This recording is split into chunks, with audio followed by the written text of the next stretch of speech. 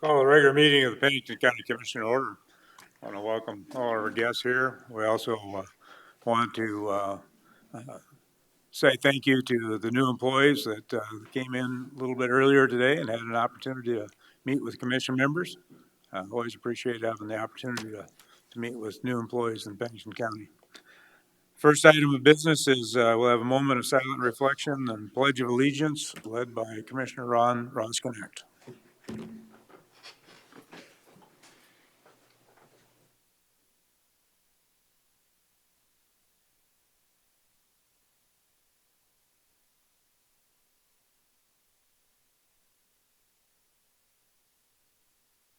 Thank you. I pledge allegiance to the flag of the United States of America and to the republic for which it stands, one nation, under God, indivisible, with liberty and justice for all.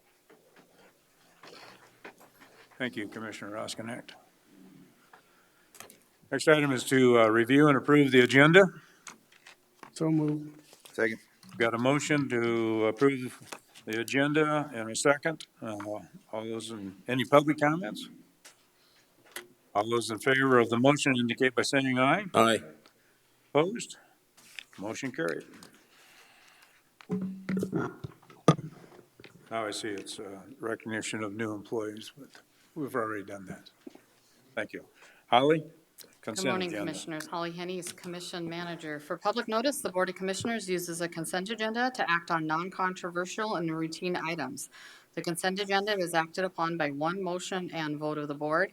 Items may be removed from the consent agenda and placed on the regular agenda at the request of a board member or a citizen. Today's consent agenda contains the following 3 items.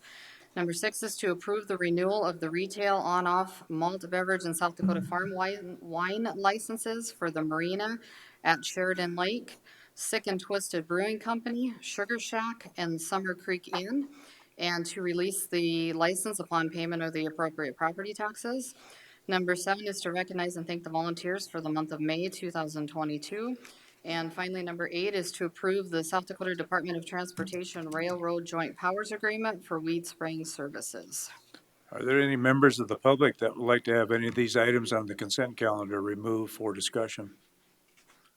Any members of the commission want to have any of these items removed, discussed? I would ask that we pull item number 7. Mr. Chair, Commissioner LaCroix. I'd move to approve items 6 and 8. Got a motion to approve items 6 and 8. Second. And a second. Any further discussion? All those in favor indicate by saying aye. Aye. Opposed? Motion carried. The reason I asked number 7 to be pulled is I know that we had firefighters that were probably up all night and probably still on the scene this morning in Wall, fighting a fire. I know we had a house fire in Rapid City last night. Part of the volunteers that we're recognizing today are the in excess of 500 volunteer firefighters in Pennington County with different fire departments, fire districts, and so forth. We really appreciate all of them for their service to us. I know we also have a number of volunteers that do work on behalf of the sheriff's office. We also appreciate all those individuals too. So just wanted to call special attention to all the firefighters that and volunteers that serve with the county. So I'd take a motion to approve item number 7. Move to approve. Second. Got a motion and a second. All in favor indicate by saying aye. Aye. Aye. Opposed? Motion carried. Thank you. Item number 9 is the Youth City Council Year in Review presentation. I'm going to ask Commissioner LaCroix to take this item. Thank you, Mr. Chairman. I'd invite Kristen Kennard up, Laura, I'm going to mess with Jensen, Andreina, you'll have to help me, Young, Alex Bandera, and Peyton Swallow. Just a little background on this, folks. You have the new council president and vice president of the Youth City Council here today to give you a presentation on what they've been doing and on their Washington trip. Just a little update for some of the folks out in the audience.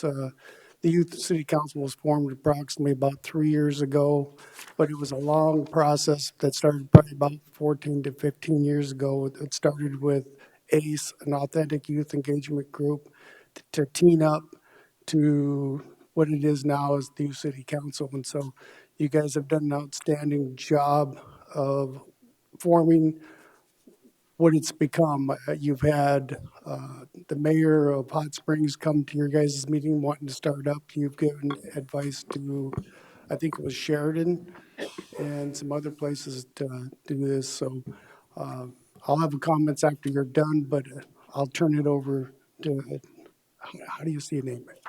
Adriana. Adriana. These newer names mess with me, so. No worries. So, hey guys, I'm Adriana Young. I'm the new chairperson of Youth City Council. And then I'll let these guys introduce themselves. I'm Alex Vonderow. I'm the vice chairperson of the Youth City Council. I'm Laura Jensen. I'm a past Youth City Council member. I'm Peyton Swallow. I'm just a Youth City Council member. Awesome. And then we have a new exec team, which consists of Alex, my vice chair, our secretary, Evie, and our treasurer, Karis. And then they were all sworn in on June 14th. And then some of our accomplishments have been the summer tour, including the visit of the Pennington County Jail and Care Campus. That's your documentation. Is it that one? No. Oh, right here. Oh, you might need to help her. Got it. Oh, there There we go. There we go. You know what? I think it's already up there. Sorry.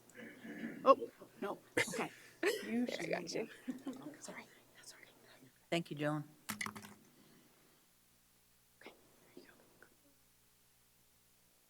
Awesome. Thanks. Okay, and then, like I was saying, some of our accomplishments was our summer tour, which was included a visit of the Pennington County Jail and the Care Campus. And then we revised our terms from 2 years to 1 year. And then I'll go ahead and let Alex kind of take it away. Okay. So for our accomplishments so far this year, just to highlight a couple, we were highlighting the Elevate magazine. We supported the the Tough Enough to Wear Pink campaign. That was the first thing I did on the Youth City Council and it was still one of my favorites. We created an exit interview process for the Youth City Council to let people express their opinions before they leave. We collaborated with Human Relations Commission and the MOA in 2 community forums, which just help us get our views more out to the city as a whole. We created Fizz, Finding Help is Strong campaign. It's kind of like a knockoff of the What Would Jesus Do, WWJD. It kind of sticks out, just a short little term. We're going to make bracelets just to know that people can know that finding mental health help is strong. And then we created the treasurer position because thanks to you guys and the Rapid City Council, we had a budget for our first time starting this January? Starting this year, which just made it possible to do a lot more things, such as go on the DC trip, and Laura will take it away starting there. So we were lucky enough to have 8 people go on this trip with us, and it was a lot of fun. I was one of the members that got to go, so was Peyton, and we did a lot there. So we would like to thank you all because obviously your contributions helped us get there. And we woke up and we got there at 4:30 in the morning on a Sunday, which was, for high schoolers, not the easiest thing to do, I will say that. But it was good, it was worth it. The flight was fun. A lot of people had their first flight, and so that was a cool experience for them to have. What else? And our 2 adult mentors were Kristen and Sean, and they went with us and helped us out. So we did youth sessions while we were at the conference. It was nice to see other youth city councils focusing on similar, if not the same topics that we were focusing on. One of our members, Tay, ended up representing Rapid City by serving on one of the panels at the initial youth session the first day that we were there. We exchanged contact information and social media profiles so we can stay in touch with other cities. It was opening to hear that other youth city councils were involved in other things like we were. Kristen and Sean were asked to share a little about the youth city council structure and how the city, county, and schools were working in collaboration with each other. And that's Tay up there, the one on the left. Yeah, the left. She was on a panel as well. All right, and then our general sessions, they were awesome. I would like to say that.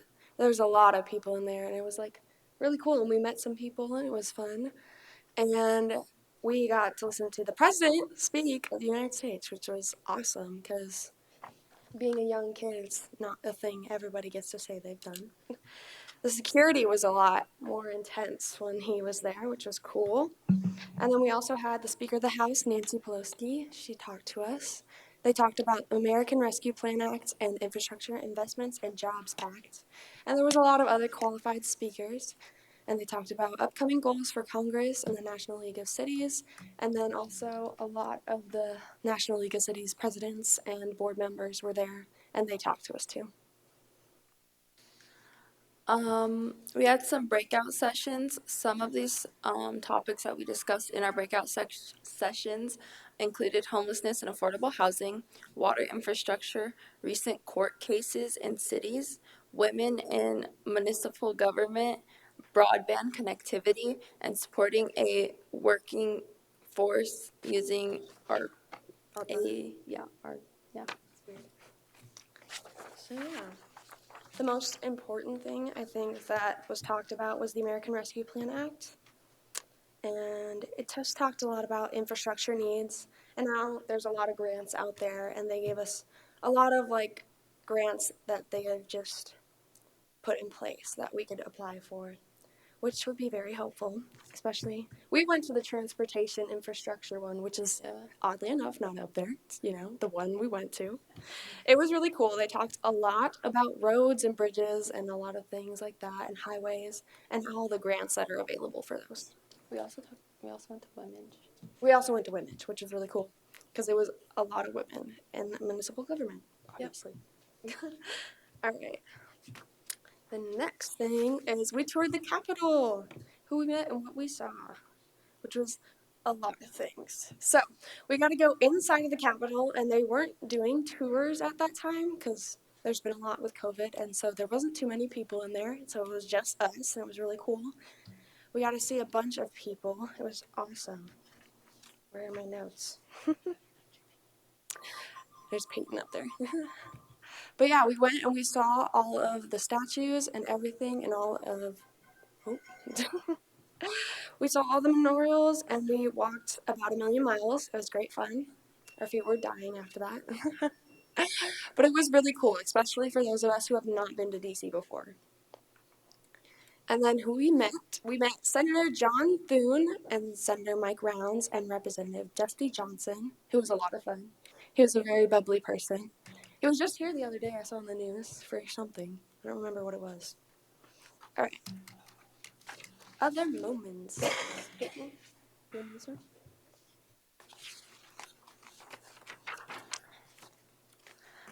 So we had the opportunity to visit with Audrey Cope. She works in the Bipartisan Policy Center. She lived in Rapid City and went to Augie. We had a lot of fun talking to her because as we're young and kind of exploring the path of government, it was nice to see somebody else who was kind of like doing something that was possible for us to do in the future. The subway system, we learned a lot about how that worked, and we also found a neat little, kind of reminded me of Art Alley like we have here in downtown, but in Washington, so that was super cool. we searched for cherry blossoms, but they ended up blossoming late, so we didn't get to see them, but we looked. We did go grocery shopping to save funds, and so that was kind of an adventure to kind of go grocery shopping in a big city, because normally here we would just, I think, just drive and go get it, but there we had to like walk. So that was kind of cool. Um, we did share leftovers, I think some of us. It wasn't us, it was Megan, Sean, and one Tay. Yeah. They went and they had extra food, so they gave it. They had a little tent community, and so they went and shared their leftover food with the homeless people, which was very nice. And yeah, All right. We have our takeaways, which is what we learned and what we are bringing back to you guys, because that's the point of us going. Our takeaways: how your investments benefit our community. So, there's a balance between parties and agendas. And it was really cool because we got to celebrate the collaborations between the city, the county, and our schools. And obviously, going to this makes us realize how connected they all really are. It celebrated our successes and always looking ahead, because obviously there's some things that they said there that I'm like, yeah, we're doing that in our community. And then there's some other things that I'm like, why aren't we doing that in our community? But it was really cool to see that.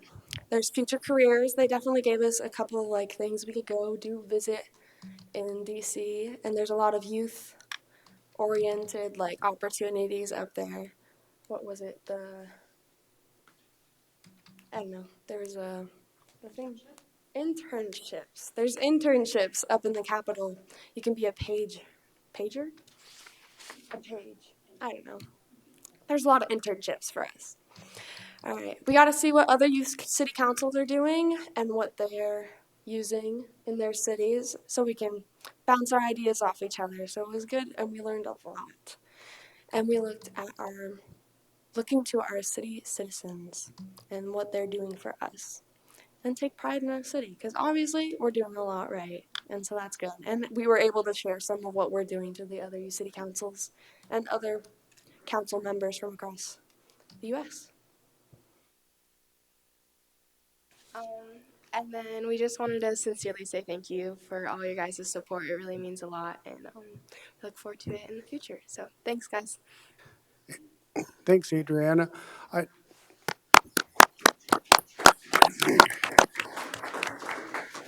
I just wanted to say, last year you guys came to our budget hearings and trying to build the budgets and so forth, and the sheriff's department stepped up and through their discretionary funds helped match what the city was going to do. So the partnership is very unique of what's happening here because you have not only the school system who supplies Kristen's wages and so forth, but also you got the city and county. So you have a full circle of support in the community of this going on. And I have to say, when you guys first, I wanted to go to the Washington trip with you guys, but it didn't work out, but I will go next year on my own dime. But just to experience what you guys did, because when you guys came back and gave your presentation to Daryl and press release, it was moving to hear what you guys have actually learned, because you had all of you guys giving your own perspective. And it was great to see how many of you wanted to step up and be an assistant to Dusty Johnson's office or go to peer and be an assistant. It changed kind of your path where you want to go. And that's what this whole thing is all about, is life-changing events at this age will really make a difference in not only your lives, but the other community's lives also. So I just personally want to thank, I'm glad this went together as well as it did. I support everything you do. And I think Kristen's got a few words. I do. As you know, Lloyd, as you're talking, it just makes me feel so proud of what we're doing here in Pennington County and in Rapid City. And I say that because so many people, when young people would talk about the youth city council and that we were new and how we were able to get there and be at this conference, and we talked about how it was city, county, and school collaboration. That was really impressive. And many people, there were mayors and there were, other leaders from other states that came up and, they pulled Sean and I aside and wanted to know how that worked. And, and it's all about that networking. It's all about, obviously, Lloyd, you helped us get connected to the county, and I appreciate that. And you were one of those foundational city leaders that helped to get authentic youth civic engagement started. It took us a while to get to a youth city council stage, but we're there. And so I think it's something that it's really important that we all celebrate that. We're doing some really unique, amazing things here in our region and in our city and county. And I also, when you touched on life changing, I can guarantee you at least 3 young people who had not considered a government career or a political career changed their mind in this trip, and they are on fire, they are excited, and they are making sure to share and influence with their peers to get more civically engaged. And that's exactly what we need and exactly what we wanted. So thank you, thank you, thank you to each and every one of you, to the Sheriff's Department, to these amazing young leaders. I'm so thrilled with all of the work. So thank you. So Chairman, Commissioner Adcock. can I ask all four of you why each of you joined the Youth City Council?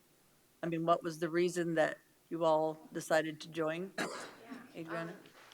I decided to join because I've always kind of felt it in my heart that I get to and I need to do everything I can to make sure that everyone has equal opportunities across the board. And so I knew that Youth City Council would be a great opportunity to try to achieve that goal. So that's why I joined Youth City Council. Thank you. I joined Youth City Council. I was actually on when it first started. I helped it get going, but when I heard about the idea of a youth city council, I was all for it because at that time I was just volunteering in little different groups and stuff like that, but nothing really stuck with me until I was asked to speak, I think, in front of the school board about a youth city council. And that really, after that, I was like all in for it. And honestly, it really has changed my perspective on a lot of different things, but I really do enjoy it. Thank you. Hey, Alex. I joined. Sorry, I joined the Youth City Council because I've always just kind of had a passion for government, and I wanted to add on, like Kristen said, it really was life changing. I didn't go on the DC trip, but through the Youth City Council, I was able to get a summer internship in government through the Black Hills Council of Local Governments. So it definitely was life changing. I don't think I would have been able to have an opportunity like that or even hear of something like that if I hadn't joined Youth City Council and kind of gotten the experience I needed. So thanks to you guys and the city, you're changing a lot of lives, and I think you're growing some leaders, which I think is a beautiful thing. Thank you. I've been in student council since I was in elementary school, and so I've always been interested in helping people and changing things when they need changed. And then I heard about Youth City Council, and I was like, that's the best opportunity. And then I can do what I love to do, but on a bigger scale, and I can help more people. So, yeah. Thank you. I appreciate you all sharing today. It makes a difference for me just to hear how hopefully we made a difference and changed your lives with the city and the school system by showing you guys what government's all about. We didn't have that opportunity when we were young. I wouldn't even thought about going in government when I was young. In fact, I didn't go in government till they made me mad enough to join it. So it wasn't my dream. I'll just tell you. It was something that was put upon my heart from once I get mad enough about something, I have to go see what it's about. But you guys are doing it because you want that information beforehand. You want to see what this is all about. And if we would have had, I think, more of this, youth city council when we were younger in like North Junior High, General Beetle, those areas that I grew up in, I think we would have had more leaders and more people interested in government and seeing what government's all about. Because when we were young, I did well, which is kind of funny in government, but it wasn't a passion of mine because of that. But I think it would have been more because it helps a lot of people. And you guys learned that. what we do is we go in different areas of government and hopefully change people's lives in good ways and hopefully find solutions in others. So you guys have learned that through what you guys have to work at in New City Council and see what we do and see what our community does. The best part about this job is to see what's happening actually in Pennington County, Rapid City, because you didn't know all those things existed when you were young, let alone I didn't know it until I got in government as well. So that's very exciting for me to see how our city and our county works. It's pretty amazing, as you say. And I like this job because I do believe that's the part that is amazing, that we get to help people. We also get to see and move, hopefully, Pennington County or Rapid City or our school system in a more positive way with our voices. So hopefully we see you in the future, and hopefully we see you running in the future for an office, because it's pretty amazing. Mr. Chair, Commissioner Roskinek. you know what got scary about 3 years ago? Somebody said if I went to Stevens High School or Central High School and I said, I'm a county commissioner, what do I do? And they said they probably won't have an answer, or not everybody. And that was pretty scary because I thought everybody knew what a county commissioner was, but that's not the case. So what you're doing today is it's an awareness, and I'm really thankful that you've got that interest in local government. And I know that I'm looking at a future mayor or county commissioner out there, so keep up the good work. Mr. Chair. Commissioner LaCroix. My final comment is, you know, it's just heartwarming to see where this has come from so many years ago, and the passion that you guys put into this. You know, when we first started the Strengthening Families Task Force, you know, we were talking about, we had a lot of people talking about, we need to do something for the troubled youth in our community, and I was there too, because I'd been that person. And then it come to realization, we got to help all the youth. And what about the ones that are in between? We got to do the investments with the good, you know, the normal kids that are out there. And that's what this program is, the youth engagement, and what you guys have made of this, because you guys are spreading the spirit and the happiness, and you're finding the fulfillment in what you're doing creates such great personal growth. It's unreal. And you pass that on to the people that you're around. So kudos, and thank you for stepping up. Thank you for coming, taking the challenge and coming in front of this board today. Chairman, Wait, Commissioner Adcock. one more thing. For fundraising, you should ask some of your business leaders, share some of the story that you have shared today, because I'd be one of them willing to give money towards your youth city council. So I would ask that you go through your community, share what you have shared with the business leaders of this community. And I believe that you'll raise a lot more, and you might not need to use city, county, and school. You'll probably use your community that watches and understands, because most people have kids and they want them to learn what you're learning today. So just encourage you to go and go into your community and ask some of your business leaders, or just people in general that you know that would support you, and actually work for it. Does that make sense? I It's think going to feel I a lot think better. Deb's Okay. saying that she'd like to help. Actually, I would. She could. So I want to thank all of you for stepping forward, and the rest of your council members. I just want to point out that Commissioner LaCroix and I believe City Council Member Lance Lehman are advisors to the council. And so appreciate their effort in answering questions and helping you get going. So thank you very much for being here. Appreciate the presentation. Thank you. Yes. Next item is number 10, and I would ask Don Mitchell and Kimberly Lawton to come forward from the Rapid Valley Fire District for a fire board member appointment. Don? Again, I'm Don Mitchell, the president of the Rapid Valley Fire District, Kimberly Lawton. And the reason we're here is in April, we had our annual elections. In May, our treasurer, Christine, resigned.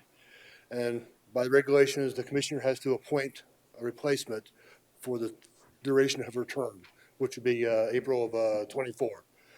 and I'm asking you to consider Kimberly Lawton here as her replacement. Kimberly, Yes, you're willing to do it and want to do it? yes, I am. Okay. I'd be happy to. Tell us just a little bit about yourself. Well, I moved to Rapid City in '95. My husband and I bought a house in 2017 out in the valley. I've lived in the valley since 2008. I've had some experience with the volunteer fire department when I lived out Nemo. I did some help with the Nemo volunteer fire department, helping do their pancake feeds and things like that. So, but I'm excited to work with the Rapid Valley Fire Department. It's my Very home.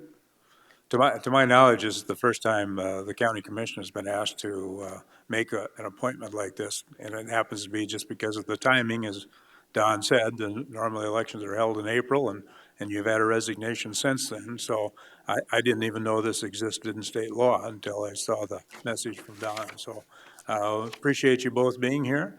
And is there any public comment in regard to this? I'd ask for a motion from the commission. Motion to approve. Second. I've got a motion to approve Kimberly Lawton to the Rapid Valley Fire District pursuant to SDCL 34-31A-15.1. I've got a motion and a second. Any further discussion? All those in favor indicate by saying aye. Aye. Opposed? Motion carried. Congratulations, Kimberly, and thank you. Thank you. Thanks, You bet. Kimberly. Thank you now. Thanks, Don, for coming.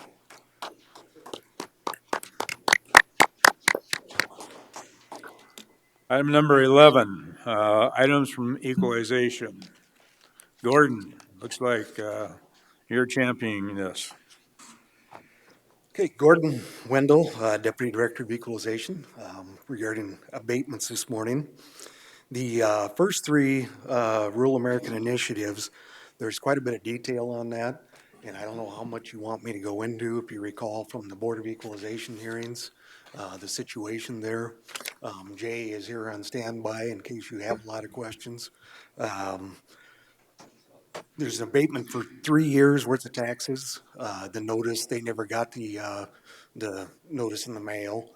And so essentially the taxes never got paid. So are there any questions regarding this one? My question, Gordon, on it would be is how far back can we go? I mean, we're dealing with not only 2021, but 2020 and 2019 on this. Is there no limit as to how far you can go back? I see Jay coming forward, so. I was going to ask the same question. No. Jay Alderman with the State's Attorney's Office, you can go back 4 years. 4 years, And so okay. they're asking for 19, 20, and 21. You already gave it to them for 22 at Board of Equalization this year. But you couldn't at Board of Equalization give it to them for 21, 20, and 19, so that's why the abatement. So they can go back to 19, 20, and 21. Okay, Chairman, thank you. Commissioner Adcock. we do all three at once? I don't see it, why not? Okay. I move approval of parcel 68003, tax year 2019, 88,62566. Tax year 2020, 119,28890. And tax year 21, 118,7820. Second. I have a motion and a second to approve the tax abatements for those 3 years for rural American initiatives. Is there any public comment? Seeing none, any further discussion by the commission? All those in favor of the motion indicate by saying aye. Aye. Opposed? Motion carried. Item number 4 on there, Gordon. The fourth one is for Dustin Gilliard, parcel 65397, $1,579.18. This is a situation where there was an adjoining lot that they should have got the owner occupied on, and it was not included. So we are requesting an abatement for their adjoining lot. Go ahead and go to 5. Number 5, James Cerrone, parcel 59284. The owner occupied, they should have had it, and it was mistakenly omitted. And that's for $939.74. And number 6. Foothills Homes, parcel 8011696. This was a dealer moving a mobile home out of the county. They don't need, a dealer does not need a permit to move, and we weren't aware it was gone. And of course, we've been made aware of that. So that's in the amount of $673.10. Okay, is there any questions relative to abatements 4, 5, and 6? Hearing none, I take a motion. Move approval. I've got a motion by Commissioner Hadcock to approve 4, 5, and 6. Is there a second? Second. And a second. Any public comment? Seeing none, any further discussion by the commission? All those in favor of the motion indicate by saying aye. Aye. Opposed? Motion carried. Thank you, Gordon. Thank you. Item number 12, I've got, is Charles Maude here? Yeah, he is. Recognize him with the Yeah, haircut. didn't know if you got any sleep last night. Did you end up in Wall too? No, I lucked out and didn't end up there last night, but some of my guys did. Okay, okay. So what, tell us what you're here for, Charles. Well, I guess a year ago we came to this commission and asked for some money through the county fire board to build a new fire hall in Scenic and Quinn and Silver City and Wasta. And Scenic is here today with all the deeds and proof and everything, and we want to see if you guys would be willing to sign our agreement to send those funds our way to get us started. Motion to approve. I got a motion and a second. And a second, yes. Yep. Got a motion and a second. Chairman, and a follow-up, please. Commissioner Hadcock. Thank you, Charles, for everything you've done for Scenic, getting this forward. I am on the volunteer fire service board, and Charles has been looking for land for a while, and of course I drove him nuts trying to make him go ahead and get this done, and he followed through, and we're ready to go. So I appreciate everything the board has done as a team for our fire departments. This was not me as a fire service board person, it was this team of commissioners that decided that this was very important to have fire stations in these areas for ranchers, our farmers, and our citizens. So something well needed, and I thank you all for supporting this today. Mr. Chair. Commissioner Roskinek. Can you bring us up to speed where we were from where we were a year ago to where we are now relative to what your department's done to make this all happen? Well, every department is different, and every department is in a completely different stage of the game, I guess you would say. But I think, and I know Quinn's sitting here, some of those people, but we're awful close with Quinn as far as getting land. We have contractors, culverts just need picked up and put in for approaches. We had to, for instance, in our department, we had to trade our existing building, half interest in our existing building, to our township for 5 acres of land. And it's surprising how much time and effort that took just to make that simple process happen. And it was local government, county government. It blow your mind how many hours one has spent just trying to do that. But it's behind us. We own the land. Now the real job probably starts, the building the building and keeping the community together behind such a project. That is one thing that I've noticed in our community is how this project has even brought the people that were not necessarily wanted to be involved in the fire department or was even against what we were doing, has brought them to the table too, to become interested. I bet you could walk up to almost anyone in our community and they're going to be in support of this building for our department. So you know, I'm helping Silver City find a piece of land, and that seems, first of all, you got to have the land before you can sign this agreement. And yep. We've been working with the Forest Service, and I can't believe how cooperative the Forest Service has been. They're going to probably take a 2 or 3 acre parcel of land on 385 that's on Forest Service land and do a 30-year. It's just too hard to buy the land, like you were saying. So they're going to do a 30-year special use permit, and similar to what Rochford has done. But I'm really anxious to see this thing go up, and hopefully, you know, that 500,000 will cover it. Well, 500,000 probably isn't gonna do it all, which at the time when we asked for it, we thought we were in the top of that range, you know? And, most bids are exceeding 500 for the minimums.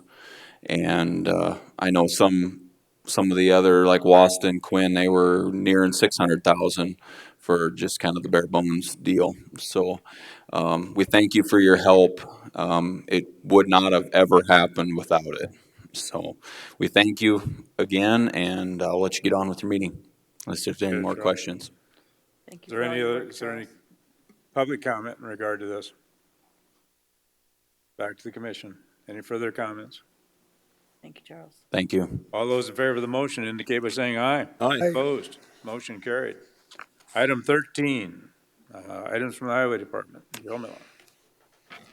Feel like I need a step stool after him. Good morning, Commission. Joe Miller, Pennington County Highway Department.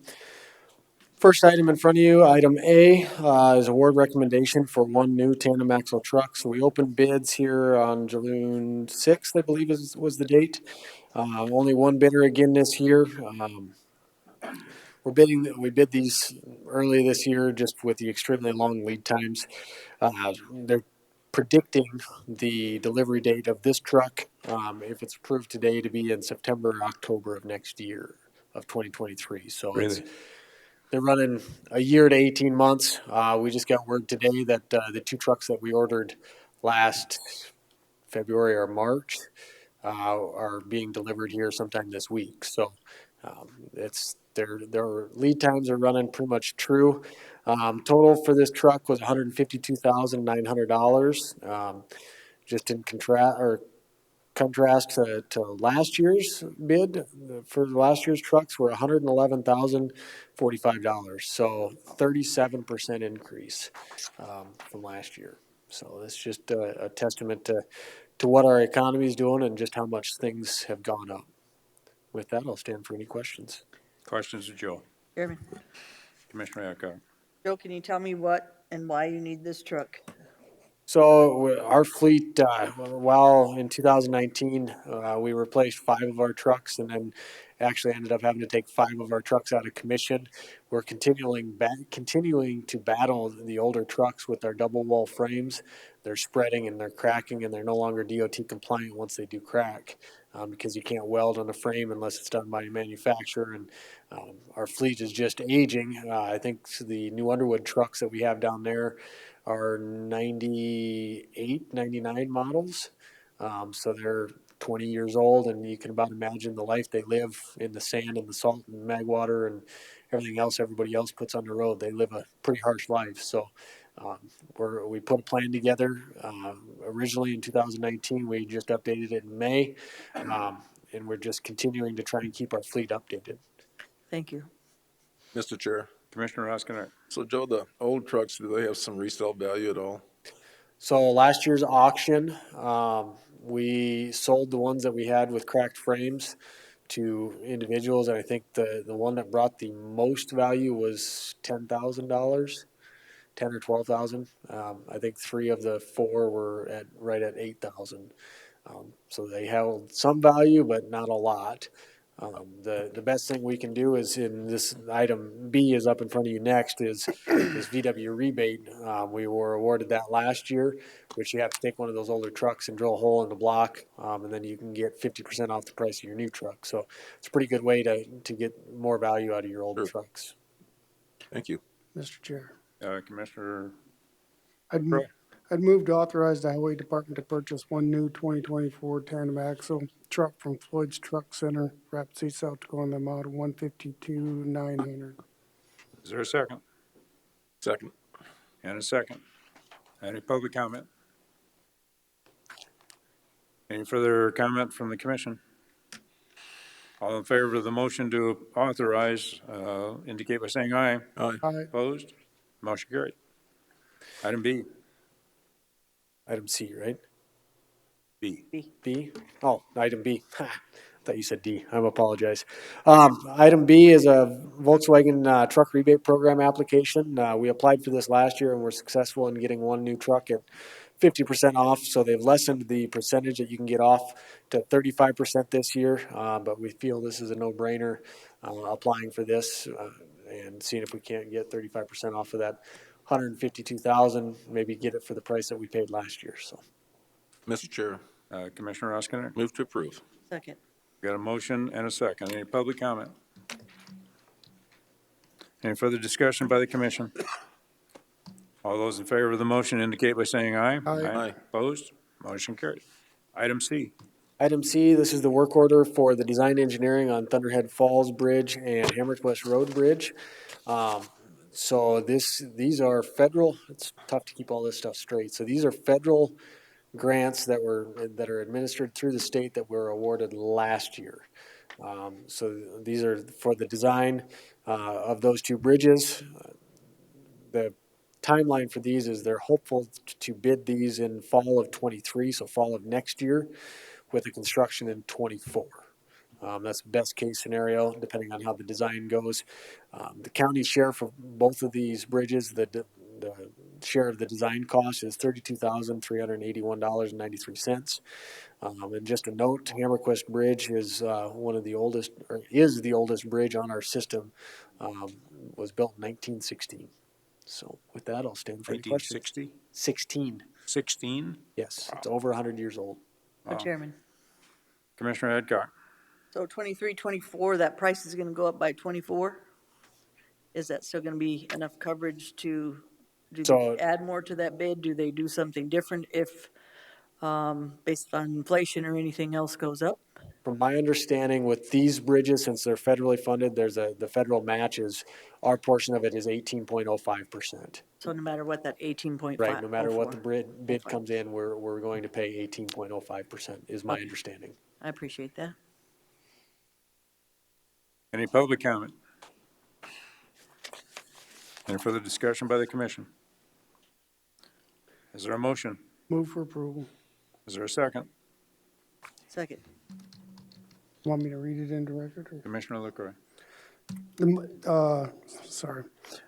The motion is to approve work order LGA-146-20 and LGA-14720 with KLGA Engineering and South Dakota Department of Transportation for design engineering for Thunderhead Falls Bridge 52-317-313 and Hammerquest Road Bridge 52-575383. I've got a motion and a second. All those in favor indicate by saying aye. Aye. Opposed? Motion carried. Item D. Item D is the third reading of Ordinance 14. So I'll just kind of go through an overview of kind of where we're at and how we got where we're at. So this ordinance was last looked at in 2005. It originated in 1980. The last time it was looked at and revised was 2005. In approximately 2017, 2018, some of the state statutes changed, which put a lot of the maintenance and jurisdiction of roads that aren't in a municipality, road district, or township on the county. The state statutes are very clear that if a road is in the county and not in a road district, a municipality, or road district, it falls under the jurisdiction of the county. So with that being said, what we tried to do with this ordinance is look at the factual data and the facts, have something that's fact-based. So it's not me choosing what roads get maintained. It's not you guys choosing what roads get maintained, which ultimately the decision lies with you. And with that, we chose one house. So you guys have approved section lines or driveways to be built on section lines, which as soon as that road gets improved or gets gravel put on it, it becomes a liability of the county. We must either sign it or maintain it, right? We have to either sign it no maintenance, minimum maintenance, or maintain the road. With that, we chose 2 to 10 houses to be a minimum maintenance road, so it serves a good number of residents. With minimum maintenance, there's not going to be a whole lot that changes from our current maintenance other than possibly the snow removal. We try and get over our roads twice in the spring and twice in the fall. What we're doing with the minimum maintenance is to basically say we're going to, at a minimum, get over those roads and maintain them once in the fall, once in the spring and once in the fall, or twice a year. And then we'll do the snow removal at 6 inches or more.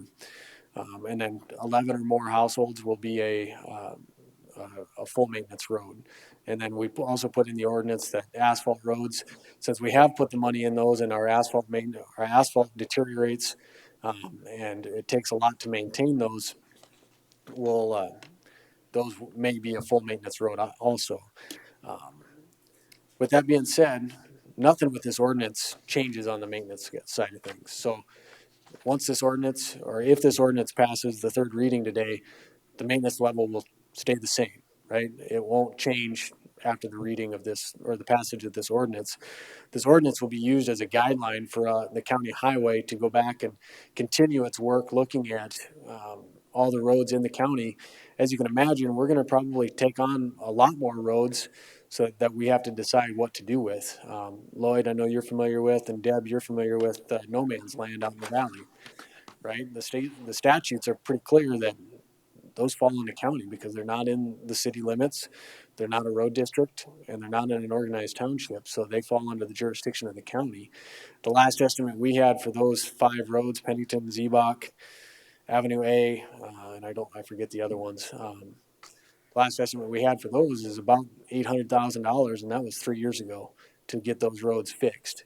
So those roads are roads that we'll have to take on to full maintenance roads because they can't be designated as a minimum maintenance road because the definition for minimum maintenance is pretty clear on what it can be.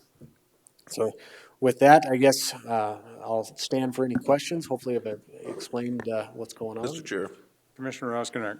Joe, could you explain how the different funding mechanisms that fund your highway department? Because I think it's important that people realize that real estate taxes are not used to fund the highway department, if I understand that right. So correct. So when somebody gets their property tax bill, there's a portion of it, right? It's a totally separate levy. It's an unorganized road tax that goes into a fund, and it's a very small portion of our funding. It's not property tax. So property tax, when I think of property tax, it's what the general fund, right? So the unorganized road is a fund specifically for county highway, and it's been, I don't know how long it's been the same. You'd probably have to ask Cindy how long the unorganized road levy has been the same. But no, we do not get any money from the general fund. We're funded through the license plates, taxes, wheel tax, the unorganized road, and there's probably about a dozen other little items that make up the majority of our budget. So, thank you, Mr. Chairman. Commissioner Lassiter. According to the ordinance, there's a couple of things I'd just like to ask a couple of questions on, maybe some clarification. Currently with our no maintenance, we have signs at the end of the road, and then I noticed in this ordinance, you kind of took that out. Is there a reason why? Because it's in state statute. The state statute is clear that we have to sign those no maintenance or minimum maintenance. Okay, so it was taken out of the ordinance because you have to sign it anyway, Correct. so there's no need to have it double stated in the ordinance. Yep. Okay, that makes sense, understanding that they're still gonna have to be signed, because I think it would be kind of bad, somebody turning on a road not knowing it's minimum maintenance, or no maintenance. And if I may, sir, that's one of the reasons that we're looking at these minimum maintenance and no maintenance, because there's only 2 roads in the county that are designated no maintenance. And they're signed, but however many more are out there. I know you guys just approved a driveway to be built on a section line, right? But that's not signed currently. Once that's built, it needs to be signed. So. Gotcha, and follow up, Mr. Chairman. So one of the things I read in here from minimum maintenance, and maybe you can kind of give a current overall, what it says versus what it moved to, because what I'm reading here is that, I noticed there are some changes that shall to may, and 6 inches. Was 6 inches the minimum previous for snow? Is that what currently it is? So did that change at all, or is that the same amount for snow removal? And then, of course, why did we go from shall to may, just for clarification? So currently, we have a snow policy, which if the ordinance passes, we'll go back and we'll update our snow policy to match the ordinance. The snow policy is 2 inches or high or greater. We'll commence snow removal on asphalt surfaces, and then 4 inches or more will commence snow removal on gravel surfaces. So we're just adding another layer in there. So we'll have to do the snow removal on the minimum maintenance road at 6 inches, right? So, and then the reason we went from shall to may is to give the board some latitude and the county highway some latitude and it not get ourselves into a box, right? So we'll present a resolution to you guys, but having the word may in there gives you guys some latitude to change some things if you don't like what we're presenting. How do you think that's going to impact EMS response? Say that one more time. How do you think that's going to impact EMS response on some of those 10 or less housing roads? As far as out in the wall or Hill City Division or wherever. Any of the gravel roads that we go to minimum maintenance. Typically, if there's an issue, we're on call 24/7. So if there's an issue for EMS going out there or something, some reason, they've already called us to go out there, right? If there's an accident or something, usually a deputy on scene's already called us to come out there and do the snow removal, because a lot of times the deputies can't get there either. Okay. I don't know if I answered your question or not. And then just one final one, Mr. Chairman, if you don't mind. I noticed also that in section 101 purpose, item number D was actually completely removed, which says to reserve the Board of Commission the full authority and discretion to exercise its best judgment to resolve problems that are unforeseeable in this ordinance. What was that about? And then I'm just kind of. Because you guys always have the discretion is the reason that. Okay, because it's just our standard. You guys have the final say and the discretion. So we've been, I think we've spent probably 3 months working on this, 4 months. So it's taken a lot of time. The state's attorneys have looked at it and kind of taken out anything that they thought might be redundant. So we're not restating things much like the signing, right? So that's the reason that section D was removed, is you guys ultimately have the final say. Fair enough. Thanks. Yep. Joe, as I understand from our last meeting, I think you said it's been 17 years since this ordinance has been updated. Correct. 2005 was the last time. I know there was people at that meeting that wanted to discuss specific roads, but that's really not the intent of this. By adopting this ordinance, it allows you to get into the planning stages, and decisions will be made next year relative to what needs to take place. I do have one speaker request for him, and that's from the chairman of the Wall School District School Board, Josh Geigel. Chairman, Josh, can I ask one question just so for him and the audience? Okay. It was some questions that were asked of me beforehand. On 31-12-46 and 31-12-48, just so people know, the minimum maintenance and the no maintenance highway roads, that has to be voted on, if I'm correct, Joe, by this board. You can't just, as a highway department, take them off. So people know that if you are going to have your road taken off or not maintained anymore, or it was low maintenance, it has to be voted on by us. He, as a superintendent of the highway, he can't just take you off. So y'all know that, and that way you also can state your case or why you think you should or shouldn't be on that maintenance or high maintenance or low maintenance roads. There are statutes to that, and they are 31-12-46 and 31-12-48. Just so you're all in the know that this is just a guideline for what the highway department is doing. It's an update and a guideline for what he needs to do for the future and should have been done a long time ago. But just so you also know that you are protected through us as well, going through Joe. And I truly believe if you talk to Joe, you won't need us anyway. He will tell you why, when, how, and where, and there's probably going to be a solution made before it comes to us. So just needed to say that because there was a lot of questions on, he can just go ahead and take their roads off and they wouldn't know about it. So. No, and Geigel, you can come forward. Thank you for that leeway, sir.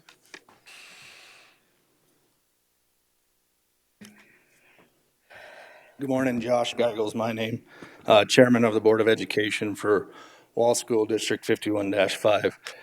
I felt compelled to come today to give you some data to help make this decision on how this ordinance may or may not affect students and families of the Wall School District. Currently, we have 33 families carrying 64 students, K through 8, every day, Monday through Thursday. September through the end of May, the toughest times of the year for road maintenance. And we have 38 high school students that also travel rural roads in Pennington County. That total comes to 37.5% of our school population, K through 12, that use gravel roads to attend the Wall School District. We also have 10 staff members of the Wall School District that travel county gravel roads to come to work every day. That is roughly 28.5% of our staff of Wall School District. I urge you to keep this information in mind as you make this decision, that this not only impacts the adults, but it impacts our children that are driving to school and home every day during the school year. Thank you. Any questions of Mr. Geigel?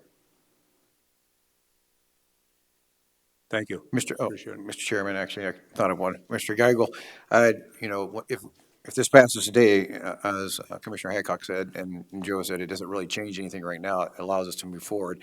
I would definitely hope that whenever we do come together and look at all the roads that could be impacted and start working through the potential road changes, that we can definitely have you come here and let us know how that's going to be impacted, or at least let those families know how it's going to be impacted, because that's when it's really going to matter to know which roads that may be proposed no maintenance that may have, I don't know, 10 or 12 students on them just because there's 3 homes there. Because I'm a home with 4 kids, so I understand there can be a lot more kids on at the end of a long road that may not be maintenance. So that's when it's going to be really crucial that we have you come back here and let us know. Right, and that data is just for the Wall School District. I can't speak for New Underwood or Hill City, but I'm sure they'd have similar concerns. Thank you. Thank you, Mr. Geigel.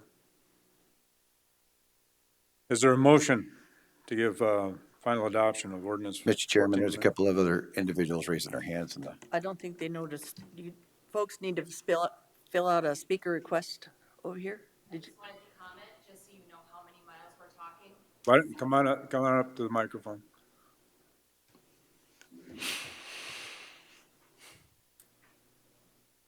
And your My name? name is Candace Eisenbrown. I live on Babcock Road, which branches off of the main road, Creighton. I have 4 children. In 2021, as an update, I drove 120 miles a day to take my kids to and from school. So you know how many miles we are talking about daily. Thank you. Thank you. Come forward.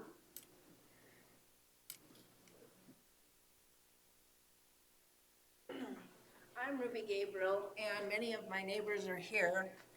I live on the Pedro Road, which connects us to Quinn, and I'm starting down on the river. There's only maybe 6 houses where people live, but the Nelsons, there's 2 Nelson families, one with children. There's 2 Wilsey families, Brex, Mr. Shuck lives down there. Kersteds, they're here. They don't live there, but they have land that they have to attend to. And Scots have kids that go to school. There's 2 Hoffman families, one with school-age children. Eisenbrowns need to have access to their cattle. Cindy Newsom owns land down there. Jeff Gabriel leases it, and he needs to be able to get to his cattle. And currently, we cannot get through there. I'm Ruby Gabriel, and I have 2 residents on that road. Lynn Dinky and Randy Clark do not live there, but they live at Quinn, and they too need to get to a pasture behind my house. Jiggs O'Connell's here. He can't go to the other half of his property right now because this culverts that you put in last year, 3 of them, are washed down. We have to go 70 miles to go 6.5 miles to get to my brother's house. Have you talked to the highway department in regard to those culverts? I have not. Kirk Cordes is here. His son and daughter-in-law have children that need to go to school. The Moons are on that road, and the big white schoolhouse is on that road as well, where the country kids go to school. So it might only be 7 houses or where people live, but we ranchers and farmers, we need to be able to get to our cattle and make sure they got water and get to our crops and harvest them when it's time to harvest them. And I'm just one rancher, but I pay a total of $20,900.74 for property taxes. Now, And you do realize that even with passage of this, nothing's going to change as far as the maintenance for this year.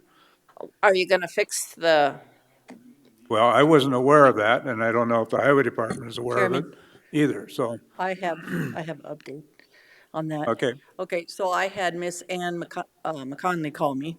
Went to school with her. Jigs knows about this. I called Joe.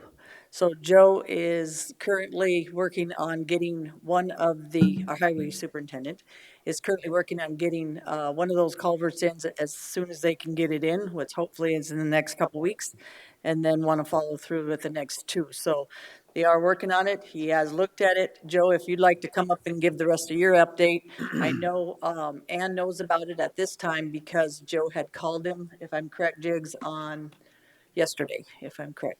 So. Yeah, I spoke to Ann yesterday and kind of went through our plan. 213th's washed out, and I believe Ann, or when I talked to them, they had like 5 or 6 inches of rain in that storm that went through Phillip and in Hockin County. What's that?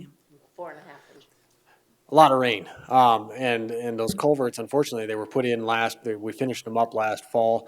Didn't have time to vegetate, didn't have time to get anything to hold that dirt together. So you can about imagine with 4.5 inches of rain, there was one culvert there, and we put in 3. So with that being said, the water was running real heavy I don't even remember what day we were out there. It was last Tuesday or Wednesday. When we were out there to look at the site and kind of come up with a game plan, there's still probably 3 or 4 foot of water running in the creek. So as you can imagine, that's not real conducive to putting a culvert in. The water should recede and we can move to put one culvert in and get it open to 1-lane traffic. And then we can go back. We have a very large project that we're doing up on Wilsey Road in July that we have to get done this year because it's part of a FEMA project. So we have to get it done this year in order to get retain that funding. So this is our last year to get that done. So we're moving forward with that project and hopefully be able to come back to get all 3 culverts put back in on 213th. So I'll just point out that if you have specific roads like those instances, I would encourage you to talk to the highway department relative to it. I wasn't aware of this. Obviously Deb was aware of it, but I wasn't. But the proper way of doing that is talking with Joe Miller or his staff at the highway department at this point in time. This is relative to Ordinance 14. If you have comments relative to the Ordinance 14, feel free. Mr. Chair. I'm sorry for not filling out the deal to get up here to speak, and that because I do reside in Meade County as well as I rent land in Pennington County. Your name is? Lauren Shuck is my name. So I have an address down on Wilsey Road right near where the issue with the road is that your county highway superintendent mentioned. It's supposed to be fixed this next year, but it's been waiting on approval with FEMA and that from 2 years ago. The road's been 1 lane to access the property that I lease in your county. I lease around 6,000 acres of school and public lands down in that area at $18 an acre. I put $105,000 into the state fund for education to rent that property and make use out of it. And I struggled to be able to get there with my livestock because my accesses are very limited. The road that he's going to fix this year has been on the list for 2 years. That's been 1 lane, and it's very risky to take a cattle pod over there. I take and run 250 head of livestock down there in pairs that I got to haul in and out the 2 times a year. And my property taxes on there is around 12 to 15,000, maybe a little bit more, which 2/3 of it's education and 1/3 of it's roads to access to the property.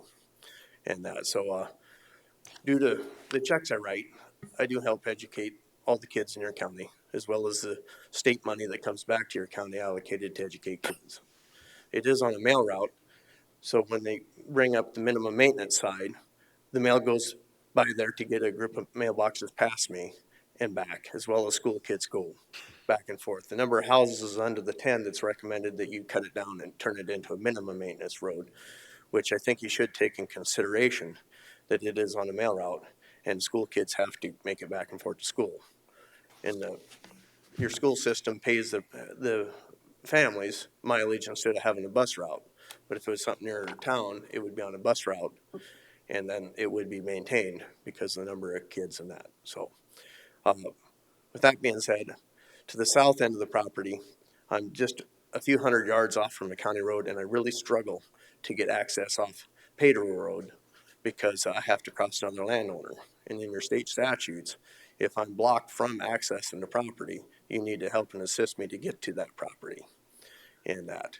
So when this culvert, if it fails, and when they block that off, I'm very limited. I got to cross a private landowner to get there. On the east side, on the Hawken County line, there is a minimum maintenance road, which is signed that.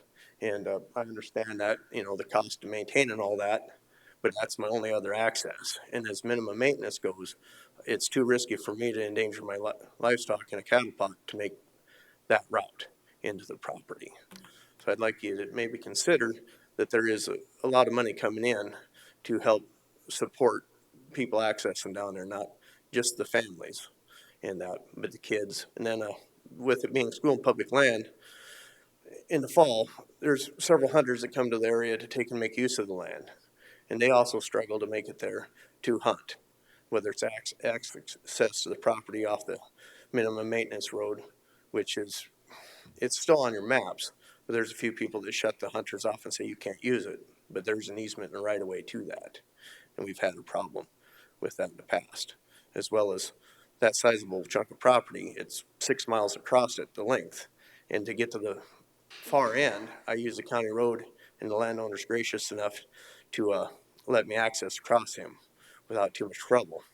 And but it would be nice to maybe have a permanent access in there for me, you know, to not just for me to access, but it would be nice as a hunting thing for the state that the hunters could access that without a lot of hassle.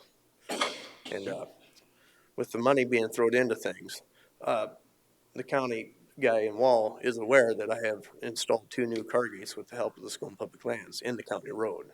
So at my expense, we increased the car gates to a 24-foot wide road surface from the 16 and 18-foot chunks that were there, which met their standards.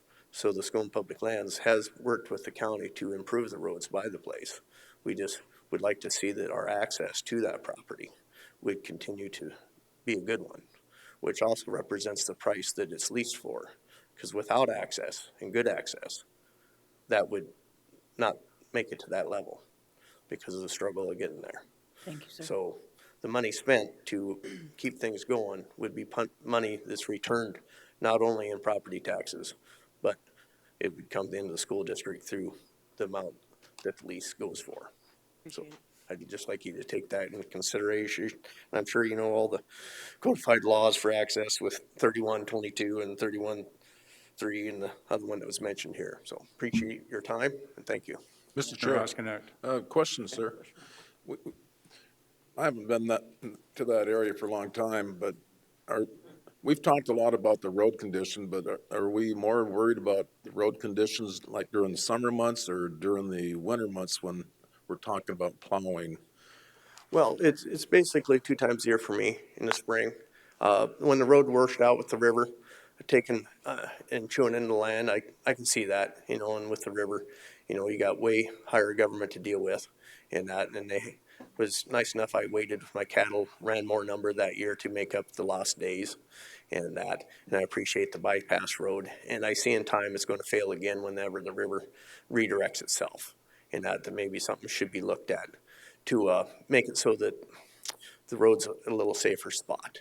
And that's the minimum access on the other side or this other easement where I could make it in and other people could make it out. The minimum maintenance road that's onto the east side against the Z-Bach line, if it was improved a little bit more, the residents that are on the other side where the river could take the road would still have a way to make it out. It'd be lengthier, but it would be a safe way to make it out. But that road being minimum maintenance is a 2-track without gravel on there. And I know this time you got to watch for money and that where it all comes from. But that's why I'd like to make you aware of the tax dollars that come in from there. And he was gracious enough to re-gravel that road last year. So it is a real good road. And it just needs a few spots fixed. And like the culverts that failed there. I don't know if the hydrology study was done to make sure that the flow of the waterway was adequate for the culverts that was installed. Maybe a box culvert would be a better idea, and that, but I know the expense there and is very great. And that same waterway does come through, and it comes out where they got 3 culverts on the county road there. You add another 10 miles of that creek, Mixafu Creek, and it goes through the same size 1 culvert, and that's why it's wiped out. On the school and public lands, there is a diversionary dam that takes and backs up the water and disperses it over several other corrugates that runs across some fields that would be nice to maybe farm out. And but I got to be careful with that because of erosion, and it does take a chunk of the road on the property and takes the gravel off it. And every time that that's happened, the county has gotten with me and have re-gravelled that. And it's not worse bad enough to take them other culverts out, but maybe something should be looked at that. And I haven't got with them like the single culvert that washed out, whether they're going to increase the number of culverts or the size of them. And then where I go in there with semis, and there is another commercial semi guy right there. The road needs to be a standard so we can haul in. And that, you know, everybody's went from a pickup truck and a horse trailer. We're a 2.5 ton truck in the 60s and 70s. Now we're all 80,000 pounds in that, because to get more efficient, we got to be bigger. We got to haul less trips. The price of fuel even affects me hauling. I haul 90 miles the shortest way if I come through Howes. And but with the road being out, I got 30 extra miles to haul.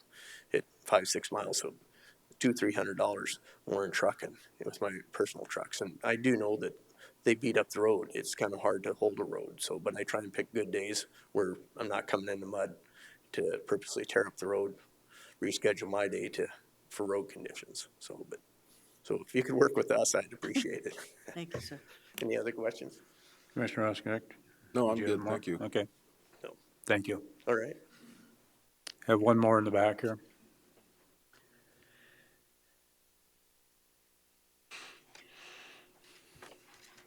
Lynn Riggins, Wall Ambulance Director. I have a couple of issues. One of the things Candace got up and talked about her 4 kids. I also have a granddaughter 2 miles south of her that travels that same road every day, so that's another child school age on that. But I want to also address the snow removal that he was talking about, because I have to be at work at 7 o'clock in the morning on Monday mornings. I have come through there and it snowed on Saturday. And I get up by the water tower, which is absolutely oil. And I sent pictures to certain members of your group that snow was over 8 inches deep and had not been removed. There were tracks through it. It was froze solid with ice, about wrecked us. If I'd had to take an ambulance out on that, it would have killed somebody. And this is what I deal with all the time. And I get to hear how he gets out and they go ahead and they clean those roads. And I can guarantee you, sir, that they do not. Okay, thank you. Yes. I'm Chance Trask. I live out by Creighton, and I have letters, 3 different letters from businesses in town that serve us out in that area and how it affect their business. I am all here. I can pass them out to you guys if you want. I don't know. It just like everyone said, and the maintenance, I mean, 6 inches of snow, I've seen plenty of times where there's 6 inches of snow and nothing. And talk about 4.5 inches of rain to wash that culvert out. We got 4.5 inches of rain. It didn't wash the road out, but imagine what it did. There's 4 places where it washed over the road. I have all kinds of pictures and videos I took on the way. That was 9 days ago. There hasn't been a blade on that road in 9 days. And it's washed on the corners, washes down, and terrible rough. Then it gets in the corner and washes down the hill. Some of those washouts are a foot deep. So, I mean, this is a full maintenance road technically that we're on now. And with the proposed minimum maintenance, what will it be then if this is what we have now? And I think there's other people here from south and from Kelly Hill Road area that have seen no maintenance since this big rain event either. Mr. Chair. Commissioner Osknek. Sir, with that being said, have you contacted our highway department to inform them of those conditions? I assumed that someone would drive the road and check those things. I mean, Rapid got hit, Phillip got hit, Wall got hit, everyone knew we had a big rain event. Why do I have to constantly call someone and tell them, hey, the road is washed out, the road is rough, it washed over the road? Doesn't someone get in a pickup and drive those roads and see what kind of condition they are and determine what they need to do? That was my question. I'm gonna pass these out to you guys so you can read through them. Okay, thank you. Mr. Chairman, Thank you. Commissioner Lassiter. I have a question for Joe, if he doesn't mind. Sure, And maybe you've already thought about this. thank you. If this passes and you start working on those roads, do you plan on having public meetings other than in front of the board about which roads are gonna be proposed for no maintenance, minimal maintenance? After hearing some of the talk, the last 3 readings, I believe that's probably mandatory at this point, so. I'd like to be at those. Please just let me know so Absolutely. I can make sure that I'm there as well. Yes. Okay. Yes, sure. My name is Jim Kerstead. I'm from eastern Pennington County, and I'm old enough to remember when the county took over a lot of these roads that are in question from the townships. And my family supported it at that time, and I still support it. I mean, that happened, I believe, in about 1970. And for 50 years almost, we've had just excellent, I think, roads in eastern Pennington County. I mean, they've just been really good. I praise what they've done and how well they maintain these roads. I think the reason that we're all here, I mean, this is the first time I've ever come before the county commission to complain or to talk about roads, and I've never called the superintendent other than 2 years ago on snow removal. That was the very first time in 40 years of operating. And I see a substantial change in the conditions of these roads. 5 years ago, they were in excellent condition, and I rate them in extremely poor condition today. And I'm not here to point fingers at anybody or to blame anybody. I think it's your people's task to figure out what's going on. I mean, I really do not know. I do know that it has gotten so bad that 2 weeks ago, I had to stop a blade on the road and tell him, you've got to go blade this section of Wolf Road that hasn't been bladed since last fall. Everybody's driving right up over the middle because the edges are so rough. Somebody's going to get in a car wreck and going to get killed. And that's the first time I've ever stopped a blade and I've ever done that. And it's not in my manner to do that, but I felt I had to do it. And so there's something wrong, really wrong with the roads in eastern Pennington County, and it is your task to figure that out and to fix it for us. I mean, it is beyond anything that I could have imagined how bad they've deteriorated in 3 years. It's amazing. I mean, you need to go out and drive them. It's unreal, and that's why we're here, and that's why we're worked up. And if something doesn't happen, you're going to continue to get bombarded with this. It's going to get bad. I mean, it's a crisis situation for us. The snow removal and just the lack of maintenance. I contend that this no maintenance, minimum maintenance thing is in effect, and it's been in effect for 3 years, and it's a disaster.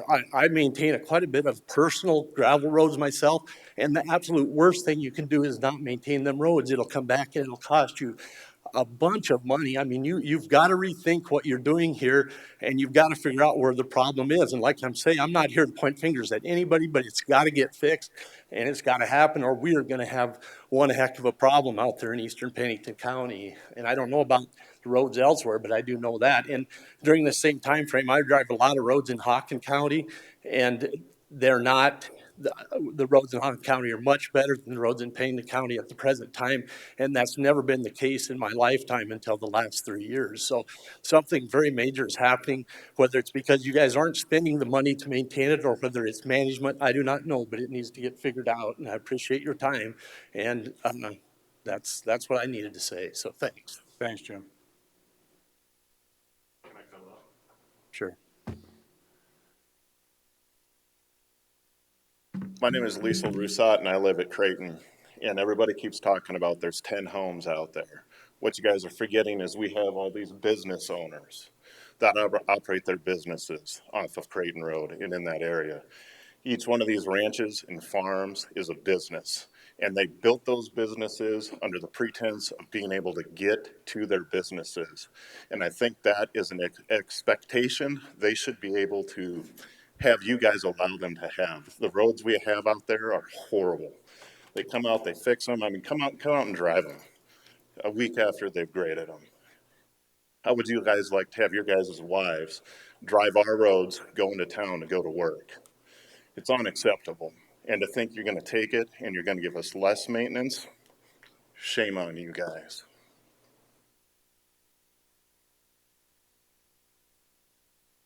Is there somebody else? There's another gentleman. Sure.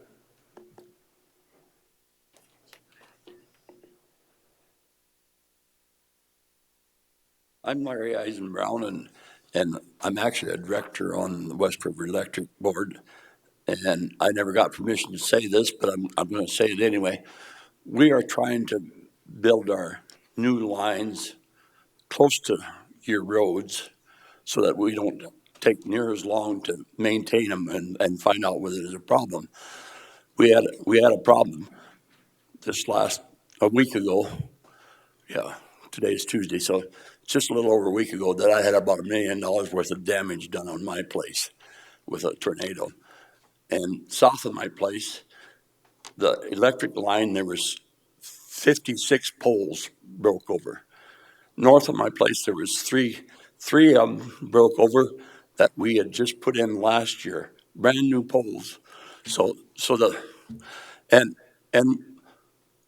we as a co-op there are trying to put them so that they're closer to, your main roads, so don't take near as long. So, and that's kind of what I wanted to comment about was that's probably good for your amendment or whatever you call it. So I just wanted you to know that we are trying to put our infrastructure closer to your infrastructure also. So when you go to not as much maintenance, you're also taking away the electricity for our places out in the country. Thank you. Okay, thank you. Mr. Chair, Commissioner Roskinek. this is not my district, but I'll tell you right now that I'd be willing to take a day off and drive up there and look at your roads on a one-to-one basis, because it's hard to make a decision here without actually being out there and seeing the conditions that you're talking about today. So I don't know when, but I'm going to try to take a day off. And if my contact information is on the county website, and if you email me and say, this is where, you tell me the spots that I should be looking at, and I'll be more than happy to do that.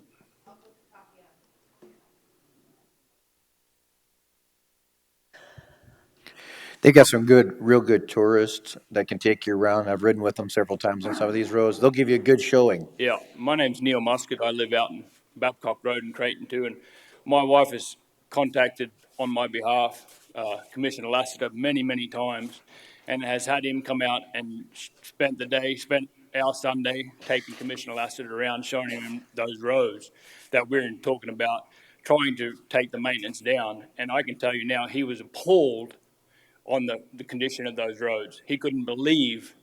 And what we had a meeting out there with the commissioner, was it last fall? Last fall. And they had just bladed the road the days before this meeting, and it was 2 or 3 days after that meeting, after they bladed the road, that the commissioner came out, and he couldn't believe how bad already that the roads had became. Now, whether it's a training thing or whether it's an operator thing, I don't know how to blade a road, but I drive them every day, and I know they are terrible. So I don't know whether we need to look at whether it's a maintenance thing or whether it's a training thing. Something needs to change. And if you go through with this amendment and you take these roads and you take even less maintenance with the people that are already maintaining them, not doing a very good job, what are they going to become? So I know that Commissioner Lassiter knows how bad they are. He comes out. He has been out there several times. We send him videos. He knows already how poor the roads are. So if we take this maintenance down even worse, it's going to be even, So just wanted to bring that point up. Okay, Thank you. Thank you. So Chairman, Commissioner Hadcock. so the last couple of years, we took tours, maybe 2 to 4 hour tours out there in eastern Pennington County. Joe took me on his day off with his little boy one day, just to show me Mr. Trask, I think, one of the Trasks told me to go out and see one of the roads, so. I also went on tours where they were chip sealing and they were doing a bunch of stuff to the roads, in those areas at that time as well, but I also see that the Cheyenne River washes out a lot of those areas out there. That's pretty crazy. You can't really do anything too much, when you have a river there with that. But I also know, with the drought, the washboards, no matter how much gravel you want to put on there, without any water, it's going to come right off. So, seeing it not only in your guys' district, but other districts. So, for me, I need to go back out there and look at what you're talking about. And I truly believe ranchers, farmers are business people. That is a business. You are the same as the rest of us in town here that have businesses. We need to look at those roads. This today is just a guideline. So if we approve this today, you're not taken off, you're not, not maintained, you are not taken off the grid unless it comes through us. Does that make sense? So if this is approved today, we're not doing anything to your roads or anything at this time. I also believe that, I have went on snow removals at 6 o'clock in the morning with this crew. I have watched what they do. I am not in the same agreement as some of the folks, but I do need to go out there and look and have you guys show me, with Joe, I would appreciate, what the issues are on those roads a little bit better so I have an understanding. Like I said, when I travel a gravel road, hell, they all suck. They dusty and there's whether it's hard gravel or it's soft gravel or it's muddy gravel. I have a truck. I've always had a truck. They all suck to me. But I couldn't imagine putting a semi on those trucks or on those roads and trying to travel as a business with cows and horses and different things. So I'm just in a single truck and it's just usually me and my dog. So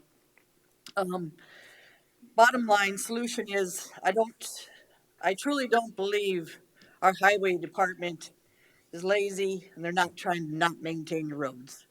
We have to find out what that solution is with our highway department to make sure that your farms, your ranches, and your businesses and your children are all taken care of. But I think we can find that solution with our highway department. I believe the guy that's running it, his engineer, and the people that are in charge there, a lot of them been there for a long time. Some of them have just joined, but Joe is not a lazy man. Your highway superintendent is not a lazy man. He's very innovative. He has moved our highway department ahead in a long, long ways since where it was before. But bottom line is, you guys are asking for help. So with Joe and hopefully this commission, and I believe this commission is all on board, if I'm correct, about trying to find that solution for you guys. I also will go out, like I said, with Joe, and hopefully we can meet with some of you people that are on those roads and he can understand it a little bit better. Maybe there's just some miscommunication or something there. I have no idea. But I truly believe Joe and his group are not trying to make you guys so you can't do your business and make your roads so they're not workable for you to be able to travel on them. So hopefully in this future we can get together and like I said, we probably will be approving this today because it's a guideline and that we can figure out what we can do in the future with this highway department and this area on eastern Pennington County. Is there a, how do you want to dispose of this ordinance 14 amendment? Is there a motion? Move for approval. Second. We got a motion and a second. Mr. Chairman, Commissioner Laster. I have a question, and for the motioner and the seconder, the one thing that I think got changed in here that I think maybe should at least still be at should be at the original number. I think it's that snow removal at 4 inches versus 6 inches. I was going to talk about that a little bit further, but would you be amendable to changing out of this ordinance that one particular piece for the snow removal, keeping it what it currently is at the 4 inches instead of raising the amount to 6 inches? Chairman. Commissioner Adcock. Could we have Joe come up and speak on the 4-inch, between the 4-inch and the 6-inch? Joe Miller, Pennington County Highway.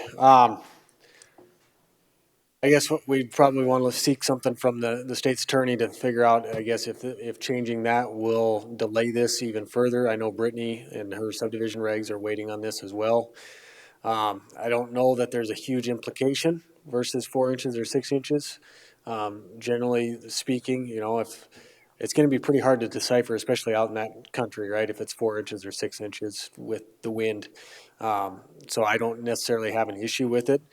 We were just trying to, the purpose of that was to try and discern between the minimum maintenance and the full maintenance, right? Because if you're maintaining the roads fully at 4 inches of snow removal on your federal aid routes or your other fully maintained gravel roads, but you're also doing that on your minimum maintenance roads, what's really the difference, right? It's kind of where my thought process was. Mr. Chair, Commissioner Roskinek. I'd be in favor of Travis's suggestion. I just think as we know that there's growth, and when you see growth, you would expect maybe a higher level of service, and I think the 4 inches would be I'm in favor of the 4 inches. Mr. Chair. Commissioner LaCroix. As a seconder, I think right now, what I'm worried about is we come up with a plan. I think we can come back and change this, but we've already went through 3 hearings as it is this one. I'd hate to throw a change in here at the very end, but come back. And when you identify the roads and do all that type of things, then we could determine from 6 to 4. And if That's my thoughts. If I may, just one moment. I believe in the portion of the ordinance that you're reading there too, Travis, it says may commence at 6 inches. So I don't think it says it will. I think it says it may. So we do still have some latitude there. The ordinance is we worked with the state's attorney and to give the highway department and the commission some latitude so we didn't box ourselves into a box. And I would agree with Lloyd, we've gone through we've gone through 2 readings and this is the 3rd reading. I just don't know, going from 4 to 6, it's not going to be that big of a change. But I would seek from Jay or Tracy or even Megan what that change might do to the passage of this ordinance. So, Mr. Chair. A question of Jay. So Jay, if we amend this at this time, can we still do final adoption? Jay Alderman with the State's Attorney's Office. Got a quick question for Joe. Have you made any amendments along the way and changed your pattern as to advertising of the ordinance? Been no amendments since the 1st reading. correct. So there was From no the first, amendments on the 2nd reading. from the 1st to the 2nd, there was an amendment, and then from the 2nd to 3rd, there were no changes. Okay. I would say that if you pass the motion today to approve it with that change, I have not been directly involved in this case, so hopefully I'm not going out on a limb here, but go ahead and do that if that's your pleasure today. If not, I think stick with what Commissioner LaCroix is saying. It sounds like there's going to be some further review of these roads and what is necessary, particularly in the subject area that we've been listening about today.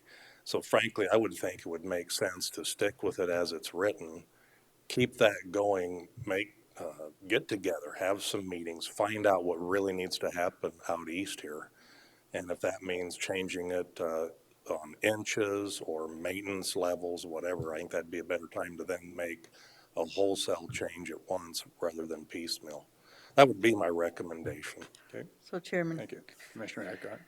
So if you may, then what I'm saying here is if it's 4 inches and the roads are not doing well, then we may call the highway department and say, in your case, Travis, if this is your district, I call anyway too, but then you can call and say, Joe, I know there's only like 4 inches, but we have a couple cattle guys that need to, or women that need to, have their road maintained at 4 inches right now because they're having problems with it.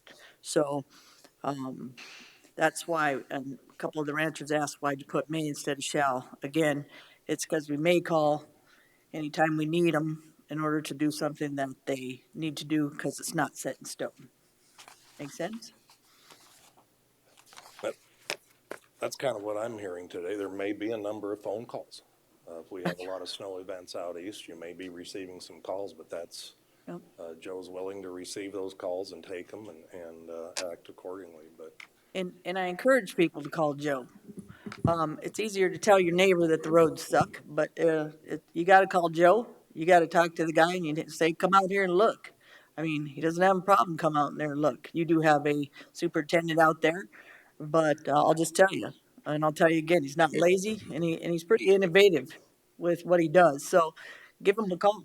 And if he doesn't answer, then call us and we'll make sure he calls you in one way or another because we'll be with him. But every time I've told Joe, and this is honest God truth, to call on anything that I've ever had with anybody's district, and I've been here, Jesus, how long? Almost 8 years. He's always done it. That's honest God truth. So you need this guy. He's going to come. So call him. If you're sitting there ripping and swearing at him, he's probably not going to want to come out too fast. But call him and see what he can do for you. And then we'll be out there as well and try to make a difference. Like I said, I believe in our highway department. I've never seen it this good of what we've done for our citizens. So it's kind of weird hearing this today. But again, there's got to be some solutions. And I think this man, our superintendent, can get it done for you. And if I may, to that piece, I know it's not speaking directly to the ordinance, but if I may, you call the office, I get those voicemails on my phone, I'm more than happy to give you a call back. I've called several people on Saturday or Sunday. You can ask Zeb Hoffman up there. I've called him on Sunday or Saturday, Friday. I called him back yesterday on my day off, right? I was on my way back from Pierce. So, I encourage the residents to first and foremost try and figure it out with their foreman. From our management side of things, we give our foreman the latitude to do what they need to do. All we ask is that they inform us, us being Sean and myself. So if a commissioner calls myself or Sean, we have an answer for him. We're not going, oh, well, let me find out, right? We very much want to be in the know. Not that we're going to dictate what they're going to do. We might ask some questions and maybe see if there's a better way, put our heads together, because 3 heads are better than one, right? Just one guy out there trying to figure it out. So maybe I've seen it before, maybe Sean's seen it before in our previous careers, or maybe we got different ideas on how to take care of things. So we try and work as a cohesive team as Pennington County, and I've tried to do that in the last 4 years that I've been here. In previous years, the outer divisions were their own islands. They were left to themselves. And that's not what we're trying to do. We're trying to build a team here so everybody's the same, everybody's under one umbrella, and everybody's treated equally, from the employees to the citizens to everybody. So, Mr. I've Chair, got Commissioner Roskinek. Joe, I think the question was asked, after these events, is it standard procedure for us to go out there and check the condition of those roads? Or do we have to do it on a complaint basis? I'm pretty sure I was on the phone. I don't know, probably, was that a Sunday, Mitch? So it was a Saturday and a Sunday, and I think I was on the phone. I don't know how many times. Mitch was out there. He barricaded 3 roads that had water over the road on Saturday night. I think they started at about 7:30, 8 o'clock, and I don't know what time they got in. I think it was about 1, 2 o'clock in the morning. They were out assessing damages on Sunday and even into Monday. I was out there on Tuesday. We have a very diligent effort. The problem is manpower, right? We have 5 people down there. They can only do so much. We have 4 blades. There's over 250 miles worth of roads in the Wall division that they're responsible for themselves, right? That's not including New Underwood. That's not including Rapid City, Hill City. We have a lot of roads out there, and not a lot of manpower, so it takes time. With an event like what happened last weekend, it was last weekend or the weekend before now, or even like 2019, right? It takes time. We can't just wave a wand and have the snow be gone and the roads be fixed.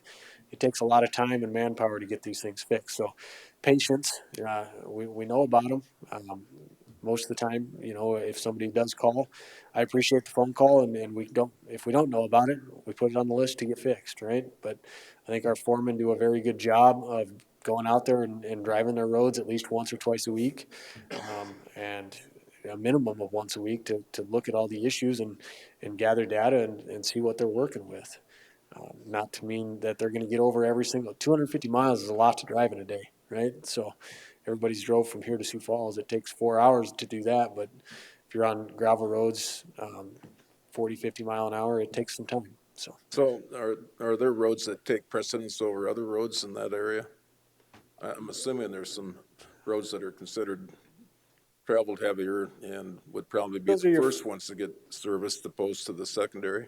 Correct. I mean, every division has that, right? I mean, Rapid City Division, Wall Division, New Underwood Division, Hill City Division, we all have our primary routes that I would call our quote-unquote farm-to-market roads or our primary system. They're our federal aid routes is what they are, is typically what they are.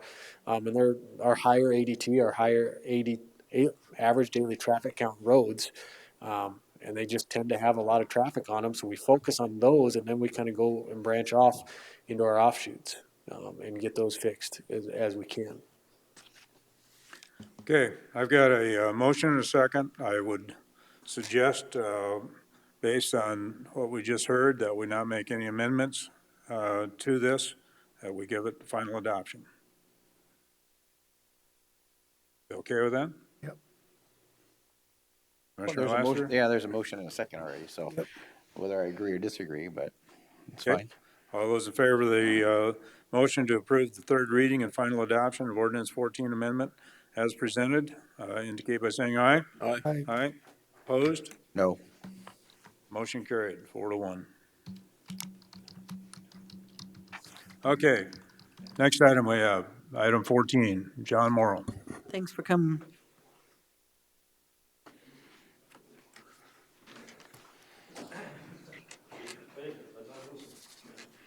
We're listening.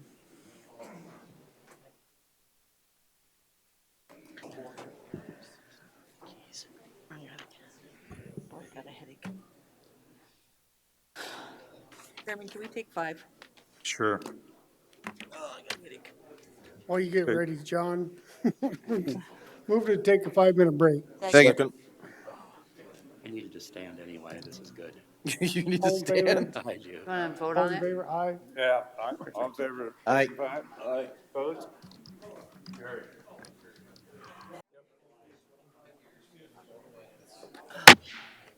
Call us back into order. John. Good morning, Commissioners. John Morrill, Pennington County Human Resources. Today is the third installment, actually, of some compensation items that we wanted to discuss. I was fortunate in that I was able to attend the World at Work Total Rewards Conference in Atlanta about 6 weeks ago. As you might imagine, we're not alone in the struggle to find employees, to attract employees, retain employees, and find a way to give them things that they need that may be low cost or no cost to us as an employer. Some of the things that have come up in those discussions, we've discussed with the department heads and elected officials. They collected information for us as well. And one of the things that was presented to us as an idea, we're going to actually talk more about today. Without further ado, let's go ahead and jump into the presentation. So as we've shown at the last 2 installments of the compensation presentations, recruiting, retention, compensation are all challenges that not only we're facing, but businesses, industries, and governments across the country are seeing. Here's a little bit of the background on what we're going to be talking about today as well. So we have discussed ideas as a group, how to improve employee retention, attraction from a recruiting perspective. And some of the top things across the market I've listed here. So you'll see wage rates, and we addressed that significantly, I believe, with our approved rates for 2023.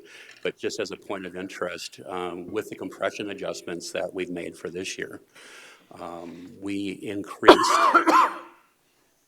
increased employee compensation this year by 2.6% on top of what was already approved for the increases this year. So these were in addition with compression adjustments that were approved by this board. With the 2023 pay scale that we approved for this coming year, we will have an average of 3.7% increases across the entire employee base. And again, keep in mind that some of those that are off the scale will be receiving 1.5%. Others that were at lower parts of the scale will be receiving between 6 and 7%. But on average, across the entire employee body, it ended up being 3.7% for next year. One thing, or some of the things we still need to address or are able to address to help us in our recruiting efforts and retention efforts are actually flexible work, whether it be their actual schedules. When do they do the work? Does it have to be 8 to 5? Can it be done on weekends? Can it be done in the evenings if they have elder care or child care responsibilities?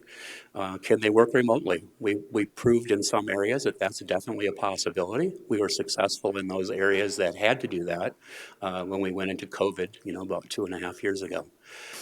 And also the compressed work week, which is what we're going to talk more about today. Some of the other things, though, from the employees and from the department heads and elected officials are wellness benefits, caregiver benefits, recognition, and making sure that we help employees understand their sense of purpose by working for the county in whatever capacity their role is to help them be able to take care of their neighbors and citizens and family members that live in Pennington County as well. Some of the things we want to talk about today. Again, some of the things we can look at, maybe not just today, but in future as well, but has to do with remote work.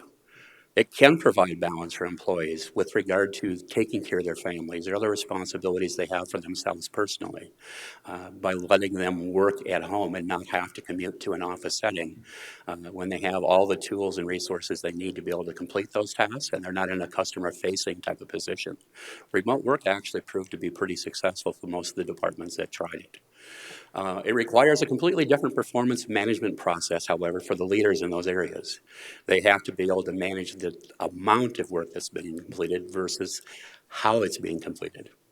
You don't see a body in the chair to say, okay, well, they worked 8 to 5, that's okay. You don't know that, but you have to be able to measure the type of work and the amount of work that they're able to complete.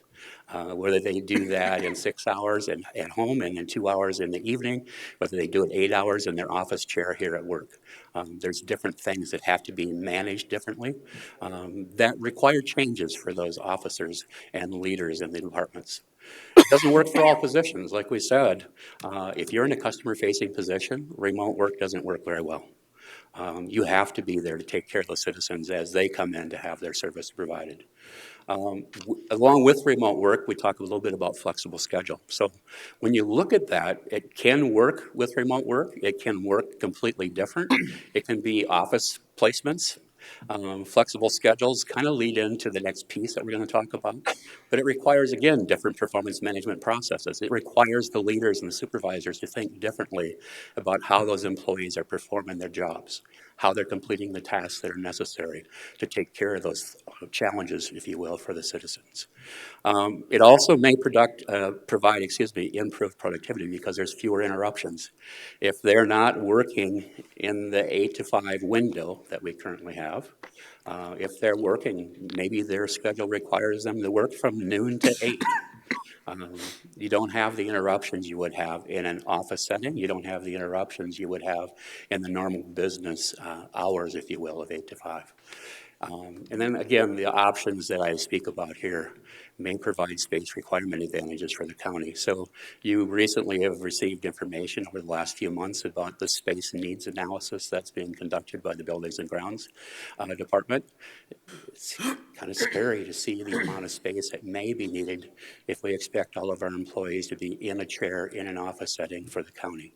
So these are some things to consider as we take a look at that as well. It's not the solution for everything. There's some things, again, as I mentioned, that have to be done face-to-face, where you have those people working with the citizens that require the services. The piece I want to talk more about today, however, is the compressed work week. What this does is change the ability of us to provide services for the citizens of the county. It wouldn't be applied in 24/7 environments or those folks that are on 7-day work week environment where they have to be available. So for example, this wouldn't apply in the dispatch center, not in the way it would work for the other areas. It wouldn't apply to the law enforcement pieces of the sheriff's office. What has been proven, and on one of the upcoming slides, it'll show some of the different entities that have applied this from a nonprofit perspective. What it has proven, though, is there's reduced employee absenteeism. They actually show up for work more. If they're working a 4-day week versus a 5-day week, it gives them the ability to get their tasks that they need to have done on Fridays. So again, what I'm recommending we consider here at this point is a Monday through Thursday with expanded hours for the citizens' access to those offices here in the building. The expanded hours, if you will, actually provide the same number of service hours to the citizens. It's just that 2 hours, the Friday 8-hour schedule is being divided amongst the other 4 days of the schedule. So you'd end up having 10-hour days Monday through Thursday, and then no presence officially as far as in this administration building. And that's what we're talking about, is just the offices and departments in the administration building, not anywhere else in the county. But it gives them expanded hours outside of their work week to come in and do business with the county. I know that it's frustrating for people to have to take off work because our hours are 8 to 5, and they have to take off work in order to come do business with the county if they have to come in and see the treasurer or other offices here. What this would do is expand our opening hours. So we, instead of opening at 8, we would actually open at 7. So you'd have the hour before our normal business hours that we have now, and we wouldn't close until 6 p.m., so they'd have an extended time after work as well. I know when I'm trying to scramble to get somewhere and they close at 5 and I don't get off till 5, it's very frustrating. So this can provide better access, if you will, for the citizens to get services within the county offices here in the administration building. It also can provide better balance for the employees. It gives them more self-care time, things to take care of for their family. There are school districts in Pennington County right now that have a 4-day schedule. Our highway department has a 4-day schedule. Our Department of Natural Resources has a 4-day schedule. Some offices that we currently have in the county also run 4-10s. There's others that are running additional shifts, so whether they're an 8-hour shift, 10-hour shift, or 12-hour shift. There's a great deal of flexibility right now. What we believe would be better for the departments or offices in the administration building is to go to that Monday through Thursday with a 3-day weekend every week for the employees. Again, providing them a better life-work balance. And I didn't say that mistakenly. What employees are looking for now and employers are a way to enjoy their lives, live their lives, and then still work to satisfy and to be able to support that life. So when I say life-work balance, it's not a mistake. Traditionally, people say work-life. That's not the focus of employees today. It's not. And that'll continue to evolve. And employers that don't make that change and aren't able to help support them will see the exodus of current employees, and we'll see the struggles of trying to recruit new employees. This also can provide financial advantages for Pennington County. So again, as you've seen with the highway department, it allows them to focus on the tasks at hand, get more done in a single day. Thus, we've gone from the 5-day schedule there to a 4-day schedule. The same is true with the employees in these administrative offices. There's a potential for less custodial and maintenance requirements in the administration building. When I visited with the most recent county that changed, that I'm aware of anyway, is Jefferson County in Colorado. It's in the Golden, Colorado area, so just a little bit northwest of Denver. What they estimated for their first year, they're just coming around the horn on their 1-year implementation. They estimated between $200,000 and $375,000 savings just in custodial, maintenance, and supplies savings. Now, they have 11 buildings there, so we don't have that many. We have, I believe, 5 or 6 if we count the Quonset. And they're also in a county of 3,200 employees. about 4 times our size. They said that without a doubt, they will experience savings because of this. And it also created more possibilities for the maintenance part of their tasks being done by their buildings and grounds area, because they could come in on Fridays when the offices are closed and actually do their work. There's no disruption to the offices. There's no disruption to the citizen access. So it provided more convenience and better ability to perform those maintenance tasks. And as they mentioned in theirs as well, potential for lower utility costs. Now that varies considerably, because with this implementation, it couldn't be applied to every employee. There's some employees that aren't able to work a 4-day schedule.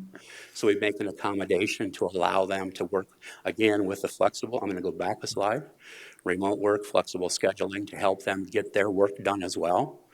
It doesn't mean that they wouldn't be able to work a 5-day schedule. It just might look a little different than what it does now for those that were unable to do this. There's some offices here as well that are able to utilize that Friday if we were to have a Monday through Thursday schedule. They have employees within the offices, and I'm going to actually refer to the treasurer's office and to planning and zoning. There are some things that they can get done that aren't face-to-face activities with the citizens, but they're mail-in or they're phone-in, and there are other types of business that still have to be completed that are difficult to complete when all of the employees are actually working face-to-face with the citizens of the county. So this provides convenience, it provides a better completion and a better process, if you will, for our employees. To expand on it, it's not perfect. Okay, so there are some things to understand. Leadership must update processes and expectations. How do we do that? It requires us to not say, well, this is how we've always done it. You know, it's worked for 40 years and I don't see any reason to change. Gosh, the world has moved past us if that's the case. It does require us to think differently. It does require us to work with our employees differently and to give them things that will help them be more successful, not only at work, but in their personal lives as well. It does require the employees to have efficient time management skills. They've got the same amount of work to get done, but fewer days. What they did find, and one of the folks that I had visited with, they found that their employees are more focused because they want to get their work done in 4 days, so that there's no possibilities that that would be interrupted or changed. There are potential stresses, and again, we talked about some of those folks that aren't able to work a 4-10 schedule. Longer days can present extra stress, extra frustration or anxiety. It changes their schedules and their lives as well. And then caregiving options, which is a challenge already, could be impacted by that as well. So some daycare centers aren't open until 7. So it would make it tough for our folks to be here at 7 if they can't drop off their child until 7. So again, we go back to the flexible scheduling or the other types of things to solve that. Not everybody can work the exact type of schedules that we expect right now. We, again, have to be the ones that are able to understand that and make those things work for them and for the county. Potential benefits, and we talked about some of this already, when you actually provide expanded access to the county offices before the standard 8 to 5 workday and after, they've got better access to the services they still need from us as a county provider. Satisfies employees, provide better customer service. If the employees are happier, it does translate into how they take care of the customers that come into the county. And then also what they found in the short time that they've done their study, reduced employee turnover. If you've got employees that are here longer, you've got a higher skill level, you've got a higher level of satisfaction, and that again translates over in how to take care of the citizens that come in for services. These are the other communities that I'm aware of. Actually, I've been communicating. I belong to International Public Management Association, the HR group through that area. These are the ones that have commented about the fact that they've already made the changes to a 10-day, or excuse me, a 10-hour schedule, 10-day, oof. But the 4-day schedule. Jefferson County, again, is the one I referenced earlier. They're the ones that were the most recent that had done that. One of the counties, and I forget which it was, and I do apologize, they made the transition, it was in 2009. They anticipated there would be pushback, and there hadn't been. So for 2009 to today, what are we looking at, 13 years? As if my math is right, I could be off on that. It's been total satisfaction. Again, there's some instances where people are saying, well, hey, I can only be in town on Friday. But they have talked about improved employee satisfaction, increased interaction with the citizens again, because they're not in such a hurry. They have that time to get in earlier and after work. So they're not rushing to get back to their jobs. They have all seen reduced operating costs as well. And again, that improved life-work balance, to reference that again as well. So John? Yes, sir. You said Jefferson County was the most recent. How recent are we talking about? They did it last June. So they, Oh, yeah, just a come year. around a year. Okay. Yep, so last June. And she's actually the most vocal in support of this, which has been kind of nice. There's a number of us that have been talking about trying to look into a 4-day schedule. She provided a lot of data on how they analyze and why they made the transition. Again, the savings for them, they have 4 times the number of employees we have. What was between 200,000 and 375,000 was estimated. Now, once we get through June again, they're going to be able to run their actuals to see what that turned out to be. What she did say, however, is enough of a differentiator that they were able to attract employees and retain employees. So from a recruiting perspective and retention perspective, this is one of those things that sets them apart as an employer in the area. It's not commonplace yet. These are being tested all around the world. There was headlines earlier, actually, I think it came back the first week of June. The United Kingdom is trying this. There's 70 different organizations in the United Kingdom, 3,300 employees that are going to a 4-day, 10-hour schedule, just to see how it works. It's been tested in other areas around the world as well. Another article I printed out, which I thought was interesting. Could the 4-day work week take hold? Middle managers' uprising has begun. They want it as well. The leadership team, not just the employees, are looking for something like this to, again, help ease their lives and to bring a balance for themselves. Chairman. Commissioner Adcock? So you have Lot 4. Do you have any that changed back? Do you have data? None of these have changed back. None of those have, but do you have data on people that have tried it? Because I'm pretty sure because of COVID Right. and other things that people have tried it and go, okay, this isn't working very well. Because I know remote work has been a problem for a lot of employees. Right. Or employers because of productivity. They have not let them do remote anymore. Right. And these are bigger companies as well that I've looked at the data on. So I'm trying to figure out how many companies have changed for it and how many have either changed back or never went there because of some of the data. So I guess for me, it's how much productivity you're getting, satisfaction from the employees, enjoying the 4-day work week. There's a lot of different data for me to make a decision to just go, okay, well, this is great. You bet. So, and then you're gonna have different departments. We talk about custodial. Well, some departments, you're still walking through the building, you're still doing just as much in some areas and others you won't. And if you have them still working there, whether they're working 4 days a week and closed the other, they're still having to clean just as much because the people are still walking around in the building. You can't say, well, there's only 4 there today, I don't have to clean that area. So I'm trying to figure out all of the things that you're saying, John, and I guess I don't see any data on it. Sure. So the ones that I'm aware of that have done this and then gone back, Microsoft is the largest that's done this. The country of Japan has tried it. New Zealand and Australia have tried it. They've returned back to the process that they had before.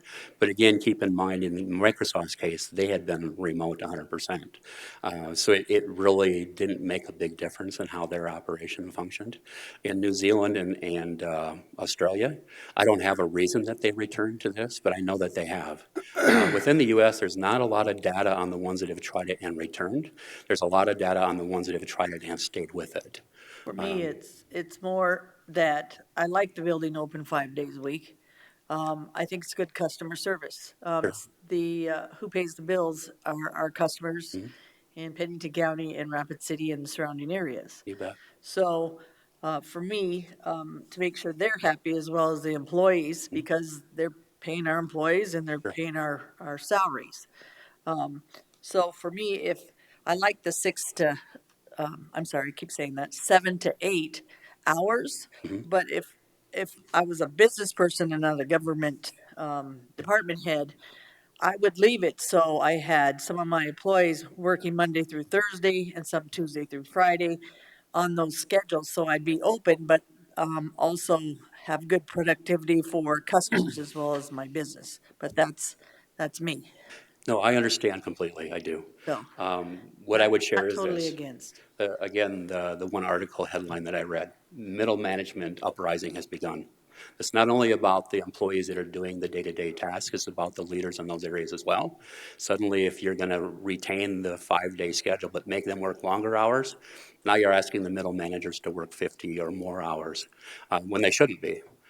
Granted, most of ours do because that's the dedication they have to the county, but But don't, it's unfair. but don't we have a lot of middle managers in between that you can switch them the same way where you can have different ones for middle managers? Not all the offices have that kind of a structure. Okay.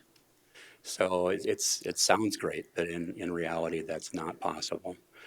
What they have found, again, the counties that have done this and the cities that have done this, the citizens were happy with the change as well because it gave them expanded access to the county offices. Friday became just another day of the weekend. Friday, Saturday, Sunday, they're closed.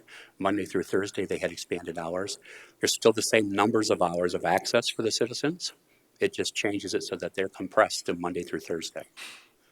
So again, I'm not disputing what you're saying, Deb, I'm not. But knowing that these have successfully made that change and it's been positively received, it's something that I would ask that we consider. Well, that's why I said I'd like to see the data because the positives, you have a few counties. I'd like to see what the problems were with the ones that went back. Sure. That's gonna kind of tell us too, Mhm. maybe when we make that decision, where the areas are that maybe we don't want to change as much as others. Right. Not because I don't want to do it, it's because I'd like to see the data on some of it of why and why not. You bet. I think the data would be different from every area. So you got different citizenship in the different areas that you see represented here. Michigan's not at all like Utah. Utah is not necessarily like Colorado. The citizens and the employees in those areas would have different concerns or things that they liked. I would suggest that as we do this, if we do this, it would require feedback from the citizens on that change. I don't know that we could preemptively say, well, they're not going to like this. They might love it.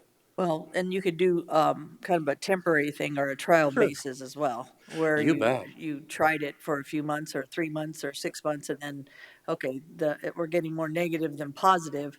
We can always change it back. You So, bet. I think that would be fair as well. I think the big thing to make something like this successful, again, I talked about the leadership changes and how we manage work. Some of the other things, though, is the communication. You'll notice in one of the upcoming slides, we recommend that, if approved, we wouldn't implement this until November. There is a ton of communication that has to go out for the employees, a ton of communication to the citizens on the changes within the county, not only about the process, but the hours and the benefits. And then there's a feedback mechanism as well. The survey afterwards, is this working? Do you like this? I mean, what are the changes? And then to actually observe if there are savings to the county or not. This isn't about a budget savings. This is about attracting and retaining employees. I mean, we have to find a way to be different than other employers. Mr. Chair. So John, relative to Jefferson County, I guess what I'd be most interested in is why did they do it? Did they do it for employee retention? Did they do it because they were going to save janitorial supplies? Why did they make the decision to do that? The pieces up here improved employee satisfaction. So they ran a survey, if you will, with their employees before they made the determination to do it. So this was requested by the employees. 86% of their employees said they were interested in doing a 4-day schedule. 14%, nah, not really, doesn't matter. 79% said it improved employee morale. This is a survey of the employees. So again, 86% wanted it, 79% said it improved employee morale. The same 79% said it also improved their life-work balance. It's about retaining and attracting employees. It's how they are able to differentiate themselves from other employers. It gives them an advantage over the areas that are saying, nope, you have to be in that chair 8 to 5, Monday through Friday. This is something. Now, the other thing they commented on, which is probably unique to Colorado, somewhat to our area, was the the environmental benefits, if you will. So some of the things they did get from the survey, they would favor this because there's less driving then, there's less pollution happening, there's less time required on the road, there's less lost time by the employees commuting back and forth to work. If they're only commuting one fewer days, it saves them time that's wasted where they could be doing something else or spending time with their families. And then the environmental piece as well. Less emissions, less greenhouse gases, other types of things. There's less traffic on the roads. And you know, the Denver area, if you've been on 25, that's pretty ugly most any day. Mr. Chair. Commissioner Laster. And me. So I got a couple of questions, and, you know, and for me to, I mean, I'm a proponent of 410s because I've proposed it at my work area as well. The thing that we have to maintain is that we have to be open 5 days because our services are to individuals who have work schedules that they can't meet maybe some of the other days. So some of them can't get Mondays off, some of them only have Mondays off, or some of them only have Thursdays off, or whatever their work environment. I guess one of the things I'd be interested in seeing is what is the current workload on Fridays, if that's the proposed day to shut down? And then, you know, currently, you know, for the last, you know, several months, what's our Friday workload look like? And then obviously what it's how it's gonna impact, the customers. And I say that because I know a lot of businesses in town have gone to a 410. And so if my day off is Friday for me to come into town to do work or come and do my errands, and now I can't even go do my errand at the administrative office. Now I've got to take time off of work. So I get it from the employee side. It's a benefit because we see that in most businesses that do that, but also we're also in that role of serving our community. And if we're not available to them Monday through Friday, then I think we could set ourselves up for some significant negative impact. Sure. And again, if I may, Master Chair, I'm not disagreeing. So again, it requires a mindset, a change in all of those aspects. Again, if the businesses are closed that they would normally do business with on Fridays, I don't know, and I don't disagree. So this is just a thought. Why would they still be coming to town to do business just with the county if all the other businesses are closed they usually do business with? So it requires a change in mindset in how they actually handle their business as well. Friday becomes just another day of the weekend under this structure. Now, the thing to keep in mind is some of the offices in this building would still need to have employees. You talked about that, Commissioner Hadcock. PDO, State's Attorney, they would still have to have some people here because they're tied directly to the court system. So there's still some pieces that they would have to have people here. And again, we have some employees that wouldn't be able to work that 4-day schedule. There's still some that would need to be available and work, okay, in the office Monday through Friday, or again, a different type of schedule. Maybe they work Sunday through Thursday. Maybe they work Wednesday through Monday. I mean, there's the variety and the options are amazing. We tend to lock ourselves into tradition. We say, well, this is how we've always done it. By golly, we're going to stick with that. And that's great, but it doesn't help us move forward. It doesn't help us address the needs we have. When we're getting 1 or 2 applicants for a position that we used to get 40, that's a problem. What can we do to be different? We're addressing the wages. We've done that. We're trying to address the benefits that employees are looking for. There's other things that we can offer. This one is a low-cost, no-cost option for the county that would, again, give us that differentiation that could be the thing that makes people want to come. In some of the positions that we have, we advertise right now that they're strictly a 4-day schedule. Okay, if we didn't have that in those, I would say that we would have no applicants, even though our numbers in some of those positions have been still pretty small. It's not just the county, it's the entire hiring environment across the country, but more pronounced in this area. Pennington County, the jobs are needed. Construction is gangbusters. You can't keep up with what's happening with the growth. We've got to find a way to offer what the employees are looking for in employment and then help support that as we go through. Mr. Chair. Commissioner Was you LaCroix. done? Well, thank you, John. I have the feeling that this is going to be continued, I think so. is my thought process. But before that, somebody makes that motion, I'd just like to make my comment. I'm probably one of the only few that, you know, I spent 25 years working at a 24/7 operation, working rotating 12-hour shifts. You know, every other weekend off, working 2 days a week, 5 days a week. And then in that same process, transferring over to the 410s.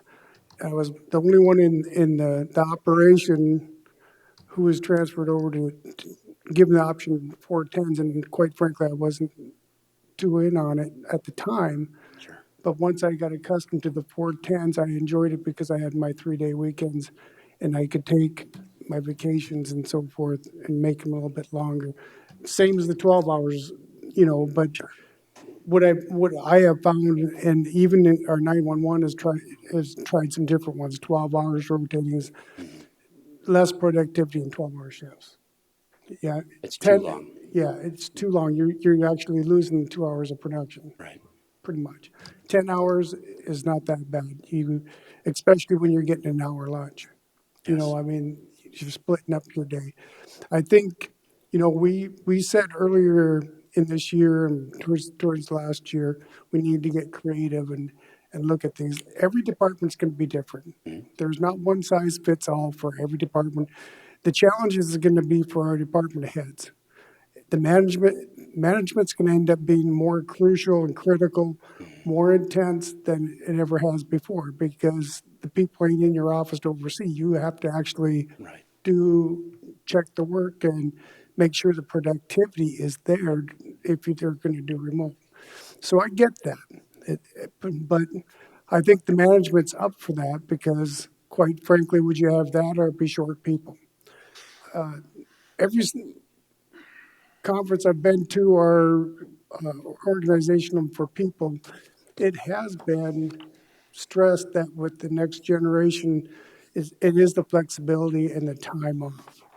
And given that 3 days is a good way, a good start. It's an option. It's not going to work for everybody, but I am 100% willing to try it. You bet. But I do think maybe some of the commission and maybe some of the staff need a little more time, and the employees need to hear about it just a little bit more before we have a good, before we throw out motions on it. So. Sure. Oh, I appreciate that, Commissioner. Thank you. If I may, at the last department head meeting, we actually formed a subcommittee to help structure the things that would be necessary to facilitate something like this. I'm going to talk a little bit about these if I could. I just want to hit these because these came up from the employees, they came up from the department heads, wellness activities on site or in the community. What are we doing? Right now, we have a discount at the Y. Parking at the Y is challenging at best, and it's difficult to get down to the Y and get back here over the course of a lunch period. Private areas within the building. Yoga mats, free weights, pedometers, et cetera, et cetera. There's different things we can do. They've got a 15-minute break. They've got their lunch period. They could go to that area, do their thing, go back to work. Outdoor employee lunch or break areas. We don't have anywhere right now that the employees can go outside to actually enjoy the weather when it is nice and it's not hailing or snowing. So something like that. We talked about childcare in the past. That's an extremely large project. The convenience factor of having it here seemed to be more important than having access to childcare somewhere else in the community. The folks that work downtown at our facilities really need to be able to come to work, drop their child off, pick their child up after work and leave. So in visiting with the Buildings and Grounds area about that would have to be a lease space right now should the county decide to pursue that. We don't have anything in the plans right now physically to build anything down with our campus area to help facilitate that. Here's what we are going to ask for today. Again, a motion to approve implementing it with the Monday through Thursday with the expanded service hours. And again, we talked about the November 14th date because that makes more sense. There's tons of time to actually communicate this change, tons of time to do the planning. And by leaving it until November 14th, there's already 2 Fridays in November that were closed anyway for holidays. This wouldn't be that much of an impact in that month. And it would be the week following the fall elections. So it lets us get through the election cycle without any disruption to normal operations. We're asking for support of remote and flexible work scheduling for all offices, wherever they may be. The current holiday observance, so I asked about that as well. There's no changes. The thing that we've mentally been saying is we give 11 days for holidays. We don't actually. Our payroll system recognizes hours. We give 88 hours for holidays. And that's how they would be used, is in hours increments versus day increments. So again, that would be a change in mindset as we go through this. If approved, and this is where the subcommittee comes in to help structure some of this for the departments. The department heads, elected officials would determine the finals, their work schedules, what their operational plans would be to make something like this work. Again, some people can't work that 4-day schedule and would have to accommodate as needed with flexible scheduling, whatever that might be, remote work. Create and communicate the changes to the employees, to the citizens, and then prepare the updated hours of operation resolution per South Dakota Codified Law 7-7-2. The subcommittee that I mentioned is made up of a couple of elected officials as well as a few appointed officials. So it would be Janet in the treasurer's office, Barry from HHS, Cindy in the auditor's office, Lori from IT, Holly from the commission office, and myself. Those people have volunteered to actually help put this together so we can come back with a package and say, here's what we're wanting to do, and then have it actually hit the ground on November 14th. So with that, I'll stop. Any other questions or anything else that I did to provide? I know there's some offices that just literally can't do it. Correct. But was there any department heads that were just totally opposed to the idea of doing this? So basically, when we look at this, they weren't opposed necessarily. What they did say is it wouldn't necessarily work for all of their employees or not for their offices. As I referenced earlier, state's attorney's office, public defender, they still have a connection. We think there's ways to facilitate that in this building, even if the building is closed on Fridays. We could still have access. I looked up pricing on traffic gates, if you will. It's less than $2,000 to actually purchase the gates in order to facilitate them still needing access and their customers to access their offices. Dispatch would still be in the building. Planning and zoning would still have a couple people here on Friday mornings. The treasurer's office would still have a few people working Fridays as well. Other than that, within this building, and this is the only building we're talking about, we're not changing this for anybody outside of the admin building. Within this building, those are the only offices that had challenges. IT, depending on which people were here, also has to be able to provide support, technical support for us, as well as for the sheriff. So there'd be a change likely for Lori and how her office would function as well. I probably didn't answer the question quite right. You did. Mr. Chair. Commissioner Oskinen? So John, being a real estate appraiser, I have a contact for quite a few of the offices here. Mm-hmm. And the one I'm thinking of is Register of Deeds, because yesterday I wanted to verify comparable sale, and I forgot it was a holiday. Oh, sure. And so have we reached out to the title companies and the banks and the other businesses to see what kind of an impact it would have on them? No. I just would like to do that before I agree to this motion the way it's written. Chairman, Commissioner Adcock? couple of things, low cost, no cost. I think it might be low cost, but no cost. It depends on what you're talking about. So I'll keep saying, well, listening today with Joe, his crew works 10 hours, if I'm correct. The perception is that customers don't think that Joe and those guys work on Friday, Saturday, and Sunday. So that's all I heard in the back. I don't know if we heard it that much in the front at this time, but we're here for the customers, and those are the citizens of Pennington County. I also, and the employees know I appreciate everything they do, and how they do it, but I'm not into closing the building 5 days. I'm more into the 7 to 6 hours. I think is pretty awesome, and switching my employees to a certain extent. It's going to cost in one sense, but it also will retain the ones that want, and you're into retention. Sure. But I'll keep saying, closing this big a building and all the services we have, we're not closing all, as we say, but a lot of people need those services, the planning and the different areas. It's costing them money to take time off and to do different things. So it goes both ways for me, and I just need to figure out for myself. I don't know.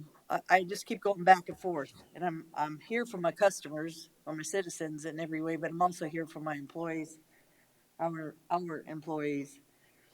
So I think we've done a lot for the employees, this last couple of years. Since I've been here, more than we ever have. And, I'm very thankful for that because they do work hard, but I have a hard time, closing this building, and saying we don't have the services we need through register of deeds, through auditors, through planning, through, we do the property taxes for all of Pennington County, Shannon's office. It's a lot of questions, and maybe I'm wrong. Maybe on Fridays they don't get that many questions. Maybe they, you know, it's a day that everybody doesn't really come in and we're slow. I don't know. But like I said, I need to see some more data on the productivity and some other stuff to do with this before I make that decision, because I think we also are impacting a lot of businesses by what we're doing as well, so. You bet. I appreciate that. Thank you. I've got one speaker request form from Dan Richer. Dan, you want to come up?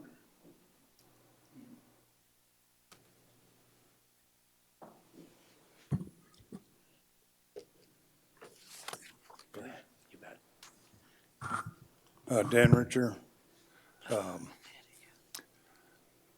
one thing I did not see in this whole presentation was customer service. The whole thing was about employees, but this county building is to service your customers. And there's not one mention up there about servicing the customers. It was, we'll inform the taxpayer, this is what we're gonna do. But where's the surveys that say the taxpayer is gonna be okay with this? Or the customer is gonna be okay with this? The other thing is why Friday? Why can't we do Monday? I mean, I've managed a lot of people, and I'll tell you why Friday. That way they get a 4-day weekend at least, 9 times a year on the on the holidays. That's why it's always Friday. That's why it's always Friday. Every time we propose something like this, it was always had to be a Friday off. That way, 9 times a year, you get 4 days. And you could save their vacation time. And I get, I was in the military, so they could save up to 60 days, 2 months worth of vacation time.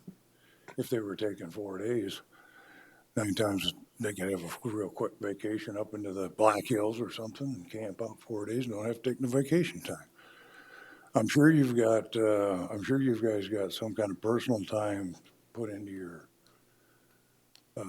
employees package so they can get medical and that when they need to. And I don't necessarily have a problem with a 4-day work week, but I got a problem with shutting the building down 4 days for 3 days a week. I think if outfits that are open, that have to be open, say 12 hours a day, somehow they figure out a way so employees can have time off, and they're still open. And we did that for, I don't know how many years, but military's 24/7. Well, not all of us. There was a lot of feather merchants in there, but the ones of us that had to work, had to make the jets fly. It was 24/7, and we figured out a way to get guys time off. We figured out a way to get guys to work their schedules. I mean, I don't think this thing is ready for any kind of a motion until they can present to you exactly what they're going to do and has been presented to the public. I mean, planning and zoning plans on doing this, bam, bam, bam, bam, bam. Treasury's going to do this, bam, bam, bam, before they even come to you with it, trying to go to a 4-day work week. So I think this is all premature. That's what it is. Thank you. Thank you. Mr. Chair. Commissioner Roskinek. I guess I agree with Dan that before I could approve this motion today, I would want to sit down one-on-one with these following departments: DOE, P&Z, Register of Deeds, the Treasurer, and I have had a discussion with Janet. But I'd still like to have a further discussion, and then I want to meet with the auditor's office. I have to do that one-on-one. And I don't know, and have we done any type of a survey similar to Jefferson County that was 86-14? Have we asked all our employees what their thoughts were? This was one of the things that came back in the employee survey earlier this year, but this is what we discussed with the department heads and elected officials. What are the things that we should attempt or consider? So again, I provided that earlier in the presentation. These are the items, and there was a list of things that we talked about. So we've been talking about different things for the employees for the last several months, actually since last fall. Most of it was compensation related directly. These are the other things that we could look at that weren't necessarily bottom line pay. I really want to help employees, but we need to look at the other side, how this could impact the construction business, the real estate business, especially the title companies. I assume that they're making phone calls on Fridays and Mondays, trying to Mr. Chair. get information they need to do business. Commissioner LaCroix. So it sounds to me like Mr. Richter had a good point, and I think Deb and Ron do have a good point too. So it sounds like to me like we want them to move forward and give us some information, is what I'm kind of gathering. As they said, they have a committee. Could we give you with the motion direction to move forward, to give us something and come back to us and see what it would look like so we have a good idea? You could investigate what some of the stuff Ron was talking about, what Deb was talking about, how some of these departments might look so we have a better idea to be able to communicate to the public of what we are planning to implement. That'd be my motion. Second for discussion. That's a I pretty big know I wasn't motion. supposed to speak before that, but it all No. came out.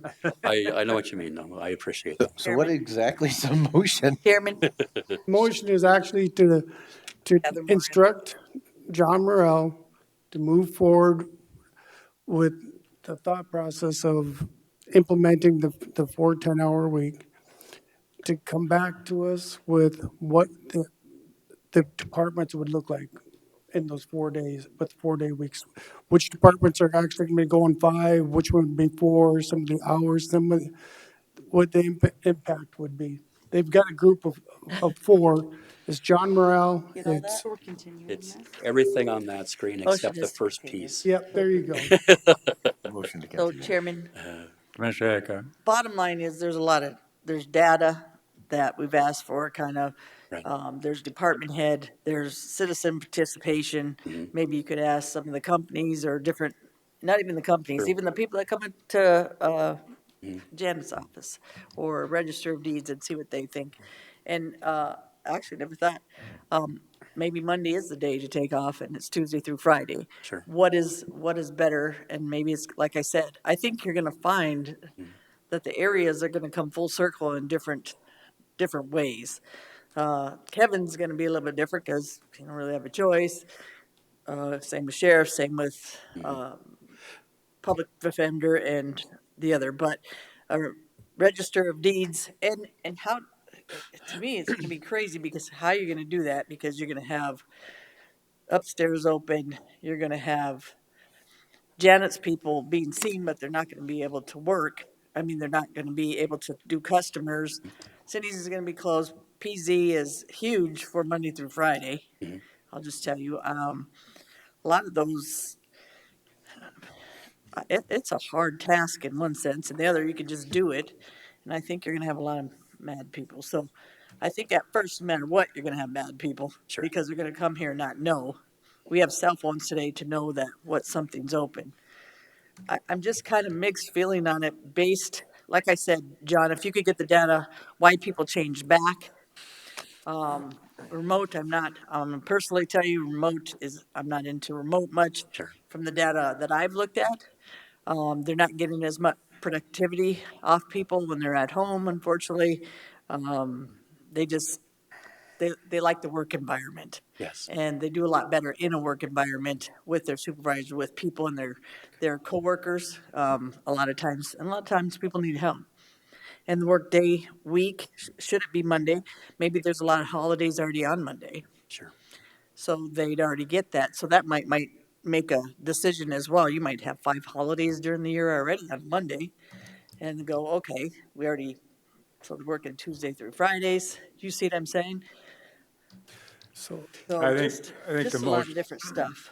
I think the motion really is to ask HR to come back with further information to determine whether or not a 4-day work week is plausible for county employees. Sure. What Lloyd said. Yeah. Is there a second to that? Second. Thank you, Gary. A lot to deal with. I know we have a lot of department heads out here, and I presume that all of you probably have some input that you'd like to provide to this. And I'll just ask, is there anybody that wants to provide some input today, or would you just as soon prefer to wait until we bring it back? Joe Miller. Joe already does it. Joe Miller, Pennington County Highway Department. We already do this. We do it year round now. I think it's a huge benefit for our employees. You know, not only our employees but our customers as well, because they get the best bang for their buck. Right? This county is 106 miles wide and 65 miles wide at the east end, so it takes a lot of travel time for us. Right? But I think on the customer side of things, you get expanded service too. So myself, right, I'm gonna have to figure something out, or I'd be able to come here at 5:30, right? Because I get off at 4:30 on Monday through Thursday, so I'd be able to come here at 5 o'clock and still get business done until 6 o'clock. So I think the customer side of things is huge, but I also think the employee retention and attraction is huge also, because without our employees, we're already seeing it.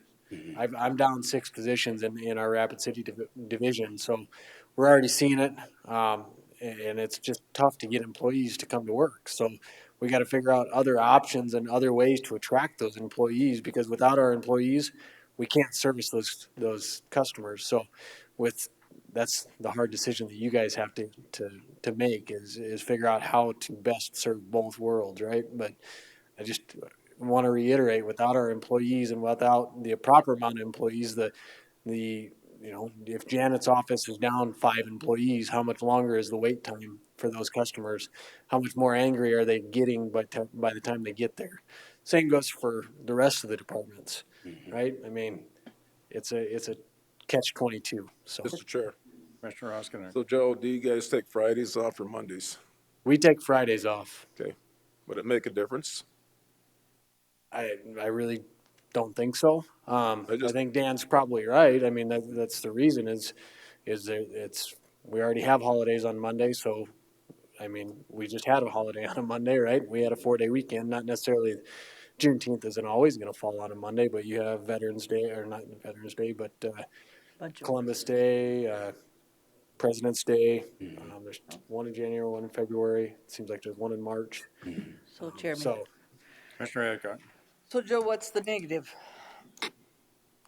as far as 410s, So you're doing some overtime. You're having perception of you guys don't work the other days. How long have you been doing 4-day work weeks? so we've done them in the summertime since as long as we know. This is the first year that we did it over the winter months. I think you got to think County Highway, we've got 54 employees and there's 110,000 residents and 837 miles of road. So the chances of our constituents or the customers seeing us out there on the road is, unless they drive those roads or just happen to drive by, a grader broke down on 233rd. But Joe, you told me on retention, you had 6 down and you still keep losing people. So Well, I think that's a bigger issue. I think there's a lot of, sorry, I didn't mean to cut you off. You're okay. There's a lot of jobs out there, right? I mean, everybody is hiring and everybody's looking for greener pastures. Everybody's chasing the dollar. Everybody's chasing, well, if I don't like it here, there's another job down the street. So as John said, I think it's nationwide. It's a pandemic it's a pandemic because of the pandemic, right? Especially in our neck of the woods with the housing market. Everybody, if you want a job, you can go find one anywhere. So So I just got back from Montana, so we think we're different, we're not. They have growth like you wouldn't believe. They have the same issues we're having. They have people, well, that, again, their businesses are opening different hours, different days.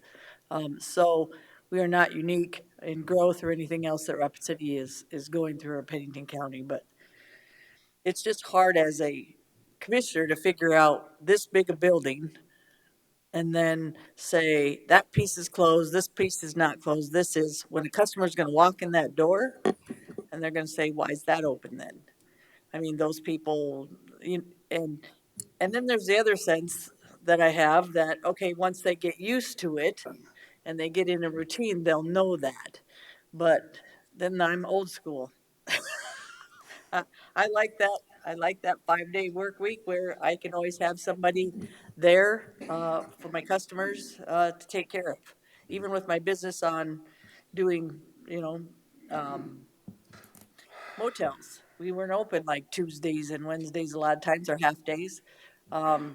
We just found a lot more better customer service, a lot, we made a lot more money that way, a little bit different stuff that made a difference for us, so we stayed that way. So that's why I said it's hard without data to figure out productivity. It's good for the employee, but productivity, cost, and everything else, you could say low cost, no cost, but you also, like in my case, you make more money that way.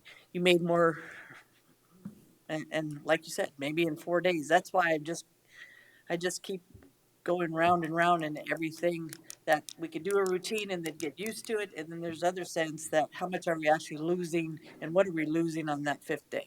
So, if I may, I mean, we've got to try something, right? Innovation didn't start with this is the way we've always done it. We've got to start somewhere and we've got to try something, right?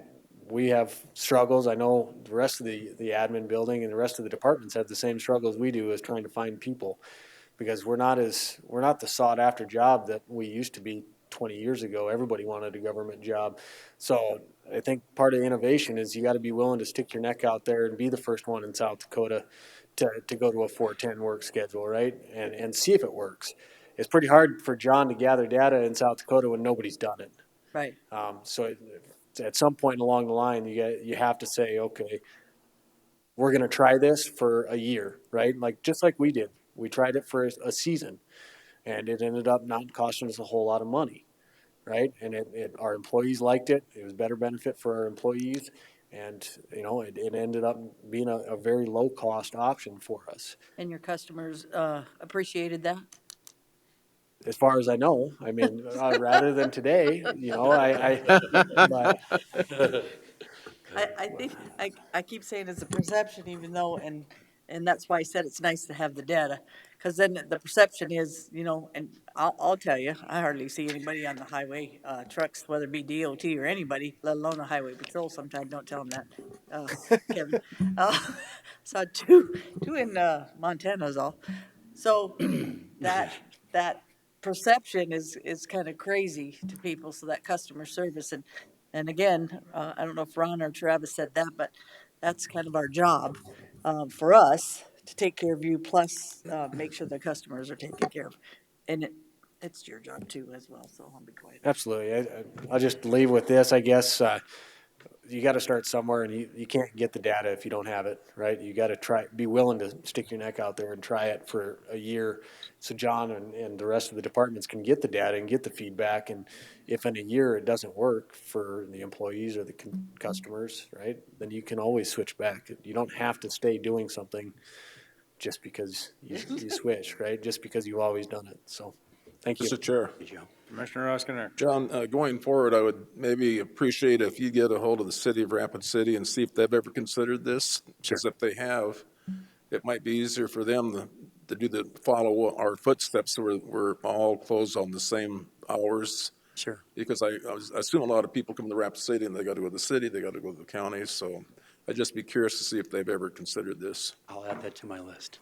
Thank you. 3 mile. If we could, I think I think the treasurer would like to say some things too about her operation.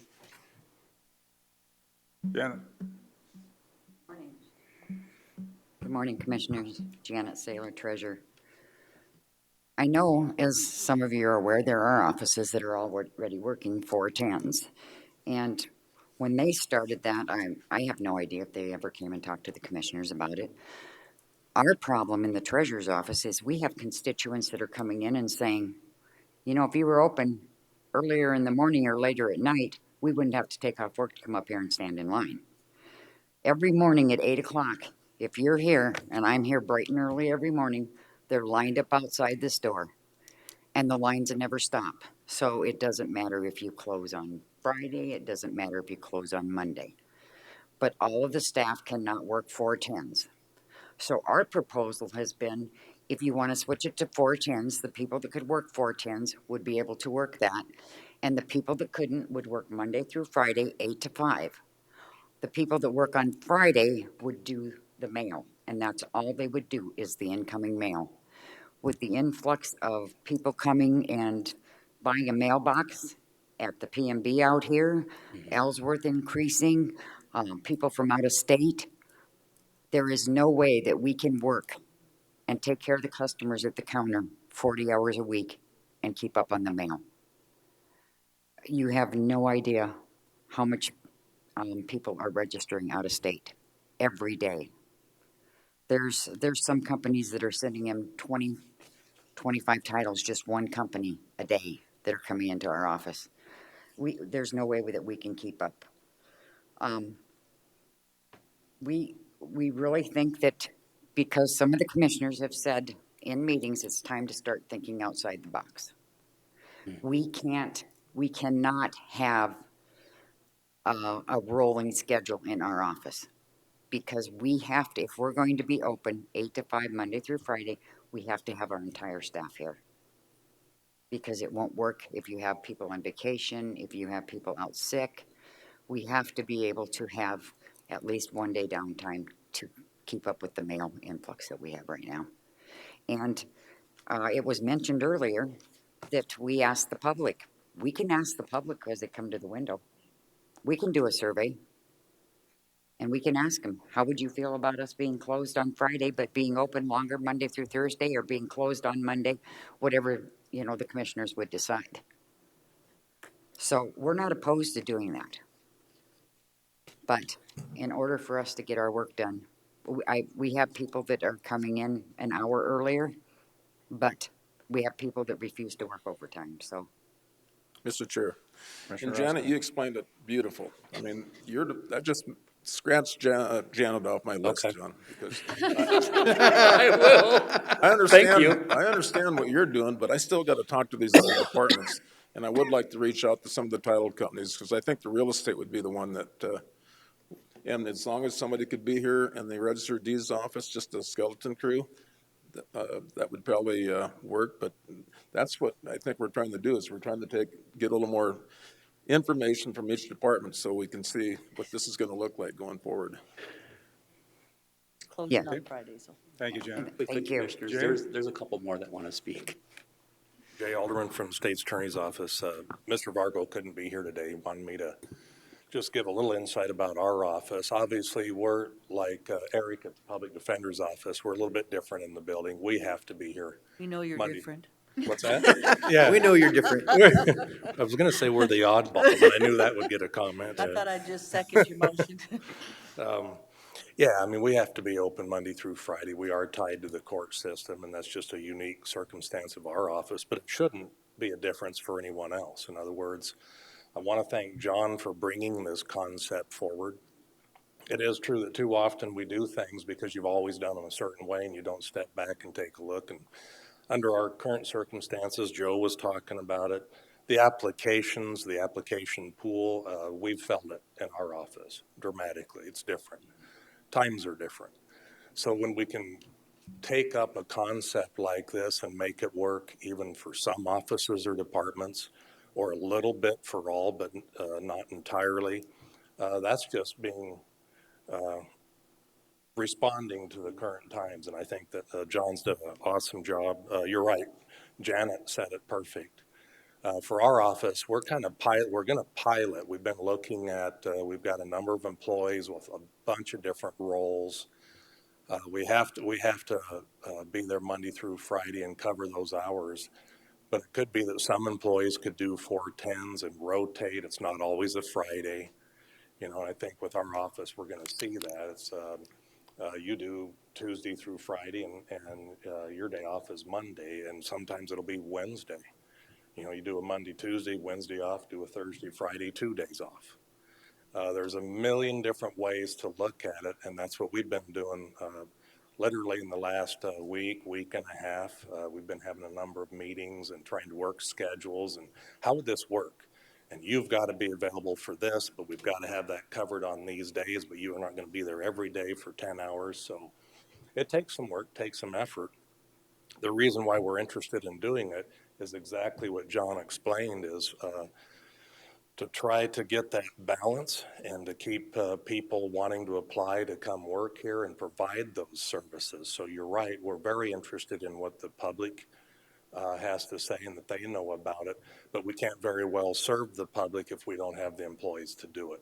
So it's kind of big that we start on that employee side and find out who can we attract, how can we retain them, how can we retain them long enough to learn their jobs and be very good at it and efficient.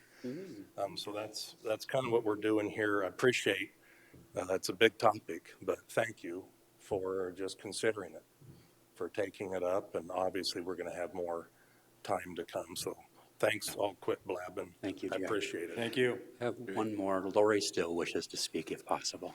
Okay. Just wants to be crossed off the. And if I could add one thing, the DMV office here in town is already on a 4-day schedule too. So we wouldn't be the first government entity in Rapid to do this. You can only get your licenses renewed Monday through Friday or Monday through Thursday. So the state? The state has their office. The DMV office is only open 4 days. Didn't realize that. Good information. Monday closed. Thank you. Okay. Thank you. Okay. Lori Wager, IT department. I just want to let you guys know that right now, currently, the IT department is working 410s. Not all of us are working 410s. I believe there are 2 people, and then myself and the assistant director that are working 8s. They like to work 410s in the summertime, especially because of the fact that they get an extra day off. But whatever is decided, whether the building is closed or not, we will work it. And I'm going to let you know that it was really hard for me to say, yeah, you guys can work 410s and have a day off, because I'm more old school. But my brain has switched around and changed up and listened to my employees. And I believe it is a good thing for your employees. But however it spins, IT has to be here 5 days a week, and we will make it work. You notice a difference in efficiency? No, actually, when the offices are only open from 8 to 5, we get a lot more done in those earlier hours and the later hours. Okay. Not to nix the closing of the admin one day, but we do get that done. So. Okay. Thanks, Lori. And we might even consider keep going with the 410s, even if this goes by the wayside. So. Okay. Yeah. And Mr. Tice has something I hope he Tice. wants to share. Mr. Because I encouraged him to come up here. Thanks, John. Good morning, almost afternoon. Barry Tice, Director of Health and Human Services in the Veterans Service Office. I've been with the department for 18 years, and I believe even 10 years prior to that, we've always done 410s with coverage Monday through Friday. I'm a big proponent of flex scheduling. It's worked well around employees with daycare issues, including myself. And 75% of my employees, I can't do the math up here, but I laid it out for all the department heads and elected officials when it came to the various schedules in our office. There's 16 of us. It's much easier to manage, but we always make sure we have that coverage. It's good for our customers, early mornings. We avoid people having to miss work to come in. And of course, it helps with when we provide burials, services, utility disconnects, evictions. We like to make sure somebody's there. To that point, I am not totally opposed to this is part of the reason why we put this committee together, to look at some of these options of what would this look like down the road, and is there a way to put somebody on call? That I don't have the answer to. So at this moment, it works well. I think it's caused, it's promoted longevity within our department. And typically when we're doing interviews, when we mention the 4 10-hour shifts, a lot of people are like, ooh, I get 3 days off. But we still manage to serve the public in a better, I always think it's a better way. I mean, 6:30 in the morning, we can get the early morning folks before they go into work. So Very good. Thank you, Barry. Chairman, Commissioner Hadcock. guess what I'm hearing is we're doing it already, but we're doing flex scheduling. I like that. And I like that the department heads have taken that initiative to still have their customers taken care of and still do flex scheduling instead of closing a building. So, maybe we could look at something like that, because we already are doing it, instead of having to close the building down. Maybe the flex scheduling is more appropriate in a sense, but, like I said, a lot of people are doing it already. Some, they're finding, and the department heads, I'll kudos to you, you're finding some people like that flex scheduling, or that 4-hour, not flex scheduling, but the 10-hour days, and some don't. So it works out too for retention, that people, some want to do it, some don't. So I like that. I like that people are doing it already and working with their employees, because we had said that a while ago. I do like that part of it. Thank you, Commissioner. Kevin. No flex. Thank you. Kevin Carley, Director, ESCC 911. I think that this is a good thing, and I'm glad to hear that we're having the discussion, and I think there's a lot of departments where it makes sense to me that we're looking at something like this. But we can't do 410s in my department because we can't shut down 1 day a week, and I don't have enough staff to do 410s. But I've heard several people say that this won't have an effect on 911. It will have an effect, because my employees, I believe, are going to perceive this as a benefit that's being withheld from them. So it is going to have an effect on my staff, and it's just going to have the opposite effect probably that it will have on the other staff. So I wanted to make that comment and just let you know that that's something that I think you should be thinking about as well. Thank you. In the sheriff's office. Thank you. Okay, I've got a motion and a second. All those in favor of the motion indicate by saying aye. Aye. Opposed? Motion carried. Thank you, Commissioners. Item 15, approval of vouchers. I got $3,251,451.20. So moved. Second. Got a motion and a second to approve. Any public comment? All those in favor indicate by saying aye. Aye. Opposed? Motion carried. Items from the public.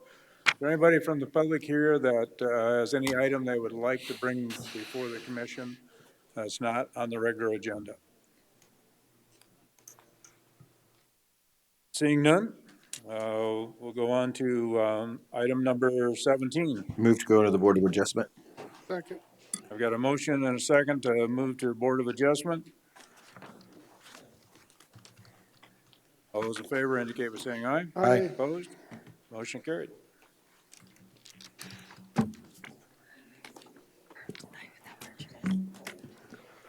Okay, thank you. Only had one, doing two.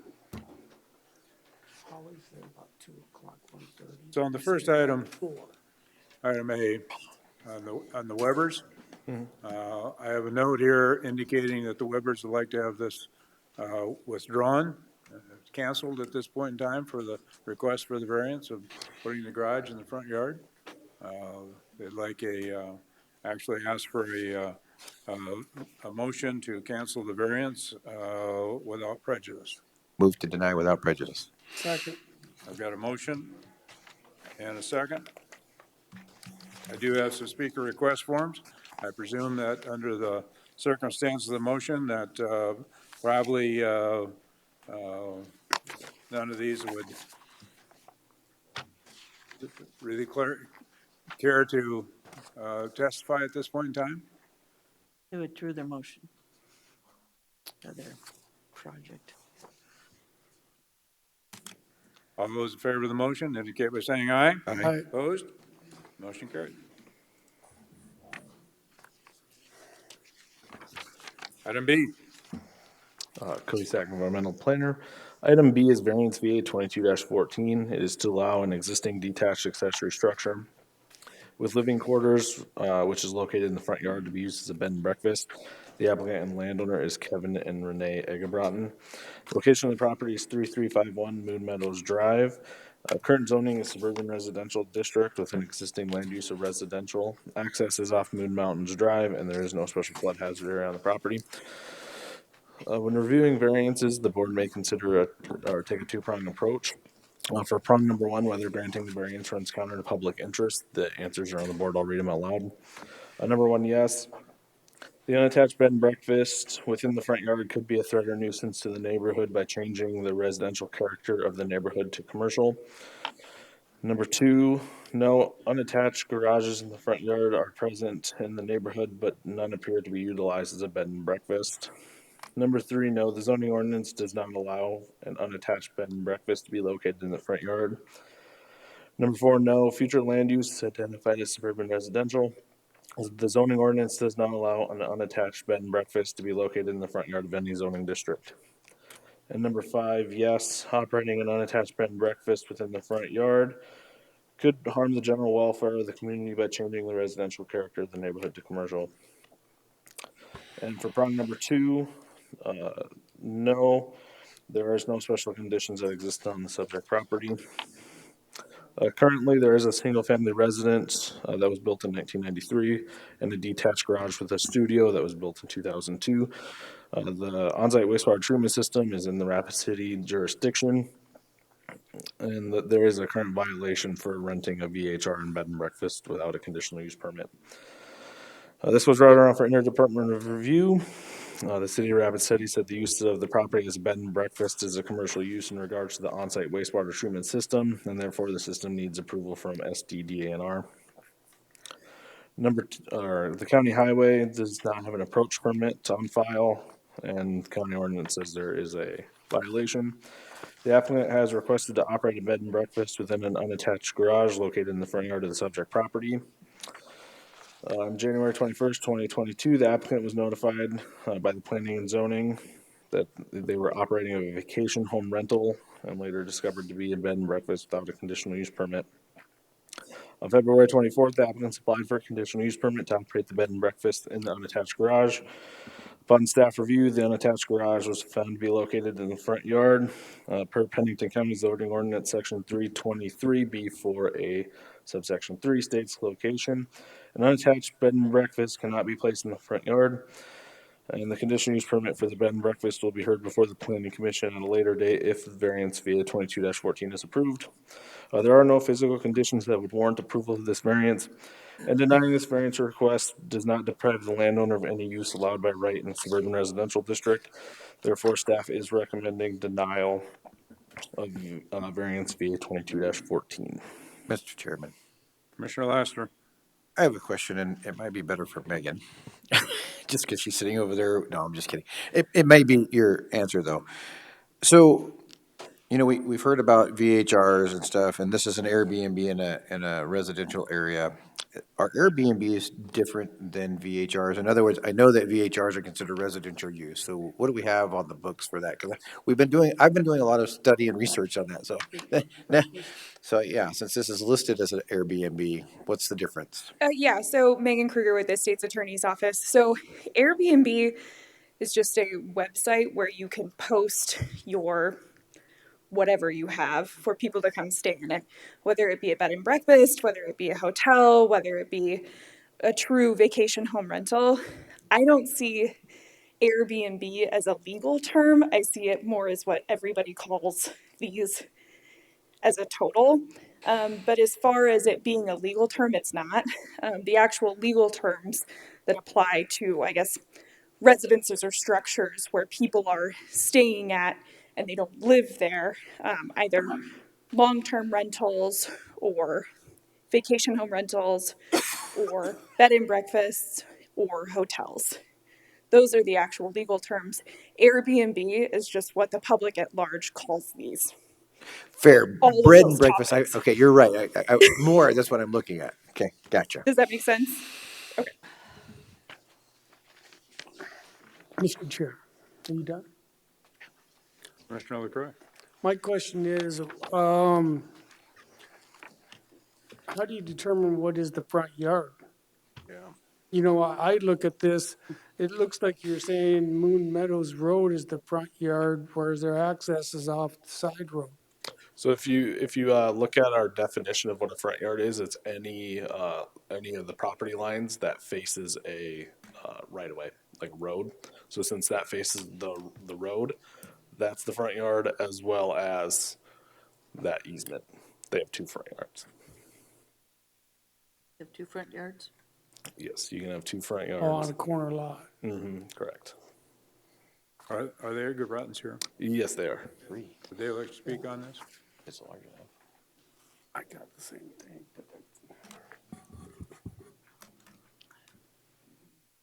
Hello. Hi. I'm Renee Egebraten. So, yeah, what we're hoping to do is just, and it's not a corner lot, by the way. So I don't know if that makes a difference, but the garage is to the side of our home. And regarding the terminology bed and breakfast, we have one unit in that garage that we would like to use as a short-term rental. It's not going to be lots of different people. I mean, it's not going to be a lot of people coming on the property. There's one unit that would accommodate just one renter, so. Chairman. Commissioner Hadcock. Ms. Renee, did you not register this as a bed and breakfast or through the state? We do have a lodging license from the state of South Dakota. You have a lodging license from the city? Do they have to have a? We didn't know we needed a permit from the county until we got the letter in January. So you said you had a city one? You need a lodging license from the State Department of Health, Okay, which we have obtained okay, so you just didn't register bread and breakfast as through the state because you didn't know you had to do that? through the county, right? County. Mr. Chair. Or the county. Commissioner, Go ahead. One more thing. To me, where they take their access, I would tell, it would be more like the front yard for me, even though you legally call it two front yards. I guess, and I'll just be up straight, I'm not opposed to this. Because of, the access, it's not interfering with the neighbors. There's not access to there to cause any interference for life safety on the roads. There's just, it's cleanly done. Have you had any complaints from the neighbors? No, we have not. Thank you. Commissioner Roskinek. That was my question, I think it was just an oversight that you didn't get whatever you needed to get from the county, and to me, it looks like a very well-kept property, and I think we've had something similar to this that was on Moon Meadows. Whether it's front yard, backyard, I guess that's subjective, but I'm going to support it. Mr. Chair, Commissioner LaCroy. I'd move for approval. Second. I've got a motion and a second to approve. Any further discussion, any public comment on this? Any further discussion by the commission? Hearing none, all those in favor of the motion indicate by saying aye. Aye. Opposed? Motion carried. Move to close the Board of Adjustment. Second. I've got a motion and a second to move or adjourn the Board of Adjustment and reconvene as the Board of Commissioners. All those in favor indicate by saying aye. Aye. Opposed? Motion carried. Consent calendar or agenda. Good morning, Commissioners. Brittany Molitor, Planning Director. The Board of Commissioners uses a consent agenda to act on non-controversial and routine planning and zoning items. The consent agenda is acted upon by one motion and vote of the board. Items may be removed from the consent agenda and placed on the regular agenda at the request of a board member or citizen. The consent agenda for planning and zoning contains the following items. Item C is preliminary plan PPL 22-27 for Eisenbrand Farms LLC, Tyrell Eisenbrand, to subdivide and create Tract A of Eisenbrand Farms Edition And Planning Commission recommended to deny without prejudice preliminary plan PPL 22-27. Item D is preliminary plan PPL 22-25 for Russell and Kimberly Johnson. Martin Cost is the surveyor to subdivide and create lots 3, 4, and 5 of Storm Hill subdivision number 2. And Planning Commission recommended approval of preliminary plan PPL 22-25 with 9 conditions. Item E is preliminary plan PPL 22-24 for Joni McVeigh. Jim Peterson is the agent to subdivide and create lots 1, 2, 3, 4, 5 of McVeigh Valley subdivision, and Planning Commission recommended approval of preliminary plan PPL 22-24 with 6 conditions. And finally, item F is minor plat MPL 22-30 for Isaac Almanza, Runner and Associates as the agent, to subdivide and create lot 1 of JV subdivision and lot 2R of HES number 563. And Planning Commission recommended approval of minor plat MPL 22-30 with 5 conditions. Mr. Chair, Commissioner LaCroy. move for approval. Second. Mr. Chair, Commissioner Hoskinen. we get a speaker. Could I pull E? 1 second. We haven't got to this point yet. Okay. So are there any members of the public that'd like to have any of the items from the consent calendar removed from the consent agenda? Seeing none, is there any commission members that would like to have an item? I'll pull item E. Item E? No, item E. Yeah, there is. Yeah. Yep. C, D, E, F. Where am I at then? So my motion would have been to approve C, D, and F. I'll second that motion. To approve C, D, and F. Okay, I've got a motion then to approve items C, D, and F. Is there a second to that? Second. Got a motion and a second. All those in favor indicate by saying aye. Aye. Opposed? Motion carried. Back to item E. Mr. Chair, so I think it was Sunday that I talked to Mr. Peterson, and he's working with Isaac on the property on the McVeigh property. And so he was wondering, I think there's 6 conditions, and he wanted to speak on reference to conditions 3 and 4, I believe.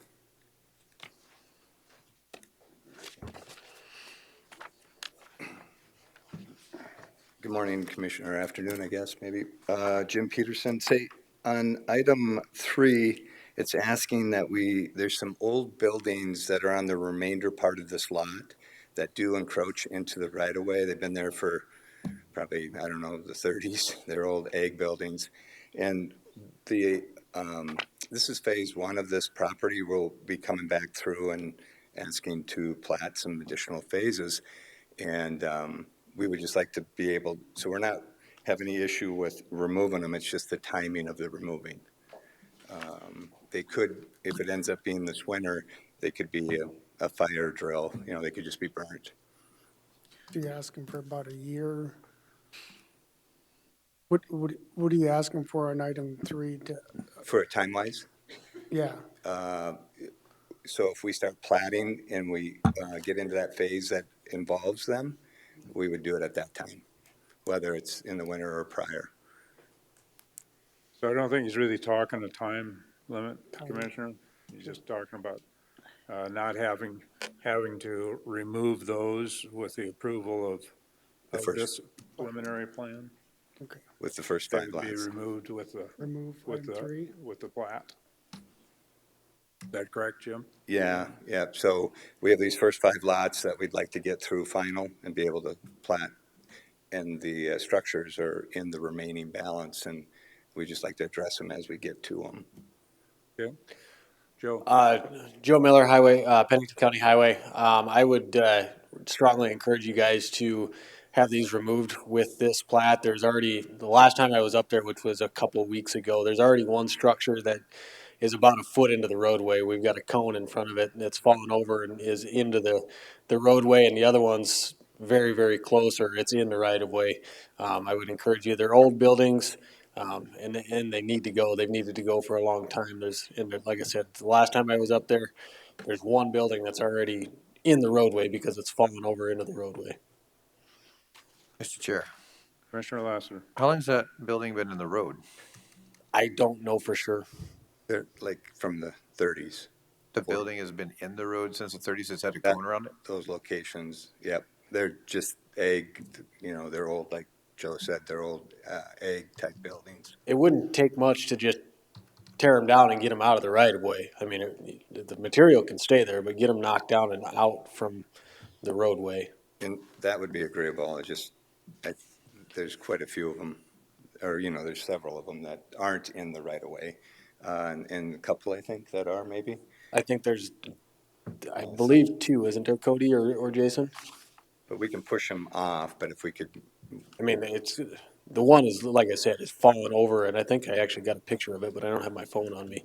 But I've got a picture of it. It's fallen into the roadway, and Travis, I don't know how long it's been in the roadway. So if you'd be agreeable to just let us push them back a little bit and get them out of the. I think they need to be demolished, the ones that are, the 2 buildings that are in the roadway, or next to the roadway. Mr. Chair, Commissioner Roskinar. I think Jim said they are going to get demolished, but if it was me, I would probably, a lot of these old buildings, they're simply burnt.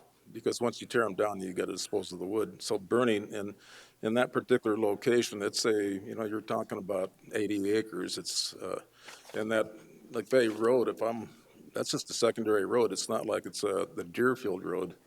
So I don't have a problem if they want to do it the next phase, but in the meantime, if they can push it over so it's not in county right away, I don't have a problem with that. I think it's a step in the right direction. So Chairman, Commissioner Eckhart. so how long are you saying, Jim, before final plat and tearing down the buildings? Tell me that.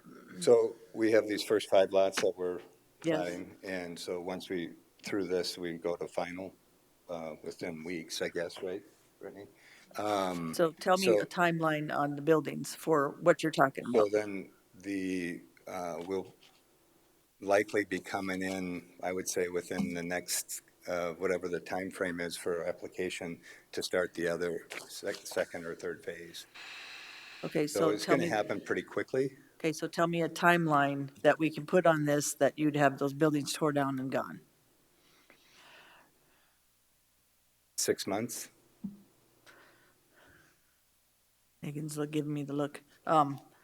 Joe, tell me why 6 months is gonna be a problem since they've been there 30 years. The one, it's already an issue.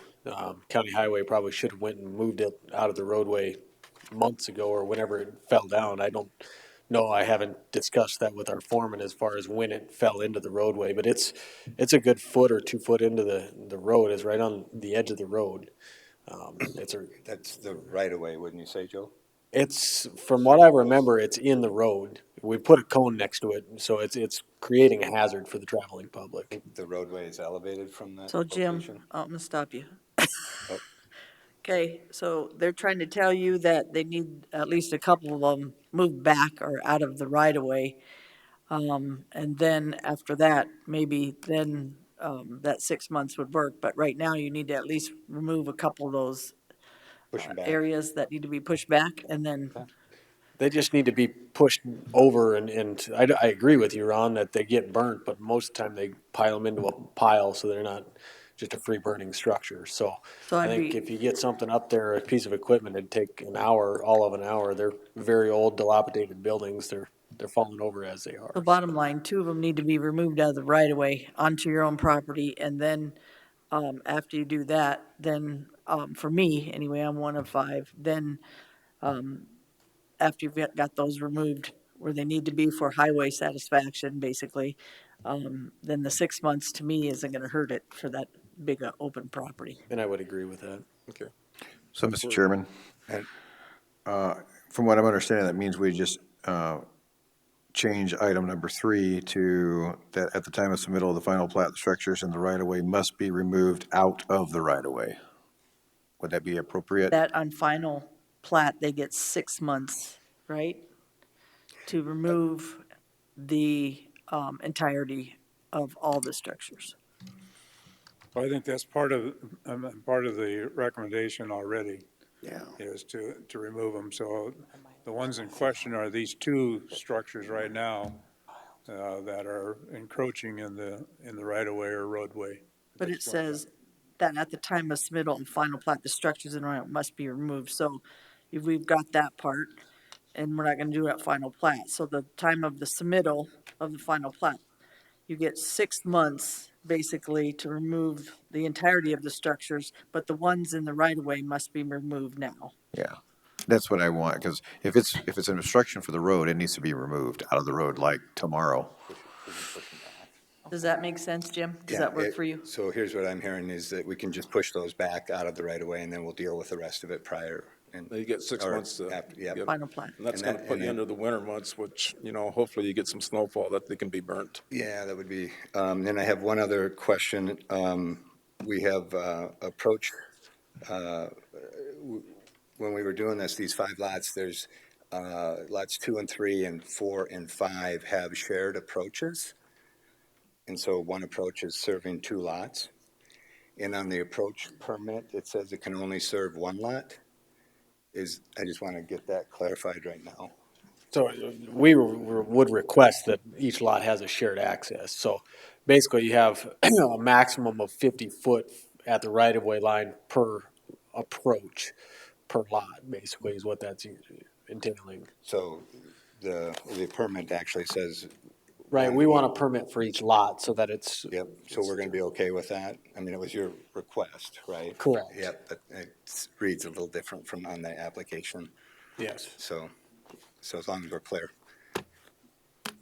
I'm good with Okay. all that. Thank you, Okay, Commissioners. you're good with it? Yeah, thank you. So I'll move approval except with the change in number 3 of this item.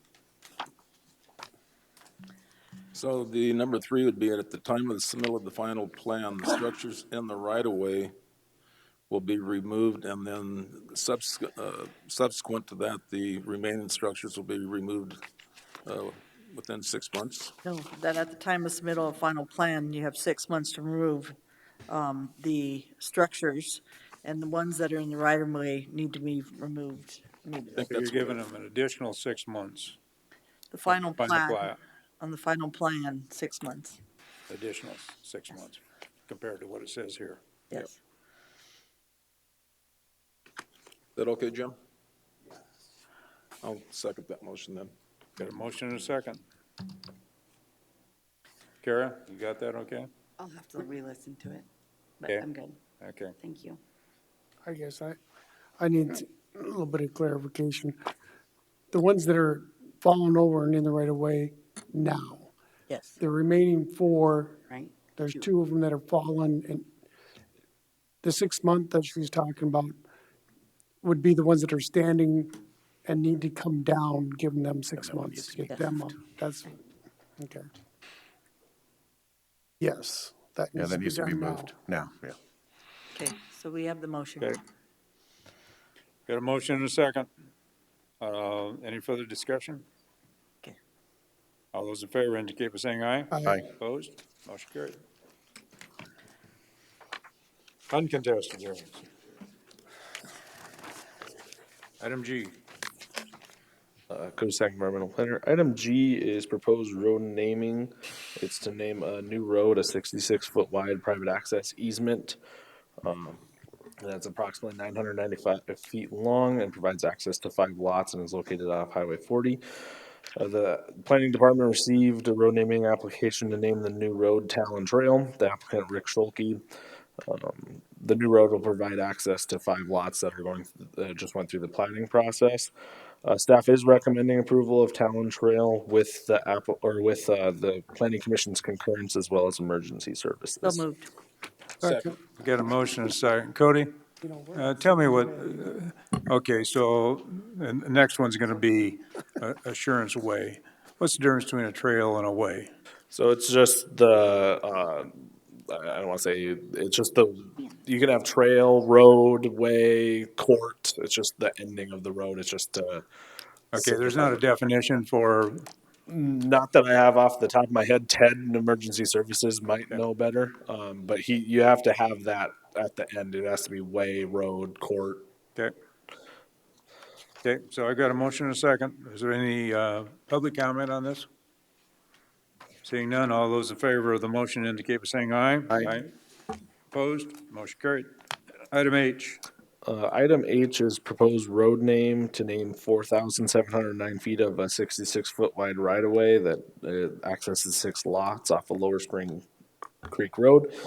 The applicant is Brian Barber, and the existing road provides access to 6 lots. Staff is recommending approval of the road name of Assurance Lane with the Planning Commission's concurrence and 911's concurrence. So in the meeting minutes, you see that it was approved at the Planning Commission as Assurance Way. It was actually approved as Assurance Lane. There was a mix-up there. That'll be corrected at the Planning Commission meeting, but it should be Assurance Lane, not Assurance Way. Lane? Assurance Lane. Way? Correct. Lane, should be lane. It should be Lane, it says Way. So moved. I've got a motion. Is there a second? Second. Any public comment? All those in favor of the motion indicate by saying aye. Aye. Opposed? Motion carried. Item I.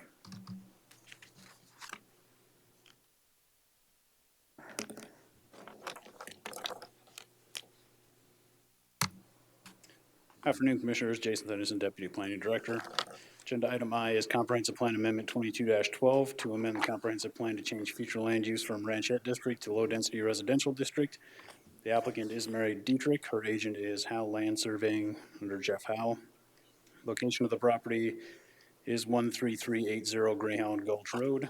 Lot size is 4.9 acres, currently zoned agriculture district, and access is off Greyhound Gulch Road. When staff bases their recommendations, we do take into account current zoning within 1/2 mile, and that is on the left-hand side of your screen. Staff found agriculture in light green, rural residential in yellow, suburban residential in brown, and open space in dark green. We also look at future land use, which is on the right-hand side of your screen. We did find ranchette in tan, low-density residential in yellow, suburban residential in brown, and open space in dark green. Staff also takes into account roads and streets in the area. We found that Greyhound Gulch Road is a gravel surface collector that varies in width from 12 feet to 14 feet. Infrastructure is also something we look at. Private wells and on-site wastewater treatment is common throughout this area, and no public utilities are available. The request was sent out for interdepartmental review, and there were no objections or concerns received. Staff's analysis of the request is that the applicant has submitted a layout plan to subdivide the subject property into 3 separate lots. The applicant has also applied for a rezone for the property to go to low-density residential district. The request appears to be in harmony with existing and future land uses in the area, and staff recommends approval of Comprehensive Plan Amendment 22-12. Any questions to Jason? So are the applicants here and want to testify on this?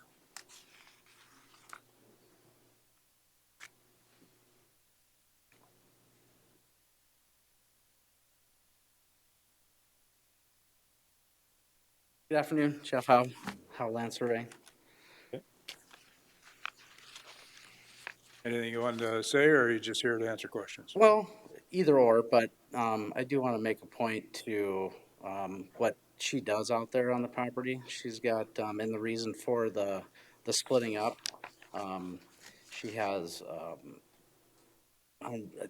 basically it's called Meeting the Need. It's a bunch of disabled people come out to her property where she has an old mining town basically there, and she's got cabins.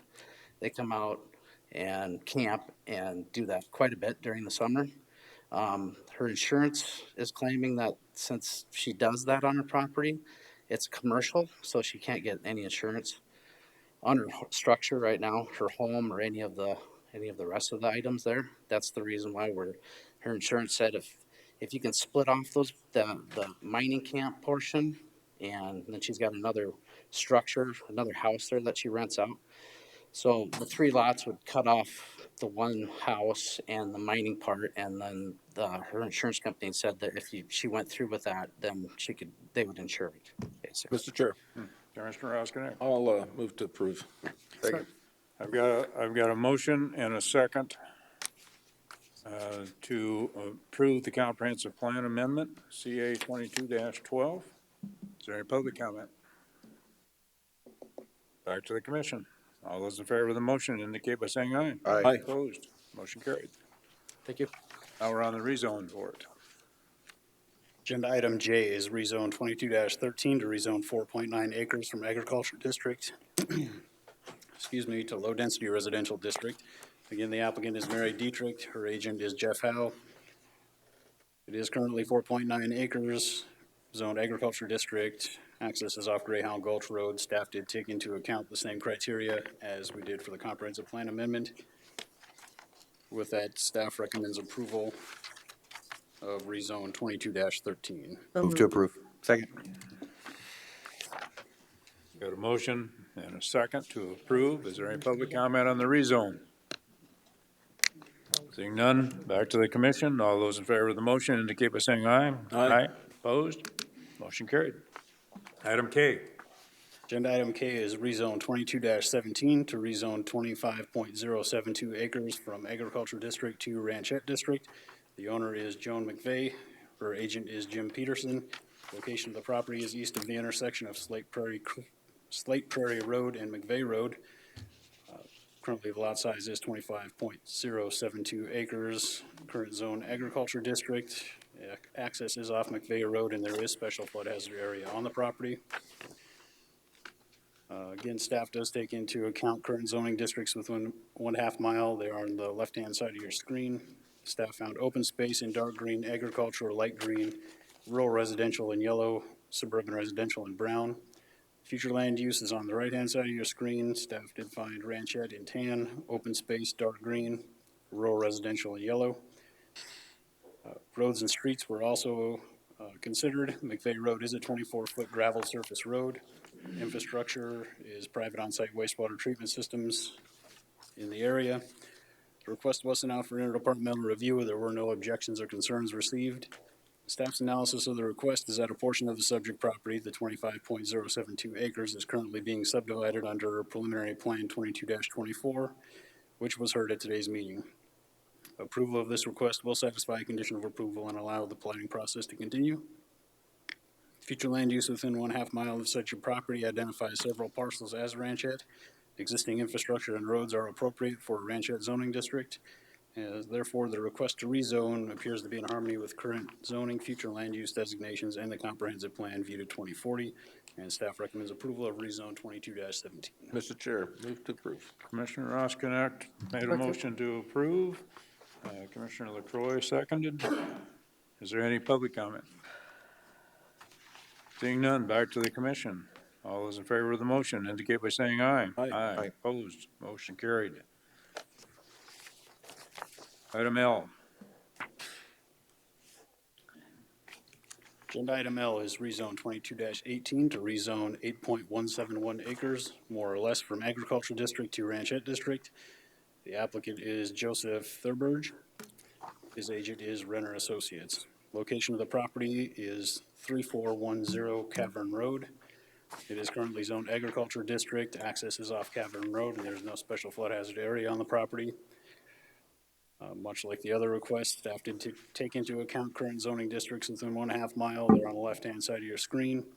Staff found open space, dark green, agriculture, light green, rural residential, yellow, planned unit development, blue, highway service, red, general commercial, pink, and suburban residential, brown.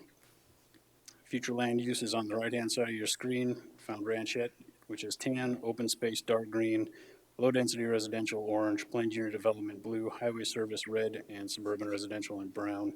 Staff also looked at roads and streets in the area. Cavern Road is a 12-foot gravel surface road. Infrastructure, private on-site wastewater treatment systems are common in the area.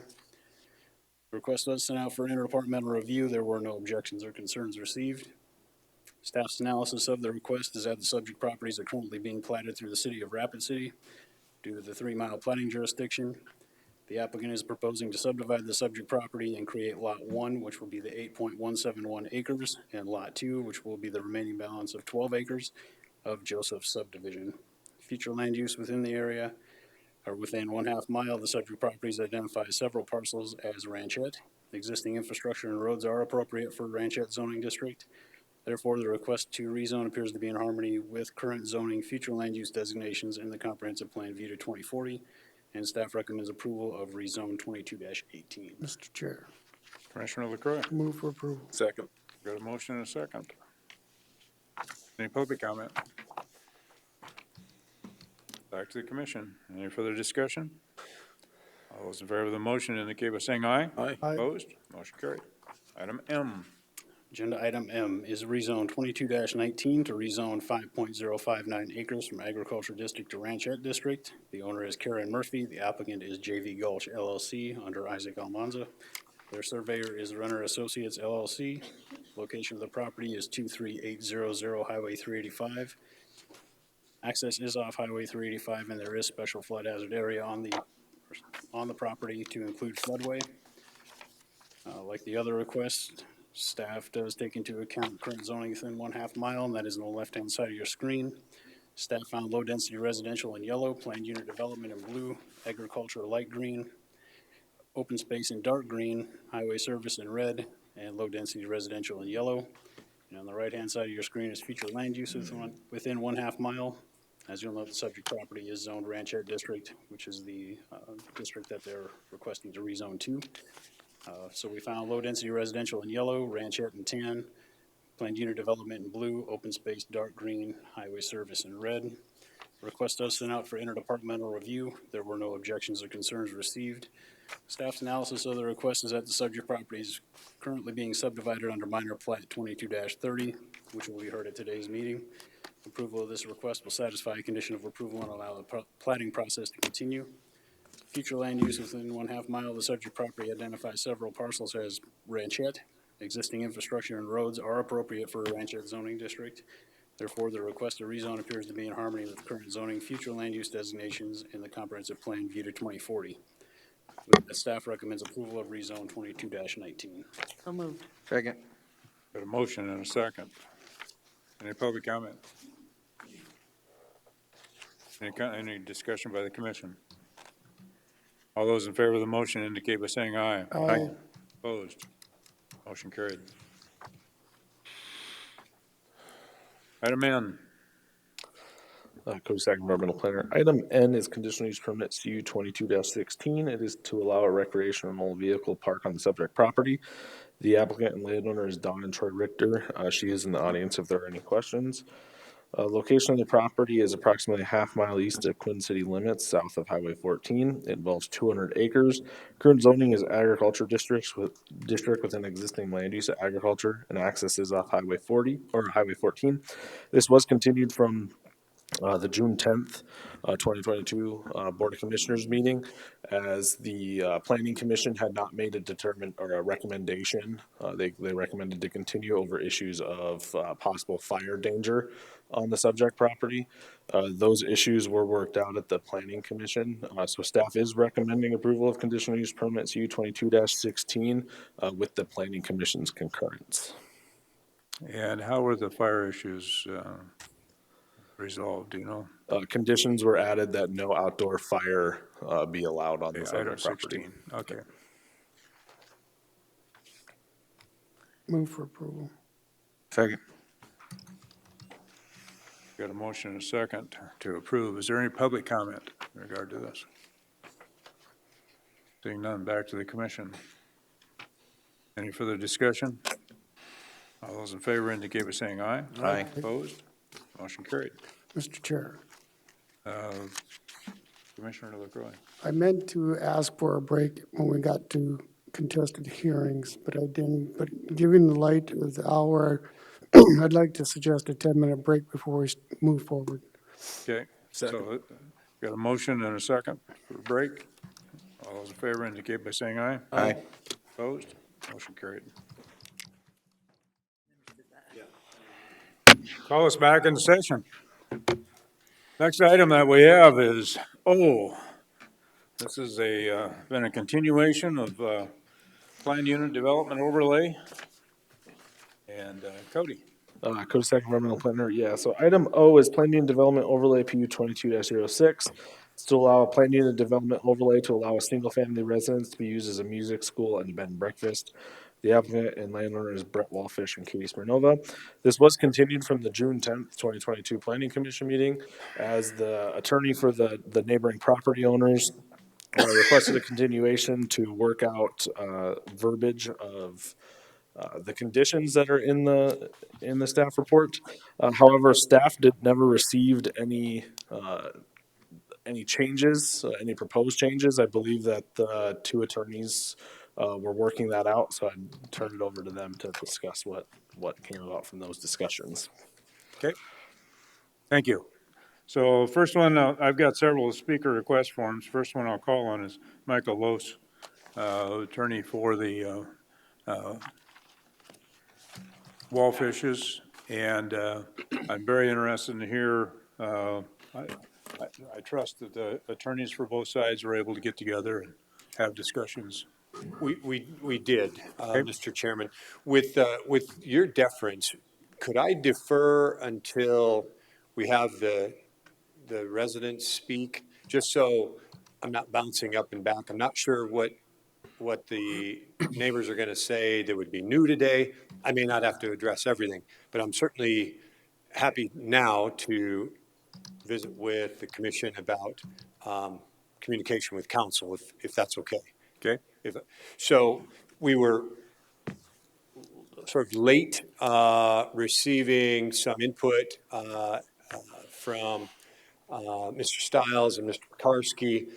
I think maybe the upshot on those negotiations is that, my clients have been kind of negotiating with themselves for a couple months, sort of further refining, further restricting the application in a way to accommodate staff's recommendations and input and from the board. So we've done the trimming on our own, but what we received from Mr. Stiles and Mr. Pekarsky, it's a little bit of a challenge to go through, but what I can tell you is that they wanted on condition number 4, that they wanted a specific number of people attending the single performance at the end of the camp to 50, and my clients agree to that, no more than 50.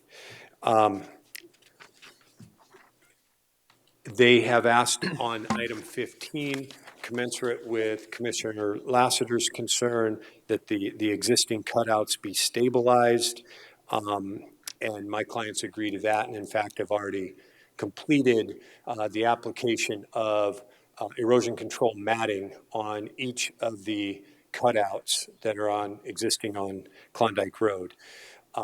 In fairness to Mr. Pekarsky, they also asked for planting or replanting that we don't believe is necessary given what we've undertaken to date. But, and there certainly is the prospect that my clients would have to improve the road consistent with one of the other conditions if they come back to amend.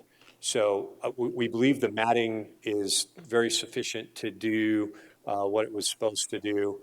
I'm not sure that replanting is going to do anything extra at this point. But we've agreed to 15 and in fact completed it on our own before we even received this. 27, if the board recalls, was an area of contention just in terms of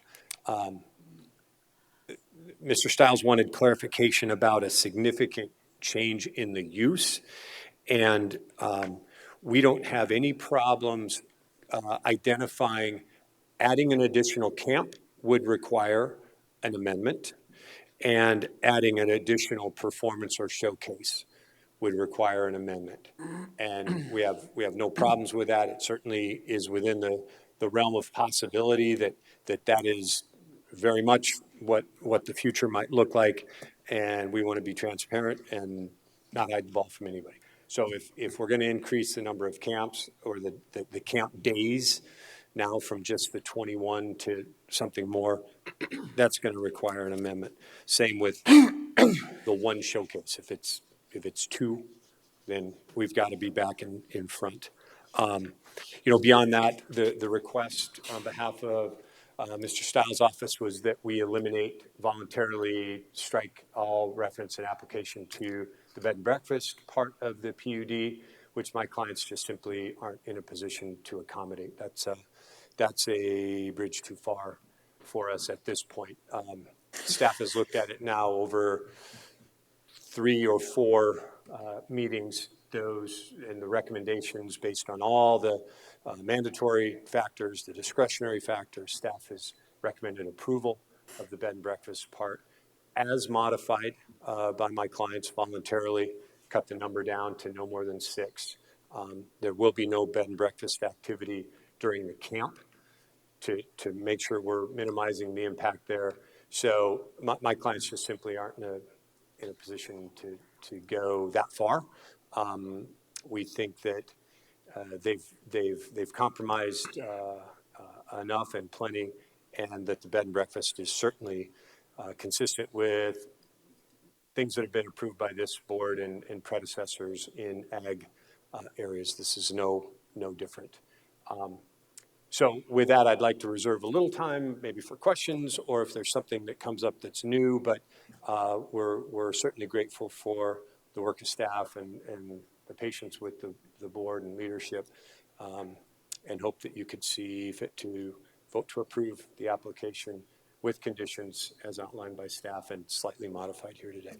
Mr. Chair, Commissioner Oskinen. one question on 5. It says, does not exceed 6 guests. At one time, I believe it was 18, and they could be in 3 groups, no more than 6. Now, would that 6 guests be one group of 6, or could it be 3 groups of 2? Because that's going to make a difference in traffic. Correct me if I'm wrong, it's one family, no more than 6. Okay, just wanted clarification on that. Thank you for that, I appreciate it. Thank you. Thank you all. Mr. Pekarsky, I would offer you the same opportunity. If you would like to speak relative to whatever conclusions that you were able to come to in the meantime, but offer you opportunity at the end also too. Sorry, guys. We did break down in our communications, which is why it was not sent on. Our request for the removal of the bed and breakfast, which I will let my clients address the reasons and the background for. However, there was one other request that did not get stated here in the notes that we had requested besides the removal of the bed and breakfast, and that was that there be a definition in paragraph 2. It refers to practice cabins, but they're not defined what a practice cabin means. Now, further on down below, it says that they will have to go to get a building permit for anything over 144 feet. What we thought is there should be some definition to a practice cabin, that it doesn't exceed 144 feet, it's not permanently anchored, and it's used for the music festival or the music practices. That there should be a definition, because we're using it in other conditions and then we're not saying what practice cabin means. So we didn't want there to be any confusion when we come back and maybe there's a different board in 10 years or something else. But to be clear, my clients haven't agreed to any of these conditions because we couldn't get to an overall agreement. Meaning we couldn't get to where my clients were comfortable, and I'll let them speak about why they're not comfortable with where we ended up. Mr. Chairman, if I have a question. Commissioner Lassiter. With the cabins, when you talked about defining it for practice and what that means and everything, do you have a problem with them utilizing it as storage as well? Because I know they've made that statement up here before us. I don't know if you've seen any of that or heard that, but he also mentioned about it whenever the camp's not going on, utilizing it for storage. To my knowledge, no. No, as long as it's limited to those the four in here. Now, understanding that my clients had other exceptions that overall they don't agree with, but I did want to make clear that we had tried to negotiate on those points. Mr. Chair. Yeah, Commissioner LaCroix. Just for clarification, I think that 144 is not feet, but square feet for the building. Anything over 144 square feet's got to have a permit. And I think it's kind of redundant because later on in the conditions, it says if it deceases that they be removed. Those buildings would be removed, is what. If the property is transferred. Transferred, yeah. If it's transferred to the CUP.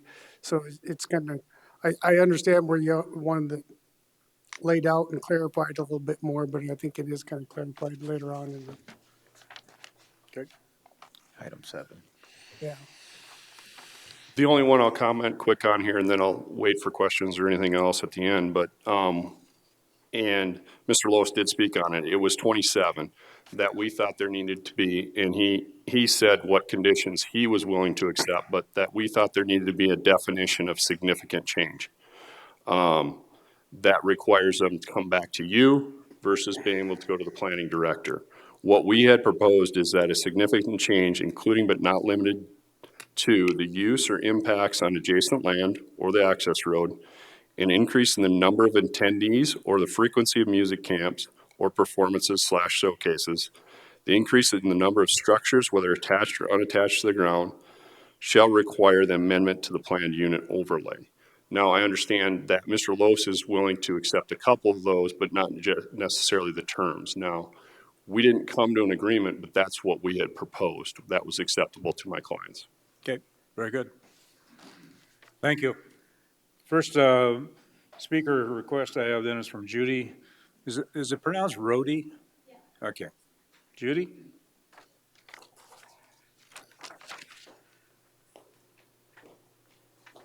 Good morning, or is it still morning? Mid-afternoon. It's mid-afternoon now. I'm not sure. Last time I was here, they talked about some of the commissioners and all the parties getting together and discuss this. And I gave Katie my card on the way out and asked to be included. But from what I understand, there never was a meeting planned to try and discuss this. In regards to the B&B and the limited number of people, even adding 4 cabins as it's proposed does not make this a home in the neighborhood. It makes it a motel or a compound. Their website states that they'll finish the cabins as they're given money, and the septic system is already equipped to handle that. I would request that you not allow any cabins as to satisfy the wants and desires of all the current landowners and not just the wants of one new party coming into the area and not leaving it as a residential area. The way it's written, there will be 2 music camps or festivals every year, not to exceed 30 people total. I don't have a problem with them having music events in their home, just not scattered around on the property in cabins or another way. The home is plenty big enough for that. In addition, there's no way to police that. And nobody from the county is going to want to go up there and count cars and take care of that, and we don't want to either. So it could get carried away in a quick hurry. If they're not going to be required to widen the road, then they sure have to maintain the pull-offs and make more to accommodate the increased number of vehicles. My husband went up there last week and had to pull over and wiggle up on there to try and let somebody get past him. As written, it also leaves the door open to have more than 6 to use the bed and breakfast in the future. It also opens the door to increased number of music camps per year. And that's exactly why we've all been here. We want that area to stay residential only as we all purchased it. Number 27 states that the planning director may allow additional development or construction. Once again, that's why we've all been here many times, to prevent that very thing from happening. There's been some talk of compromise, and compromise is good when it works for everybody. But in this case, the action would be to the benefit of one new party trying to change what the rest of us has known and grown to love. They are asking to change the entire feeling and personality of the neighborhood for their benefit. It is just very hard for me to believe that one party can come here and request such a change that would affect so many other parties negatively. Too many times, changes like these lead to more problems. Let's make some areas off limit to this kind of development. Let's give the landowners their rights to make sure that they don't have to live in a way they never expected after all these years. Stand up for them, make sure that doesn't happen. We bought our land to build far away from any type of commercial activity, and now it's trying to move into the very area we wanted to live in. Maybe the best route would be for the parties to sell their property in this very positive real estate market in which they can make a nice profit and find an area that's suitable for a music festival. We're all in favor of music schools. That's not a problem, just not in a residential area. Thank you for hearing me. Thank you. Any questions of Judy? Judy, I do have a couple. Sorry. Commissioner Roskinek? So everybody's having a hard time defining bed and breakfast. Now, I consider a bed and breakfast similar to a nightly rental. Mm-hmm. And so a bed and breakfast, I look at both sides, but I'm trying to wrap my hands around the bed and breakfast part. So a bed and breakfast is a family. And if this couple had 6 kids, that's a family. If they had 6 kids, 3 of them could be driving. They'd have every right to do that, used by right. And I'm assuming the bed and breakfast component, if they only allow one group, and it's a group of 6 at the most, they'd only be driving one vehicle. So you have to look at both sides, because you can't deprive them the right to have a family of 13 or 14. So if it's traffic, I want everybody to kind of look at it that way. And a few years ago, there was a really nice subdivision, and they had strict covenants. And one of the covenants says no commercial business. Well, this nightly rental got approved because the state of South Dakota doesn't recognize a vacational rental or a bed and breakfast as commercial, evidently. So they went back and they changed their covenants that say we don't want any nightly rentals, period. And anyhow, you guys don't have the covenants, but I'm still trying to wrap my hand or head around, is a bed and breakfast, is it commercial, or is it just a different form of residential? Well, and that, to me, if there's, say, 4 cabins allowed out there, and they're waiting for donations, they're gonna finish them. They're gonna put the bathrooms in them and the whole thing. What would prevent them from then renting out those 4 cabins as bed and breakfast or Airbnb? Who's gonna police that? How is that gonna be controlled? There is no control out there. And I guess I'd leave that to planning and zoning to answer that question. Mr. Chairman, Commissioner Lassiter? I have a question. Ma'am, I was writing a note, and so I missed, what was your first piece right before the cabins? You were talking about the cabins, but right before that, you had a concern. What was the concern right before the cabins? And if the chairman will allow me to ask a question, because I just want to make sure I address what I was thinking. About the meeting, I thought we were gonna have a meeting. Okay, I'll address that, and I'll address the cabins if the chairman will allow me to do those 2 things. I do know that a couple of us did meet with the property owners. I don't know what the overall notification, who all was going to be notified in that, but I do know that there were some meetings on with the property owners. I don't know who all was invited, but I know myself, and I believe Commissioner Drews was at one of those meetings. Is that correct? We were at the same one. That wasn't since our last meeting, no, that was from It 2 was- meetings. yeah. Yeah, from whenever initially I think we recommended it. So I do know there has been a meeting and had some conversations, and I know even from that meeting, I met with some of the landowners as well, and we had some conversations as well. Doug, I think, was one of them, whenever me and Commissioner Hadcock as well. But as far as the cabins go, and Cody, you can correct me if I'm wrong, but I'm pretty sure I'm not going to be wrong on this one, but there are times that I'm pretty sure I'm not wrong, and I've been wrong. But if I have a piece of property and I want to put cabins on my property for storage, they're under 144 square feet, how many can I put on my property? As long as I meet my setbacks and all that kind of stuff. There's Cody Sack, environmental planner. There is no limit. So I can put as many of those on my property that I want, as long as I don't connect them to a sewer or make them into living quarters. I can put as many storage cabins on my property as I want, and then potentially use them for what I want, as long as I don't use them as sleeping quarters and things of that nature. Correct. And I was going to come up here and state the 4 cabins, they're called cabins. They're glorified sheds. There's no utilities hooked to them. I think they're going to put like a window AC unit and a heating unit in it for the wintertime if they ever do a winter class. And currently they're only allowed the one. Under these conditions, they're only allowed the one in the summer. So I believe that they'll have air conditioning, but other than that, they have no utilities. They're actually a glorified shed. So if the commission wishes, we can take the word cabin out of there and put shed. It's a practice shed. We were just using the verbiage that the applicants used in there. And that's On their website, if you go on and read, they're waiting for donations to finish those cabins. But are you aware what they're using them for? And this is just from all the meetings, this is what I've taken away. I haven't had any specific meetings with them, but from what I understand, they're to be practice cabins, practice sheds. If I was going to set up a music practice shed, I would put walling in there, I'd put soundproofing in there so that you're not echoing and things of that nature, because if you're a high-end music student, you're going to do things to prevent, sound loss or echoing and things of that nature. So I can understand it, at least from what I know about music, that, yeah, if they want to fish them out, they're going to want to put some walls in there, maybe some soundproofing, matting or whatever, to make it easier for them to hear whatever it is that they're practicing on. And that's just a rudimentary explanation from my side of it.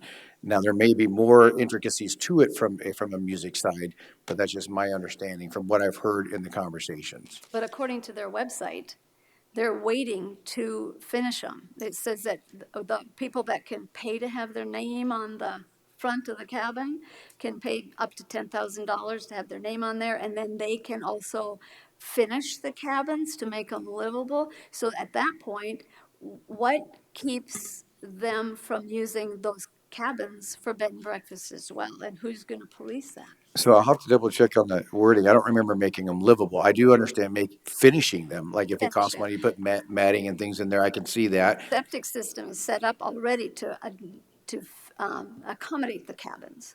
No, it's only to accommodate the house, if I understand correctly. Correct. It's sized for 30 people, or I think up to like 15 bedrooms, and I think they have 13 in their house. So they have the extra for when they were proposing the additional 50 to 100 people for the concerts. So they could put plumbing in 2 of the cabins. Not according to the way this reads with the conditions. I don't believe that. And for it to be policed, this will get reviewed every year. They go out and on a site visit, and if all of a sudden a cabin has a bed and a bedroom in it, I believe that the Board of Commissioners would pull the PUD very, very quickly. So they get told when they're going to come and get checked? There's a review every year for it, yes. Okay, so they'd know somebody was coming if it was finished and there was a bed in there, all they had to do is remove the bed. No, you can tell someone's living in there. Yeah. I mean, if there's a bed in there and plumbing, if they can remove indoor plumbing from a cabin in an amount of a day or a half day, I'd be pretty impressed with that. But if there is indoor plumbing, it could be used for other uses. I guess there's detached garages in the county that have bathrooms in it that have plumbing in it. It doesn't necessarily mean right away that someone's going to live in it. So, Chairman, I have a question. So there's 13 bedrooms. So they need state approval, right? So is it a bed and breakfast or a specialty resort or a hotel? Because state rules are... Under our definition, it's a bed and breakfast. How the state determines it is up to the state to determine and enforce their rules. It's not up to the county to enforce administrative rules and codified law. Okay, so we're calling it a bed and breakfast, but the state will call it either a specialty resort or a hotel. The state could call it a bed and breakfast. There's for instance, for an example, there's one up for review on the Planning Commission meeting next Monday of a guy who converted the upper part of his garage into a bed and breakfast that has, I believe, if I remember correctly, 3 bedrooms.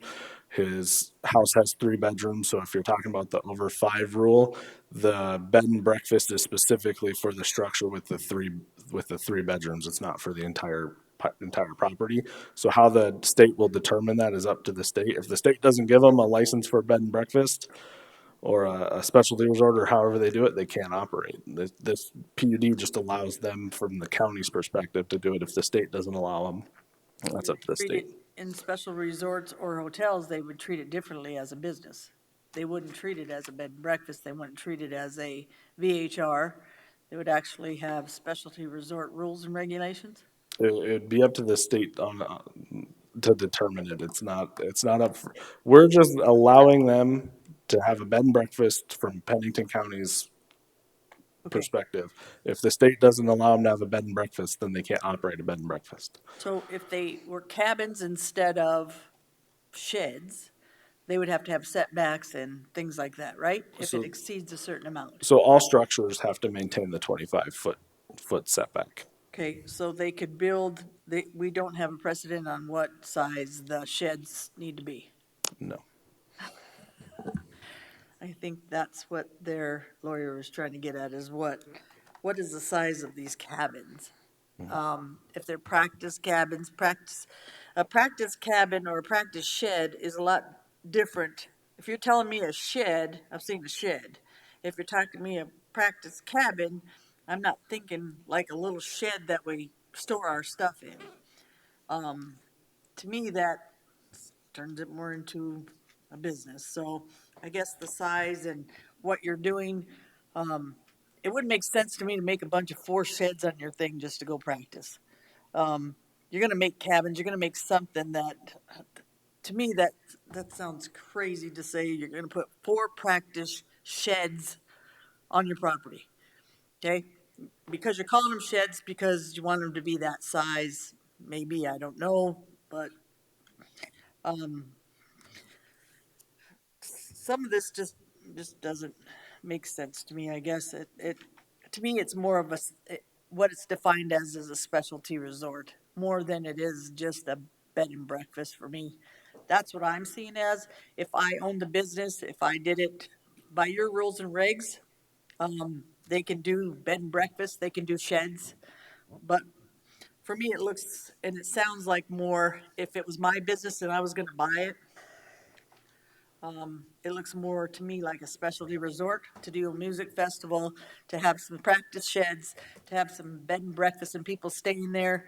I see them all the time, and they're called specialty resorts, even in Montana, where I just came back from. So the bed and breakfast I saw were more like the vacation home rental kind of stuff. So I guess for me, there is a difference.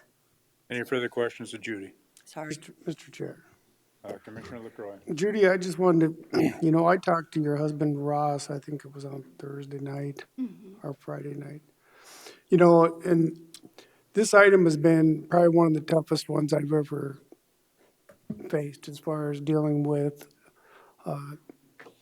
applicants and residents on both sides, very truthfully. And it's hard to communicate to either side what you're doing. I've chastised both sides for trying to ask me for my vote. I have. But, please communicate to Ross that I appreciate his conversation, because his conversation wasn't misleading, condemning. It was a good conversation. And it made me think over the weekend, and I think I made my decision after talking with him. I just wanted to let you know that I appreciate his conversation. And he will appreciate that as well.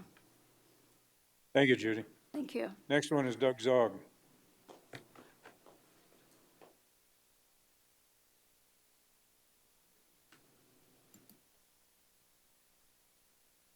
Hi, Doug. Good afternoon, Doug Zog. Everybody, I guess, knows me. I'm a resident on Klondike Road. We really don't trust them because they don't really care about their neighbors around them. When they brought their construction material in on a semi, thought they could get down the road, couldn't make it around the first turn, and drove into somebody's yard to turn around, and they never even apologized to them. To me, that's a trust issue, that they just don't care about anybody around them, for not even apologizing for driving a semi through somebody else's meadow, that they spend hours every week maintaining the grass to make it look good. And they didn't even call and apologize and say sorry, They got their building permit on November 16th, but I got a picture of an excavator moving dirt on September 26th. And I can guarantee he moved more than 10,000 square feet of material in that area until they got their building permit, because they'd already ran the road up to there and also leveled out the area where the house was. And I'm sure that's at least 10,000 square feet. I think that's what you're allowed to move for dirt before, you have your building permit. They did the pullouts on 3 neighbors' property, and never even asked. I mean, I know they did not have to ask for permission for improvements, I understand that. But the common person, a good person, would have went around and asked to make sure it was okay before they disturbed somebody else's property. And the problem I have with the county as far as trusting them to be able to keep track of this is because there's a current short-term rental that does not have a permit at the end of Klondike Road. It's 13278. And you guys have never been able to track down who that owner is, to find out, you know, to tell them that they need a permit, that what they're doing is currently not legal. And this has been going on for over a year. And Dwayne is who we've been talking to at the county. And he basically told us he was going to have to wait till they pay their property taxes so that he could have a check to find out who they were. So that's why I don't trust that the county's going to be able to keep track of this when there's 28 or 29 conditions. And the short-term rental is just a short-term rental, and that's it, without 28 or 29 conditions. Can I ask Travis a question? Sure. Sure. So did you find out if the PUD overlay can be under multiple entities? I haven't found that one out. I've been asking different questions, but maybe we could ask Megan at this moment in time. He's asking if the PUD overlay can cover or be owned, right? Be owned by multiple entities. Because the Wallfishes will own the property, and then the music camp will also be using the PUD overlay as well. So there's 2 different entities using the Megan PUD. Kruger with the state's attorney's office. So a PUD isn't something that you own. It's a use that you are granted on your property. So it's attached to the property. It's not attached to any particular owner. If the owner does happen to change in the property, so the owner of the actual parcel of land, then they would have to get new permission. But it's attached to the parcel of land and the owner of the property, it's not. We don't care how many different entities use that use.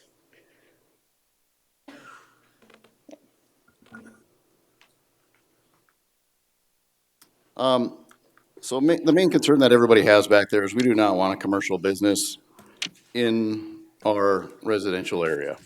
They're obviously a commercial business. They're going to be paying salaries. They have an on-site manager. They have staff. A nonprofit is also a business. When they applied for the water permit that they have to apply for the state, from what I read, that Eric Grunland, the chief engineer, stated that the request mentions rentals and occasional act as a bed and breakfast. Therefore, this is a commercial use of water and will be required a water right permit to be obtained. So that tells me this is a commercial business. And as far as them being able to license as a bed and breakfast, I'm not sure how they're going to be able to do that with the state. When you license for lodging, when you look under a hotel, it says, does your establishment have 11 or more rooms? You say yes, then you have to license as a hotel.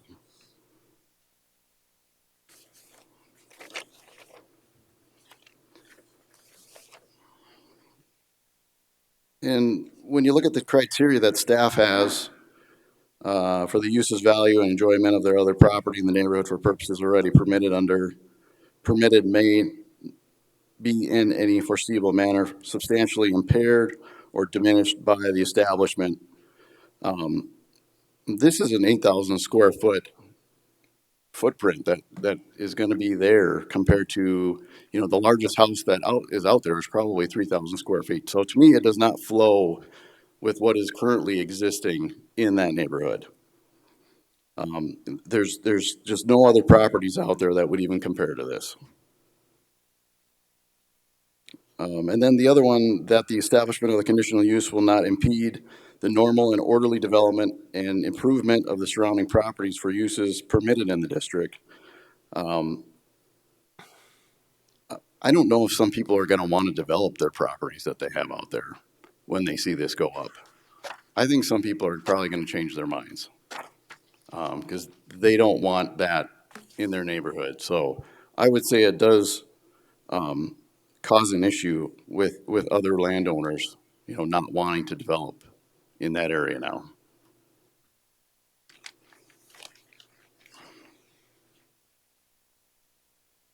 In like Jess Pekarsky was stating, we did try to compromise.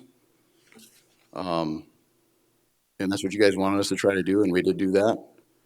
But they did not agree to our terms, so we did attempt to do that. But do you have any questions? Any questions of Doug? Thank you, Doug. Mr. Chairman. Go ahead. I was formulating it in my brain. I was waiting for it. Doug, I do have a question, and I've heard this a couple of times, and this is just being on the outside. I guess I probably should have asked this question a long time ago. And it comes to your first part about the semi damage. Now, just out of curiosity, did they drive the semi? Did they know the damage happened when it happened? And I say that, you know, you said that they drove the semi on your property or somebody's property, and it got damaged, and they didn't come down and say sorry or apologize or anything of that nature. I guess my question is, I remember hearing it at the first meeting that there was some damage, because I think we had pictures of the damage at the cattle guard down there for the Forest Service land and things of that nature. But my question is, did they know it? Or did they have to come down and see that? I mean, did the semi driver just not tell them? I mean, I would think that the semi driver has a lot of I can onus in that. guarantee the semi truck driver let them know. That guy was not very happy that day. He wasn't very happy because he had to go. I would not be very happy if I was driving a semi truck and went down a one-way road and had to turn around in somebody's yard. Because he had to go up and ask permission from that neighbor. Like, they had a choice not to give him permission. There was no way in the world. He was not leaving there without turning around in their yard. He was parked before you get to the ponds at Wathen's property in their yard, and there's no way. Right there where that I couldn't even is. turn a 10-foot trailer around right there with my pickup probably. It would be very tight. So he was not leaving without them allowing him to turn around in their meadow. And nobody ever apologized. And they were acting as their own contractors, so they had to know that that semi was coming that morning, and they knew that semi was going to be going down that road. And then I just want to make sure that and Doug, you don't have to sit here for this one, but I need to ask two questions to staff, if you don't mind, Mr. Chairman. Is it 10,000 square feet or 10,000 cubic feet of moving dirt? Cody Sack, environmental planner, it's 10,000 square feet. 10,000 square feet. Okay, I just want to make sure on that one. And then home business and water rights, whenever you're talking about that, I saw you kind of perk up. So can you walk us through that, Cody? Yeah, so actually that was hashed out before this was even heard in front of the planning commission meeting. I spoke with Eric Grunland after he spoke with his staff, and they're actually not requiring that water right. It was stated at the planning commission meeting because they don't require that commercial water right for any other nightly rental or bed and breakfast in the area, according to him. So it's not that commercial water rights not even required for this. So they're not considering it a home business in that aspect? They do not require it. From what he told me is that they do not require it for any other vacation home rental or any other nightly rentals in the state. So they weren't going to require it here either. Okay, thank you. So is that a 10,000 square foot area that they can disturb?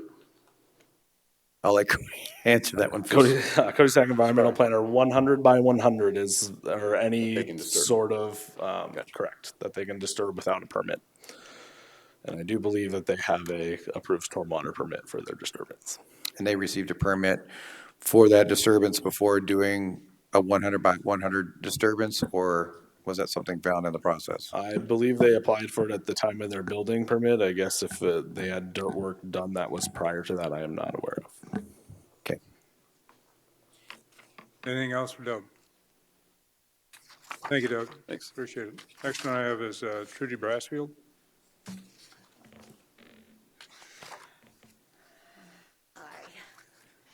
My name is Trudy Brassfield, and I am, my husband and I own land on Klondike Road since 1999.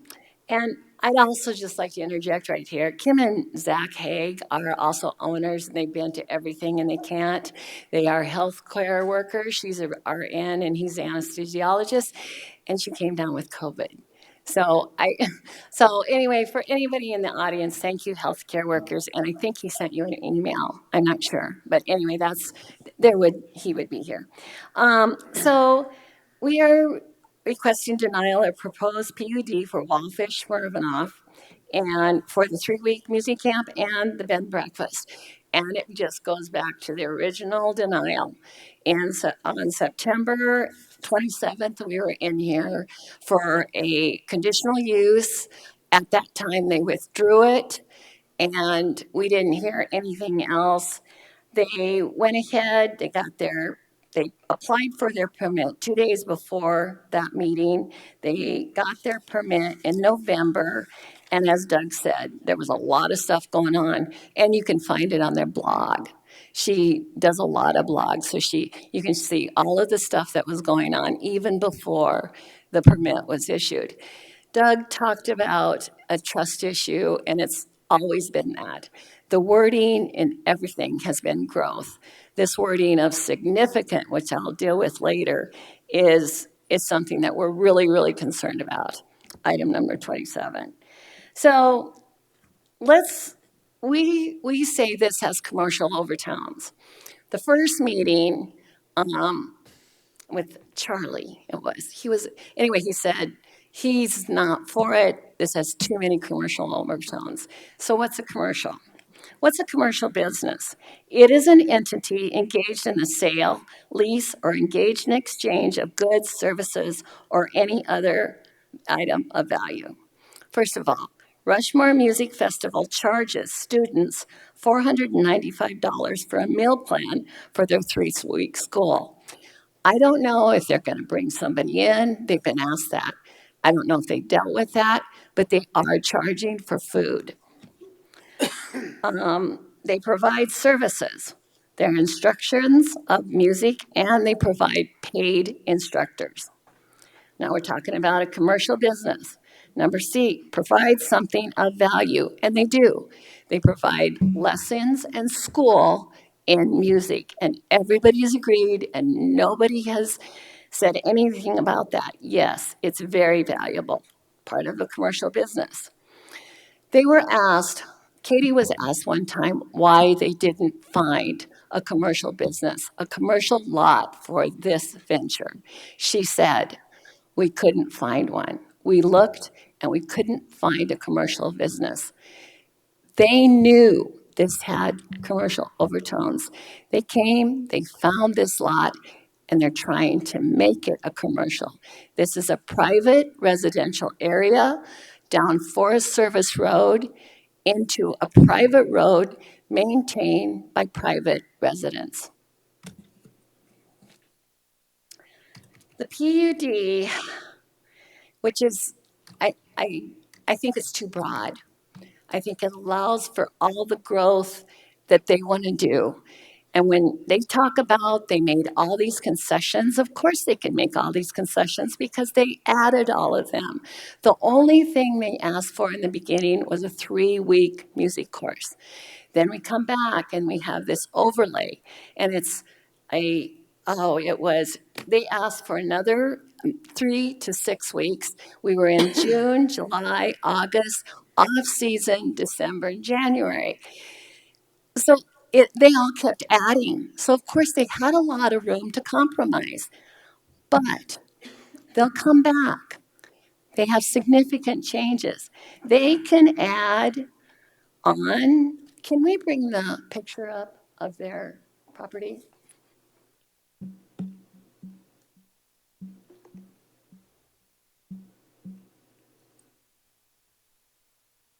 Which one are you? Yeah, I want that one on that right side.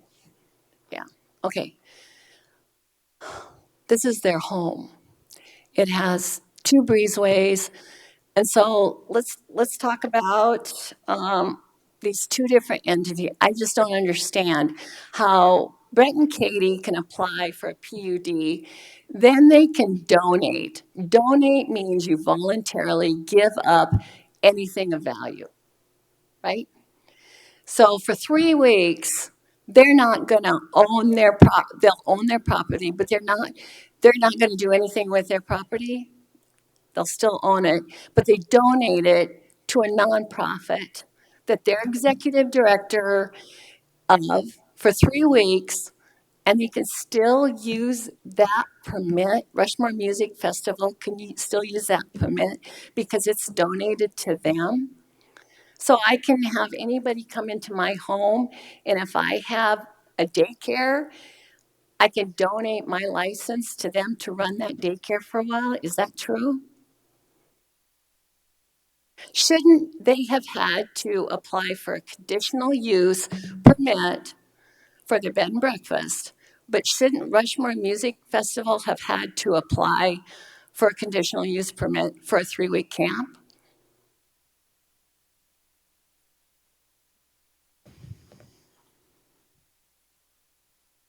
Cody Stack, environmental planner. Again, like Megan said, planning and development overlays and CUPs go with the property. They don't necessarily go with the entity. We have all the time where a landowner signs an application for the applicant, and the applicant's an agent. So I'm not really sure how to answer that question. If they're, I believe they're part of the Rushmore Music Festival. I mean, correct me if I'm wrong. So it's still the Rushmore Music Festival using the property. I really don't know how to answer that question, I feel like. So Chairman, can I ask something? Commissioner Edgar. What do other camps classified as? Are they PUDs like church camps and other camps? What do you guys put them under? Some of the older ones, sorry, Brittany Muller, Planning Director, some of the older ones are under CUPs, Okay. some of them under PUD zoning. They would now be under PUD overlays. Just one section out of our ordinance, just to understand, to get over this ownership situation. So a church camp would be able to do all the same things under a PUD as these guys have? The bed and Yes. breakfast, have all the, Yes, in an agriculture district, because this is an agriculture district. So on page 77 of our ordinance, it just says single ownership. The site of the PUD overlay district must be under single ownership and or unified control. So the property itself, and it does meet that requirement. And Mr. Chairman, if I may clarify, licenses, I'm a licensed medical personnel. I have licensed medical personnel. It's typically tied to an individual because it's tied to a skill set that they've been trained to do. So that's why you can't share a license with someone if you're licensed to be an MD or if you're licensed to be a nurse versus the property use. It's that PUD overlays for that. So kind of giving you an understanding how the license works versus how the PUD overlay works Okay, for the land. Okay, thank you. Thank you. Okay, so I was just confused on that. I thought that you donated it and all of a sudden it's Rushmore Musical Festival. I guess that's another thing that this is really walking a real tightrope with me. We've got a private entity and then every once in a while a nonprofit comes in here. And that's what's going to be hard to regulate. There's all kinds of revenue problems, and I know it comes to the state, but it gets very sticky with all of this. We're talking about a bed and breakfast. We'll just bring it up right now, the A-frames. Is there only 3 bedrooms in the main part? Is there only 3 bedrooms and then the rest of the bedrooms are in the A-frames? 13 bedrooms, but I don't know where they're all at. So if there's 5 in each one and there was only 3 in the main, so that'd be 13. I'd have to defer that to the applicant. I'm not 100% sure on the bedroom. 5 in the main house, and then we have 4 in each of the A-frames. I thought you had 5 in the, so there's, I'm sorry, 5 in the main house? 4 in each A-frame. Okay. I read that wrong. Okay, I thought there were. So you're just going to use the main building for your bed and breakfast? Yes. Okay. All right. Okay, let's. We're only going to rent the upstairs 3. So Trudy, Yeah. your comments need to be directed to the commission. Oh, I'm not sorry. the- Yep. Okay, there's only going to be, there's 5 in the main bedroom. All right, so then we go to the part about harmony. And nothing is harmony in this area. It doesn't go with anything. First one you're going to throw out because there's no covenants. But this looks like a campus. This looks like a school. I asked my 4-year-old granddaughter, I said, what do you think this is? Grandma, that's a school. I said, no, that's a house. And she says, no, that's not a house. A structure. No one has additional A-frames with breezeways to get to their other children's bedrooms. So to ask, to answer that, there wouldn't be anything like this mainly if it would be a family that had 13 children. You wouldn't put your children probably in an A-frame that's connected by a breezeway. Other ones that maybe you can just grasp your head around is no one runs a business, nobody in the area runs a business through on their property that requires the public to come to the house for services. No one charges or sells food in any one of our residences. No one donates their home for any other type of service. And no one has an on-site manager. And no one in this area on this private residential has a board of directors.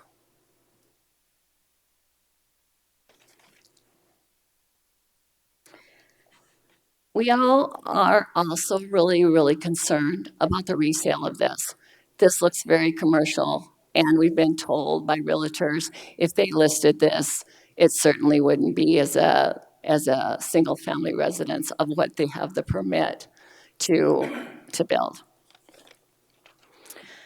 The trust issue comes back, and I brought this up before, and it is nowhere, and it came after the meeting when I brought it up, it disappeared from their site, was a $7,500 that you could donate and get your name put on it, and then you'd have a weekend getaway up to 24 people. And that was for company or a private. And so then I talked to Brett and Katie afterwards outside, and he said he forgot about that. He is the executive director of Rushmore Music Festival, and he forgot. And he said he put that on over a year ago. If he put that on there over a year ago, it was way before they even had a permit to do anything. And so that's what we're always saying is they're always doing things before they have the permission or a permit to do it. And I've talked to commissioners from 3 different counties, and they said they have a name for that. And it's build and beg. Build and beg for forgiveness. That is where we're so, with Mr. Stiles, we were just so adamant about all of the language. And I do have a problem with number 27 also. Number 27 may allow additional development or construction, which is consistent with existing development on this property. Meaning, we talked about the cabins. They could add more cabins. They can even add more A-frames because it doesn't differentiate from anything that's there.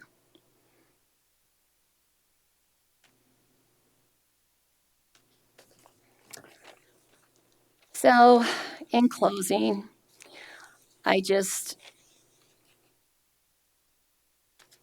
can't get over that this is happening in a private residential area on a service road, that then it's private, maintained private, and we all pay for the road. We don't have any other services. And Commissioner Laster, I think I want to address, you had asked last time about why we don't want the road improved. Everybody wants their road improved, and it's true. This road, though, helped us keep our privacy.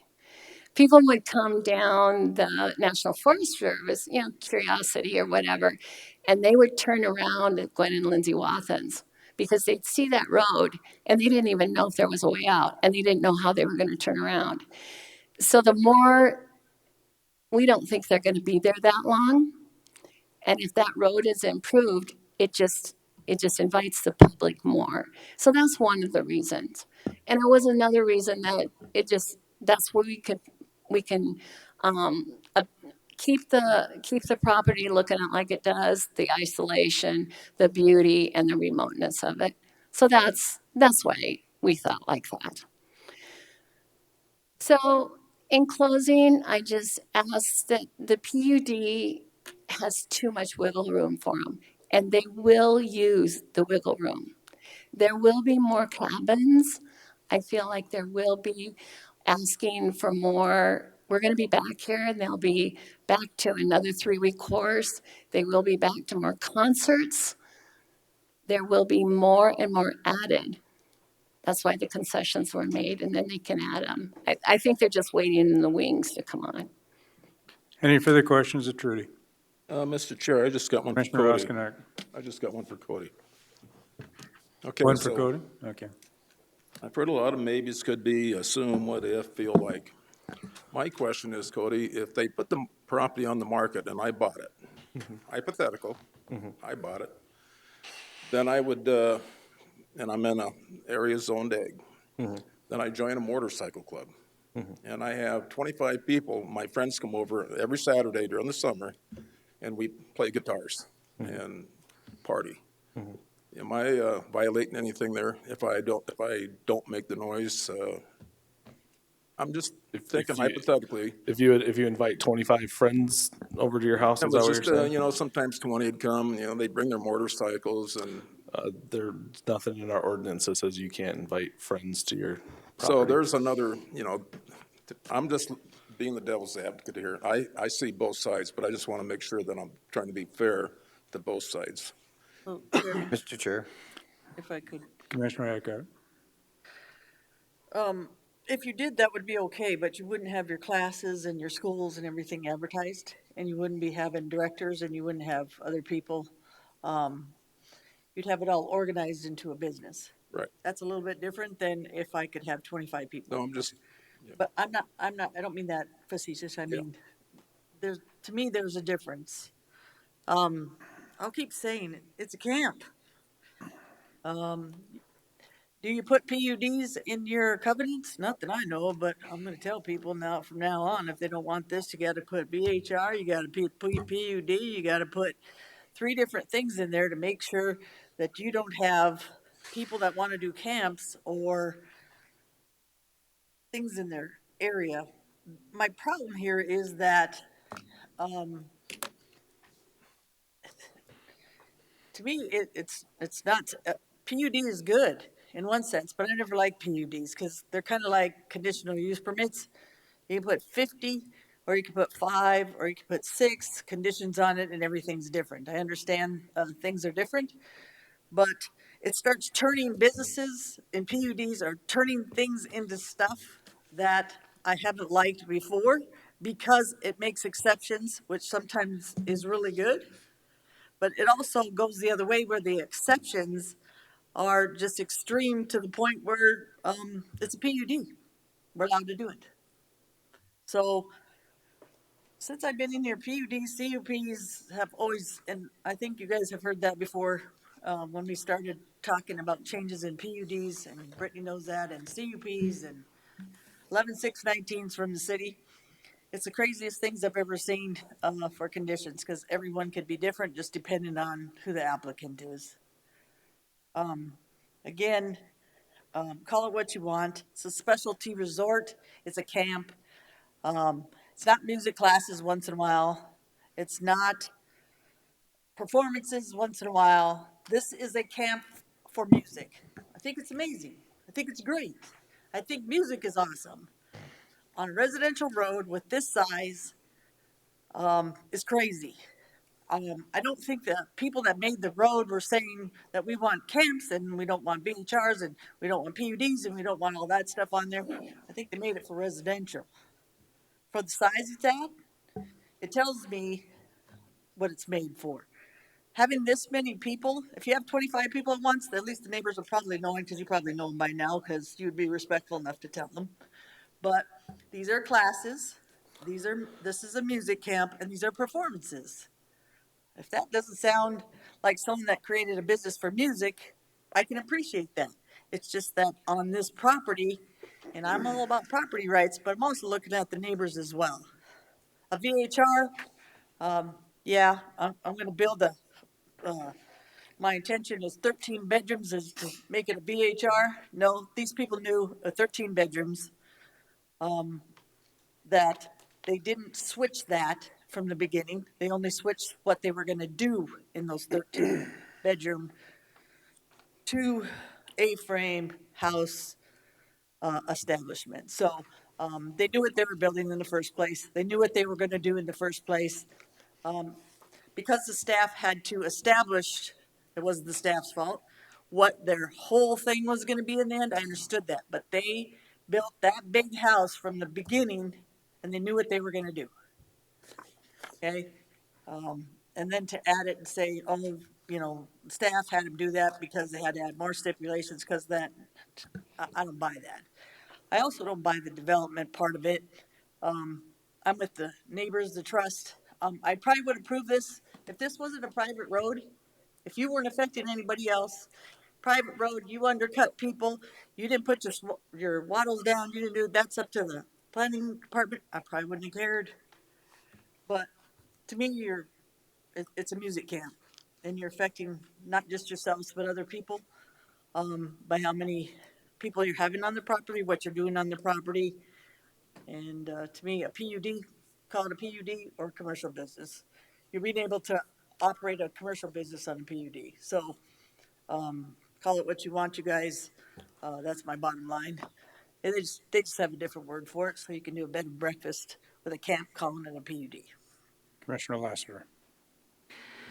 Cody, I have a couple of questions, and then I've got a clarifying one. So, can they expand? And I'm going to use a very technical term, willy-nilly, or does everything have to come through us if they're going to expand? So I know that's a concern. Can they just add cabins? Can they just add students? Can they add more time to the camp? Can they?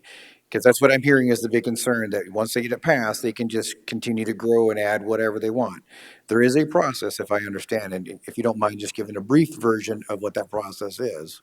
Correct. Cody Stack, environmental planner. So yeah, everybody keeps bringing up condition 27 or 26, 27, 27. That condition is in there for building permit purposes.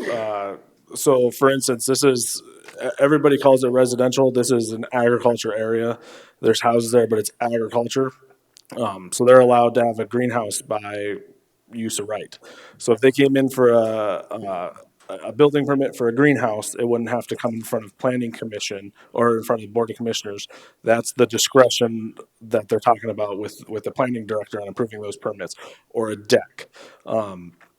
For expanding the actual camp, if they want more people, there's two categories. If you look in the planning and development ordinance, there's a minor amendment and a major amendment. Staff would look at that and see which criteria that request would fall under, whether it be a minor or major. Same with practice cabins. If they wanted to add more practice cabins, it would fall under a minor or major. It would just depend. That criteria is listed out in the board or in the ordinance. Gotcha. And then one other clarification, it's going to be a two-part, but how do you understand it? From what I'm hearing here, there's going to be one time that they're going to have a summer camp. The students are going to be there practicing during a 3-week period. Is that what I'm understanding? Correct. Are they going to have students there rehearsing, practicing all throughout the year, or is it only this 3 weeks? It's not like somebody in town who has a music lesson studio in their garage that we may not know about, because there's many of them in town. It's not like that where these students are coming up every day of the year doing that. It's only during this designated time frame. I just want to make sure that we're understanding that the students are coming up there for lessons during a very specific time frame. That's what we're allowing. Correct. Yes, for the purposes of the music festival, that would be correct. It's only the 3 weeks. It's I believe like the first or second weekend in July, and it gets done before the rally. If they wanted to do that second the second class in the wintertime, they would have to come back in front of the Board of Commissioners, because at that point, I'm guessing that would be considered a major amendment, which would go in front of Planning Commission and Board of Commissioners. And Mr. Chairman, one last question, if you don't mind. Are there other camps operating in Pennington County that we've restricted them to only to 3 weeks worth of their summer camp? There's not that I'm aware of, no. There is one off of Stone Ridge Road that a gentleman, his church puts on a youth camp for 3 days out of the year. So that'd be a similar example to this. Most specialty resorts and camps like this, if you look back on previous history, are done in agriculture zoning districts. Thank you. Okay, the last speaker form I have before we hear from the attorneys is A. Carly. I want to speak after him. I want to speak after this.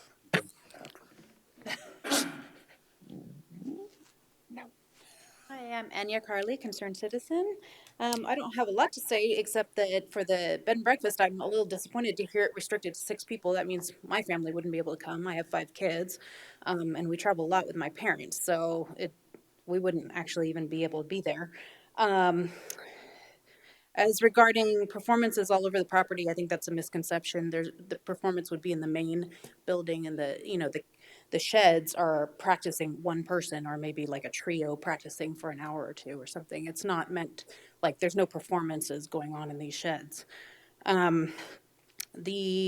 It comes back to, again, no covenants or HOAs. This is, just because the neighbors don't like them doesn't mean that they can block them from doing what's legal on their properties. So I just wanted to encourage you to think through that, when things aren't illegal, doesn't mean, like, make up rules just because somebody doesn't like the idea.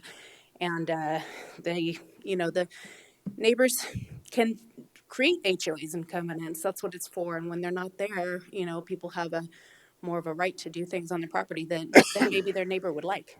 I might not like my neighbor painting their house pink, but if we haven't zoned against it and, like, created an HOA, like, they kind of get to do it, right? I mean, I don't see why they shouldn't. But anyway, that's it. Okay, any questions? Thank you. Return to Michael. Michael Luce. Mr. Chair, could I speak before? Oh, I'm sorry. Commissioner LaCroix had already asked me before that. Thank you, Mr. Chair. The reason why I asked to speak before the final comments and before Mr. Wallfish and speak is because I just kind of wanted to lay out where I'm at with this. At one point during the hearings, I was for with the reduced conditions and so forth. My mind has changed over it. I think some things have changed that make me come up with that decision. Several of them. Number one, I don't like the size of the road. If you're going to have a bed and breakfast and people coming in, and from the very beginning, I'd asked if that wasn't in there, are you willing to move forward with the festival? And it was a no. And quite frankly, I think that's a very critical point to me when you start having out-of-staters coming into an unimproved road in that area. So that was a big decision of mine. That's why, before your final comments, if you guys want to talk and remove the B&B, I would be for the Rushmore Festival as this sits right here without the B&B. But if you're going to go with the B&B and the festival, I'll be blunt, I'm not for it. Mr. Chair. Okay. Commissioner Oskinek. This has really been one of the toughest ones, and kind of where I'm at, and I'm going to just share that with Lloyd, is that after doing some really heavy soul searching, I see this matter of asking for forgiveness opposed to permission. I think there's a lot of things that could have been done in the very beginning where we would not be here today, and it just got out of hand. Not saying intentionally, but when I first saw this, it had the commercial overtone. I see a lot of modifications, but just want to be clear that where I'm at as well. Okay. Mr. Lewis. Thank you, Mr. Chair. Just one brief clarification on the use of the cabins. One of the first speakers had a concern about people staying over. And I just want to make sure that the board understands that that would be prohibited under condition 7. If it isn't expressed, it says the temporary sheds are used for lessons and practicing. And my clients in their summary indicated that under no circumstance would they have overnight guests at the practice cabins or sheds. That would be excluded, and they've agreed to that, that under no circumstances would that happen. Want to go ahead? Sure. Brett Walfish, property owner of Klondike Road, along with my wife Katie Smirnova. Commissioner LaCroix, just to hit on your most recent one of the road, we will still have the intention to improve that road. I think it was shortly after we met with you, we met with KLJ to discuss road improvements.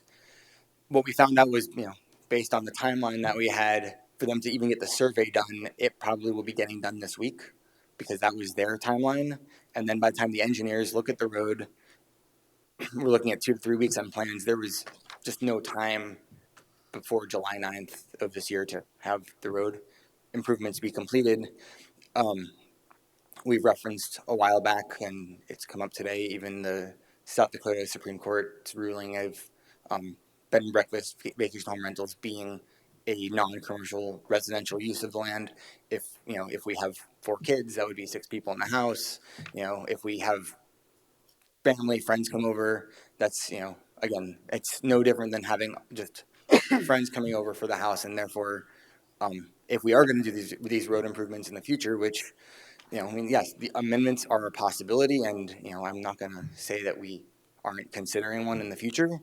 And we're going to need to be able to pay for that road somehow when that comes up. And this is the way to do it. It's the way to make sure that everybody in our community, and I know they like that it's a small road that is uninviting, but it's a road that needs to be improved. And if this is what we need to do to make our community safer, the bed and breakfast will make that possible, and it's a legal usage within the county zoning and ordinances of an agriculturally zoned land that has no covenants and no HOAs.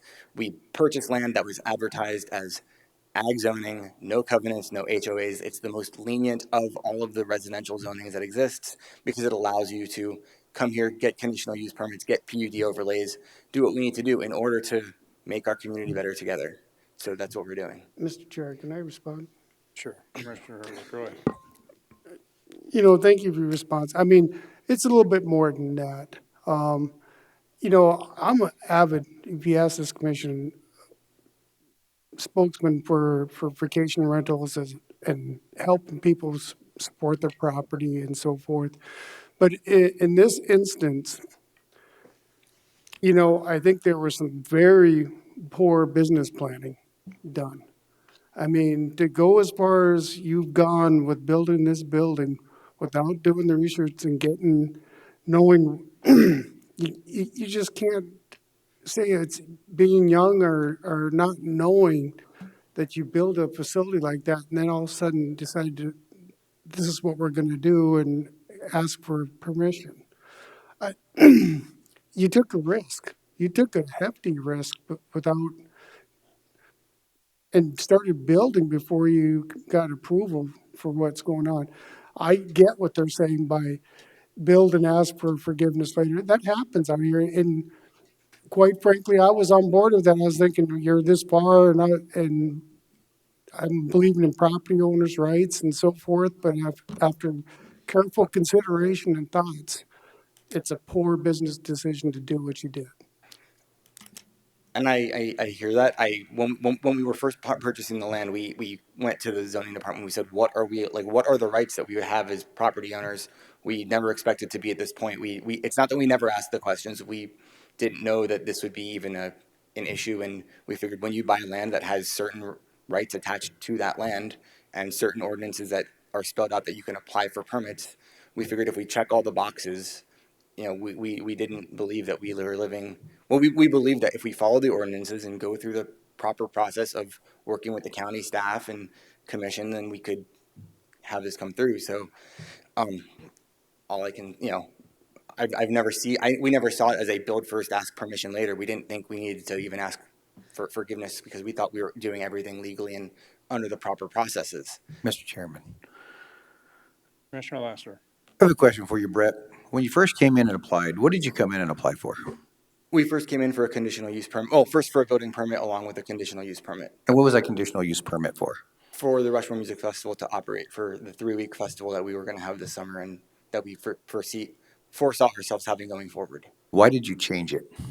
We were recommended right before the first planning commission meeting by staff upon their further review that we request to withdraw the permit because when they looked at both the camp and the accessory structures, they said that that's actually more uses and for us living there, which creates 3 uses, they said it has to be a planned unit development and not a conditional use. So we immediately requested to withdraw so that we could reapply. Immediately after that, the PUD process was all overhauled through the county, which is why it took us a while to get back in front of you because we had to wait for that process to be redefined. So the reason why your application changed is because you were recommended by staff to change it because of the amount of uses that were on there. It wasn't because you didn't make up your mind. It was because that there was issues that they said, well, if you're doing this, this, and this, this is the best thing for your property. Is that what I'm understanding? Yes, sir. Thank you. Chairman, Commissioner Adcock. so you had someone building your house, and that contractor didn't know anything about roads and buildings and building permits and asking permission later after the fact. The person who knew that you have building this house knew nothing about any of this development. Because what dumbfounds me from the beginning is that you've been doing all this stuff and all I ever hear about is the music festival. I never heard one person, a contractor, we had an engineer after the fact, but how'd you get up there, build a house, and then figure out that you shouldn't undercut a road, you shouldn't build a house that undercut a hill? I mean, what makes me the saddest about this is everybody was always excited about your music. Even I've told the commissioners, you've had city council people up here that have been in city council for a while. They know rules and regulations, but no one ever said, Brett and I forgot your wife's name, Katie, that there's rules and regulations. Because I was at a meeting where I heard a few of your people, including your wife, talk about property rights in this commission and how we're basically mistreating you and not understanding about property rights. Well, it made me a little upset because I was like, okay, I was trying to explain, and so was this commission, about the process with you guys. So then you go to other places and beat us up over something that, you know what? As you've seen today, we find a lot of solution for people. But you're not taking any of this personal responsibility on yourself. So you built the house with no contractor. You had all kinds of music people loving what you're doing, but none of them helped you until you went to the planning commission. You told them what you wanted to do after the fact of trying to build a house and going into an area on a private easement. Nobody in their infinite wisdom that loved music and loved you guys, because I'm pretty sure you guys are pretty amazing at music, just from what I've heard. But it dumbfounds me, keep dumbfounding me. That's why the whole thing's drove me crazy, that no one said, Brett and Katie, stop. Stop. Your music is amazing, but you have a process to go through to do this camp, to do this area, to do a camp, to build this house, to build this bed and breakfast. No one said stop. They just said, that's going to be amazing. No one said that there's a process. We were assured that the process that we would be here and that it wouldn't be a problem. The first time we learned that the road was an issue was at the first planning commission meeting when it was brought up by the neighbors, and the reason we did the cutouts was because we said, wow, that really is a problem. And then we saw that, some of our contractors were having to back up all the way down the road with trailers. We said, we need to solve that. But the contractor didn't look, or when you bought the property, it didn't say private easement on it. When you bought the property, the contractor didn't say, you're not going to be able to put a semi, you're not even going to be able to deliver that stuff up on that hill. The contractor didn't say, don't undercut that hill because what's going to happen to your house. My husband is a contractor, and I can guarantee you, someone wasn't communicating to you guys or something, because the whole thing doesn't make sense to me from the beginning to the end. We've learned a lot through this process, I and mean- we are looking into many things as we go forward. Is there anything wrong with the house or the plans or the site work? I mean, has that been flagged as a problem? To our knowledge, that's been done to the highest level of professional standards that exists in the area. Yeah, but nobody told them when they were building the house, or that these guys didn't tell them that they wanted to do a music camp, music festival, and that there's a process on a road that has a private easement, and there's undercutting being done, and there's a house that has no drainage going into the drainage areas. I don't think that's before the board, and I think Brett spoke to the bureaucratic process that they've Yes, underwent, but and I don't know why that I it's say a that, Mr. Luce, contractor's. sorry, Mr. Luce, but why I say that is I'm on the trust factor. I'm on the trust thing that if you didn't know this stuff and you're learning this stuff, that's different because we have it all the time. But you went ahead and did some of this beforehand and trusted that it would be just fine. Without, the neighbors were trying to tell you ahead of time. A lot of times, I remember Lloyd, I'm sorry, Lloyd, I'm going to use the example. He went to his neighbors when he was going to do a vacation home rental because he knew he was going to do something different than residents. Most of the people that I know, if they ask me, I say, you better go ask your neighbors if you're going to do that, or even anybody in the surrounding area. I know people don't like it. I understand the neighbors aren't always going to like it, but there's a part of respect.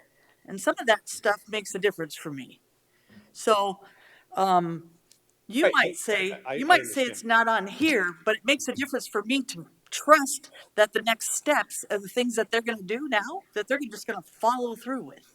That's my biggest issue with this too, is I'm going to trust now that these great music people are going to understand the other rules and regs, that you just can't do stuff because you can, because it's my property right. Because that's what I was hearing when I was sitting in a forum, that this is my right as my property. I should be able to do on my property what I want. So I actually heard it from Katie that was behind me with a bunch of people. Why won't they just let me do what I want to do? Well, that tells me that maybe when she gets on there and she does this and we have a plan, it's her property. She can do whatever she wants to do. I can assure you that she's, and Brett have very much agreed to each of the 27 conditions, take them very serious. And I just want to make sure that the record is clear. That there's nothing about the site work that's been done, the building permit that was pulled, the construction that's happening. There have been no issues or complaints. County's fine with that. I just don't want the board to make a decision based on speculation or hypotheticals or things that aren't happening on the ground. So the undercut was hypothetical? And the only reason why you knew about the 3 undercutting of the hills and you put stabilization, that isn't going to work, I'm going to tell you right now, that's not going to work on that. You have to have vegetation on there. Otherwise, all that netting and stuff, I'll tell you from experience, is not going to stay on there. So, yeah, I do know a little bit about building. And then your drainage off your driveway does not go down into the neighbor's area and waterways down there. No, that's not on the agenda today, but it makes the difference for respect. That's your house. That's other people's properties that you've undercut, and mud is going on the roads, or the thing could fail. Respect. And then you move on to a camp and some other stuff. It's special resort to me. That's my personal opinion. I don't want to, if it's a residential area, I wouldn't want a specialty resort and a camp right next to me either, until I had trust and respect for the people that I knew that they were going to do what they're supposed to do. So far, you heard about a semi, you heard about undercutting, you heard about drainage. All that stuff makes a huge difference if people like these neighbors, and I'll tell you, ask anybody who owns properties, including myself. I want that from my neighbors. I'm not going to get it from all of them, but most of them are going to know that I'm going to follow through. There hasn't been a lot of follow through. Sorry. May I speak? Commissioner Hadcock, this is Katie Smirnova. I'm the property owner.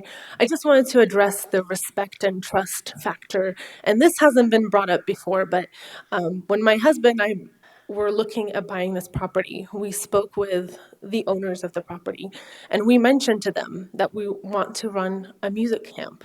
And they said, wow, that's wonderful. We had I think it was a mother-in-law or a grandmother-in-law who was a violinist, and fantastic. So they absolutely knew about that. When we purchased before we purchased the property, also, we did go to the county zoning. We asked about, what are the check boxes that we would have to, have for a short-term rental, and what would it take for us to have a short-term music camp? And so we got all of that information. We checked the HOA, we checked the zoning, and we said, do we align? And we were told that if we request a conditional use, that yes, and these things have had precedence. So we've done that kind of work before purchasing the land. After we purchased the land, one of the first things that we actually did was we created a packet, and we went to the neighbors and we delivered that packet, and it had all of the things that we were going to do with the festival. So we went to, Walt knew all about it. We met with him and his wife. This has never been brought up, but we've done this before we even started this process of applying for a permit. So we've been upfront. We've talked to Zog, he knew about this. We've talked to the neighbor now they're Airbnb or long-term rental. We met with them for lunch. They had us over with all their kids. We told them about this. They were really excited. Unfortunately, they moved. Brett tried to deliver the same packet to the Wathans, but they had two dogs that kind of chased him out, so he wasn't able to do that. But I just want to clarify that this was not ever sprung up on the neighbors. The reason why Judy and Trudy were not ever notified was frankly because they don't own a house there. We've never seen them. So everyone else who's our neighbor has known about what we wanted to do. They've called it different things. They've called it a compound. They've called it a camp. But we've been upfront from the very beginning. And one other thing about the semi, we specifically actually told the semi drivers not to go down the road. They didn't listen to us. They arrived early. They knocked over one of the cattle grates. We were told that we have till May to fix it, and we did. We've corrected that. Unfortunately, we've had some very hostile relations with our neighbors through this process. So, we haven't gone on to their land to publicly apologize, but we've notified the construction company who was delivering it. We felt terrible about what happened. So Katie, Absolutely. let me ask you something. So none of the neighbors, when you went to present any of this, all of them just said, no, you're not doing this. This is residential. So the minute you talked to them, they felt that at that point, no matter what you were going to do, it wasn't going to happen. We've never actually, no one has said, oh, you shouldn't do this here. Not a single neighbor before we even pulled a permit. So we've done this homework. I just want to be really upfront because Brett and I are incredibly honest people. We actually asked all the neighbors, and like I said, we've had meals with one of them, and we've been nothing but upfront. So I'm sorry this comes off as, we're trying to spring this whole thing, but we even notified, the people who sold us the property, they knew before they sold the property what we were going to do with it. We've never been covert in any way about what we were going to do. That's why we've just been generating excitement, because for us, what's exciting is we can use our house to host kids for free. That's what's exciting for us. Right. I appreciate that. Yeah, no, I'll just say, I believe that because when I sent the letters to my residents, nobody said anything. It wasn't until the hearing that people come. And I remember that too, Lloyd. Which is why we had no idea we would even have these issues. We would talk to all the neighbors every time they would drive by. We thought, clearly we're very naive, but we thought we had wonderful relationships with our neighbors. Mr. Good. Mr. Chair, I'd like to make a statement, just as I'm hearing some of this, and I understand the trust aspect of it. I think they've negotiated down from what they originally were told and advised to do. I know the neighbors don't like it still, regardless. But there's a lot of things that they started the process and started pulling the permits ahead of time. There's a lot of individuals that do what was the term that they used? Do it and then pay later or beg for forgiveness. You know, there's been a lot of incidences that happening in the county. And I don't remember us once, maybe I'm wrong, I don't remember us once saying, okay, pay your fine and shut down your business. I think we've made them pay their fine. We've never made anybody tear down a structure that I'm aware of. But we've trusted that from moving forward that those individuals are going to do what's right. And there are people that went against the ordinances that we have. They pulled the permits and they started doing everything in the process that they were advised to do. So for me, trust, I get it. Things have changed. I'm not going to say one way or not whether I trust you. You're going to do everything that you're telling us, and it's going to be up and up. I mean, that's for each and every person. But if we're going to say that our concern is trust, which the ordinance I don't think has that in there, we're supposed to monitor it. That's the reason why we have the condition in here that specifically says, condition number 28, that we're going to review it on August 8th, 2022. And then, of course, on complaint basis, we have to, like we do anybody else who has already built it and beg forgiveness later, we have to give some trust in there because we do that to other people in the county already. These people actually came before us and asked, hey, this is what we'd like to do. And they were advised what to do. And they've scaled it down based off of what they were advised what to do because they did hear what the neighbors were saying. The neighbors said, we don't really want all that. They said, okay, we're willing to scale it down. Okay, Michael. Nothing further, sir. Okay. I think maybe Cody does. Cody Stack, environmental planner. I just wanted to state the undercutting of the road by the road, that's all part of the stormwater permit. So in order for them to get signed off on their stormwater permit that it's complete and they have to revegetate it, they have to slope it properly. So that'll all be handled through that stormwater permit. Well, I said that as their lawyer said that he thought it was good with the netting on it and didn't need to be vegetated because it looked like it was good enough already. So I'm glad you clarified that. Yeah, for temporary stabilization purposes, it's fine, and that's what I told them to do when they came in and talked to me about it. I told them that they needed to get something temporary on it until we figured out, because at that time, there was still the issue of if the road needed to be widened to 20 feet, because if the road needed to be widened to 20 feet, those cutouts were coming out anyways, and we were going to start from square one again. Right. So that'll all be handled during the stormwater. Thank you, Cody. Mr. Chair. Commissioner Ross. Cody, I got a question. Hypothetically, if we approved this today, but eliminated the bed and breakfast component, we went forward with the music festival as outlined in here, and then down the road, that trust was gained between both parties, there is a possibility that we could do the bed and breakfast. That's my question. I'd have to defer to Megan, because with the PUD, there's two requests. Sorry to interrupt. There's two requests that are a PUD is basically a multiple use conditional use permit. So if you take away one, I don't know if you're going to approve it. Megan. Okay, I'm just trying to. Yeah. So just give me 1 second to think. Megan Kruger with the State's Attorney's Office. So our PUD has certain requirements where, do you have it open? I don't have the PUD. Sorry. I'm just trying to remember off of the top of my head. So PUD, you have to have one if you have more than 3 uses. There's nothing in it that says that you can't have a PUD if you only have 1 or 2 uses. I mean, typically we try to restrict it to those that have 2 or more uses. Technically, they would have a residential home and they would have the music festival, but for the most part, that would be considered a CUP. As far as adding the additional bed and breakfast, I mean, they can always come back for an amendment later on. Thank you, Cody. If you guys don't mind, let me just read this really quick. So, Chairman, the question, I guess, for me is, do they still want to move forward if we eliminate the bed and breakfast?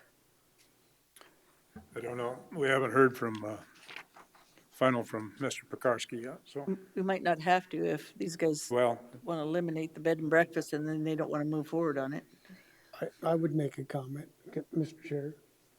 I think, regardless of what this says, I think what Ron just said, that trust issue, And I stated earlier, I would support the music festival without the bed and breakfast. That would give us a chance to see if things are followed through on and give us a chance to, and then we could, if we still had the PUD, we could amend it.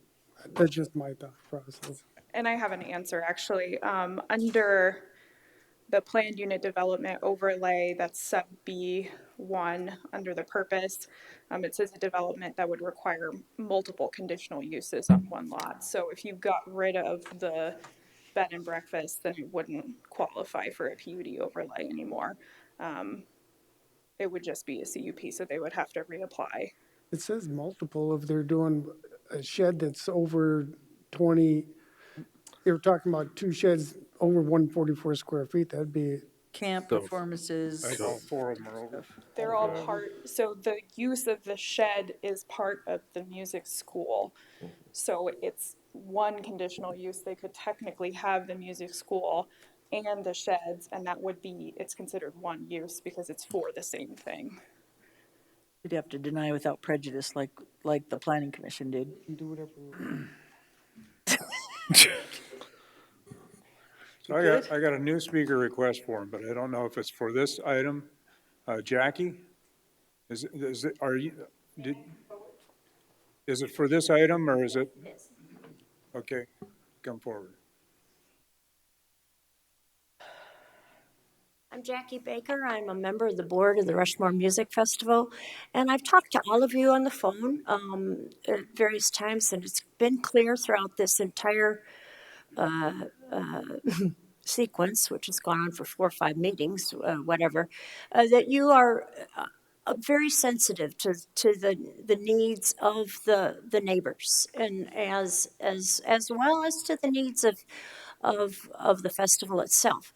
What I'd like for you to think about, and we've talked about this very, very briefly, and I'm not going to stand here very long because it's gone on forever, but what I'd like for you to think about also is the bigger picture. There are probably in the United States maybe 2 handfuls of music camps that are like this. Many of them are handfuls, are festivals where the students, the musicians come and pay for the festival. So there are not very many in the United States where you come and it's free. And by the way, for the person that said it was a $495, yeah, we have to feed the children while they're here. So, that actually is not paying for the festival, that's feeding them. But what I want you to think about as far as the big picture is, this is really, really wonderful for the Rapid City, the Black Hills area, for South Dakota, for the whole region. So that so that you need to also consider, and I know that you do because I enjoy chatting with you, okay? But you need to also think about what it is going to do for the Rapid City area, for the music world in total. So it's not, I understand there are many, many details and they are very, very important, but it's also important to maintain and to improve and enrich the music world. So I don't think there's any one of us up here that have doubted that. I know that. I just wanted to put it in our heads. Yeah, That's it's not relative. It's not the question of the importance or the value of the music festival. It's all what else goes along with it. But it's also part of the big picture. Thank you. Thank you. I'm just come up and speak from, it looks like all of the attorneys have gone outside. So I was just gonna say, maybe we should take a 5-minute break and let you guys make it to have a discussion. Move to take a 5-minute break. Second. All those in favor indicate by saying aye. Aye. Opposed? Motion carried. We're back in session. Jess Pekarsky.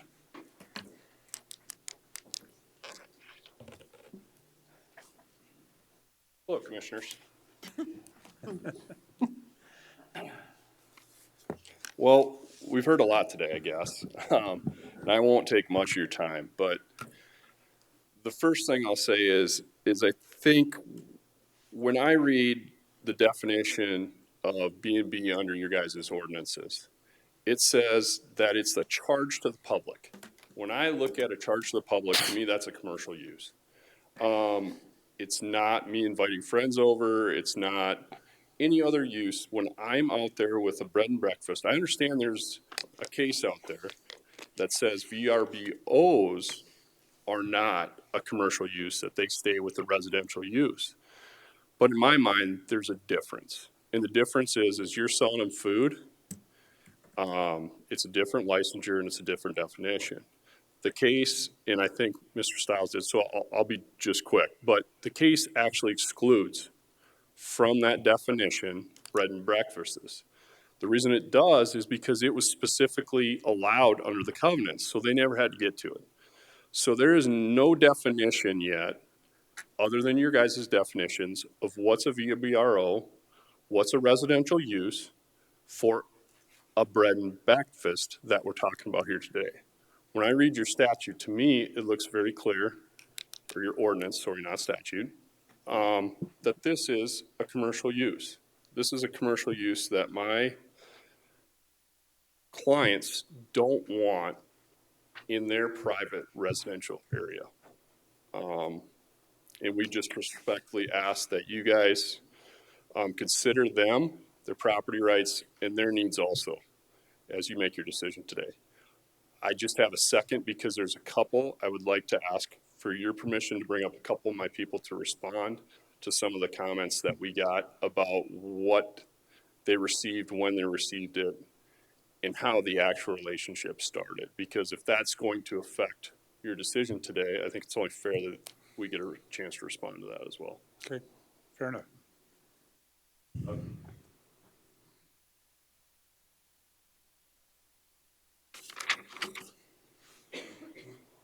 Doug Zog, I never received a packet from them. So the packet they're talking about, I've never seen one.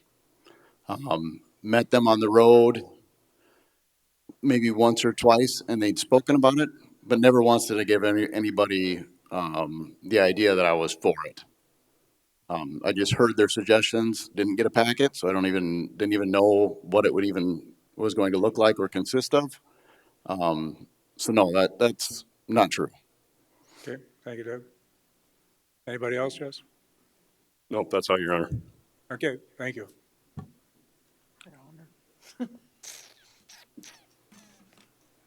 Back to the commission.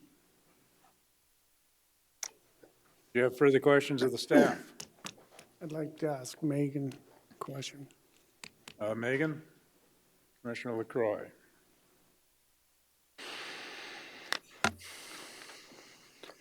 You know, Megan, I laid it out online earlier today about not approving the B&B.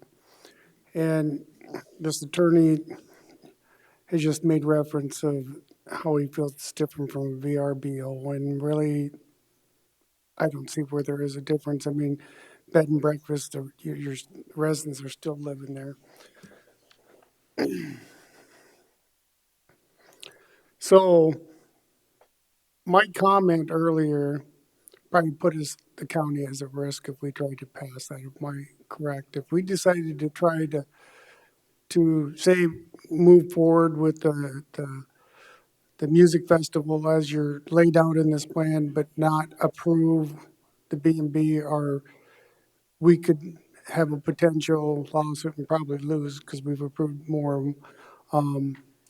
Just saying, or is there other options? So I think that the way that our ordinance is written would preclude, if the bed and breakfast was removed from the PUD, that would be likely an illegal PUD. So if anybody appealed that decision, then we would likely lose.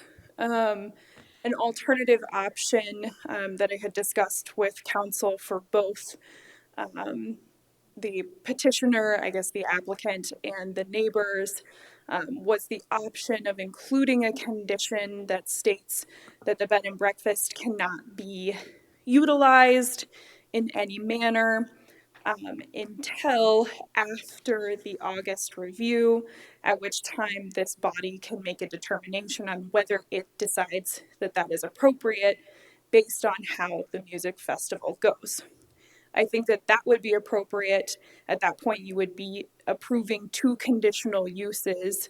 However, one would not be able to start until after that first review. And then at that time, the board could decide if they wanted to add any or take away or completely remove the PUD entirely. Because at those reviews, you have to have a hearing and you can make a decision on whether that PUD is going to continue or not. You see them quite frequently in front of the Planning Commission. It's typically under conditional use permits. They're usually fairly non-controversial, but I would assume at this hearing where everything would be heard again, the board would hear all of the testimony and make a decision on the conditions the same as they do every time. And then in terms of any changes in the future, that would require amendments that are different from the conditions, allowing more people, allowing more cabins, allowing more stuff, if that makes any sense. So anything in addition to would require an amendment, and taking away could be done if there were conditions such as we want you to build the road, which I believe that that condition is already in there, Cody. Co-Sacramento planner. So the current way it's read is that they're allowed 6 people in the bed and breakfast, and the one music festival, if they expand any more beyond that, it has to be built to 18 feet wide. So for clarification, Megan, basically the trial period would be just for the music festival that's coming up. The B&B, and then we'd review it at that time. That would give not only the commission, but the residents time to see how that works out. I could support that, but what I foresee happening is the house probably isn't complete now, and I think there's still gonna be problems between now and then. But it's given a fair chance to. And there is still enforcement. I know that there's been a lot of discussion about enforcement. There still is enforcement. The county enforces it. And in terms of who enforces it, it's actually me and Dwayne. So if there are things that they are doing that they are not supposed to do, that is in conflict with these conditions, in conflict with our ordinances or state statute, certainly that's something that if we are made aware of it, we address it. So The only other comment I would have by doing it like this being said, if they use the music festival during the busier times, during the summer, that's the busiest times for Airbnbs, and they slow down in October, September. They drop off. So I think the 6 would probably, I'd be lucky if they see anybody in December, January, February. So I think I could support that. So Chairman, Commissioner Adcock. for me, it's kind of the opposite. The bed and breakfast seemed a little bit more appropriate than the music festival to eliminate because it's camp. To me, it becomes a specialty resort that way instead of a bed and breakfast or a specialty resort. Based on stipulations is what I heard people want to hear. So on the stipulations for practice cabins, fees for daily practices and stuff, number one, I think it's a specialty resort. That's why for the practice cabins, I don't know what size they are. I believe that those practice cabins will probably end up being buildings for people to use more than just practice.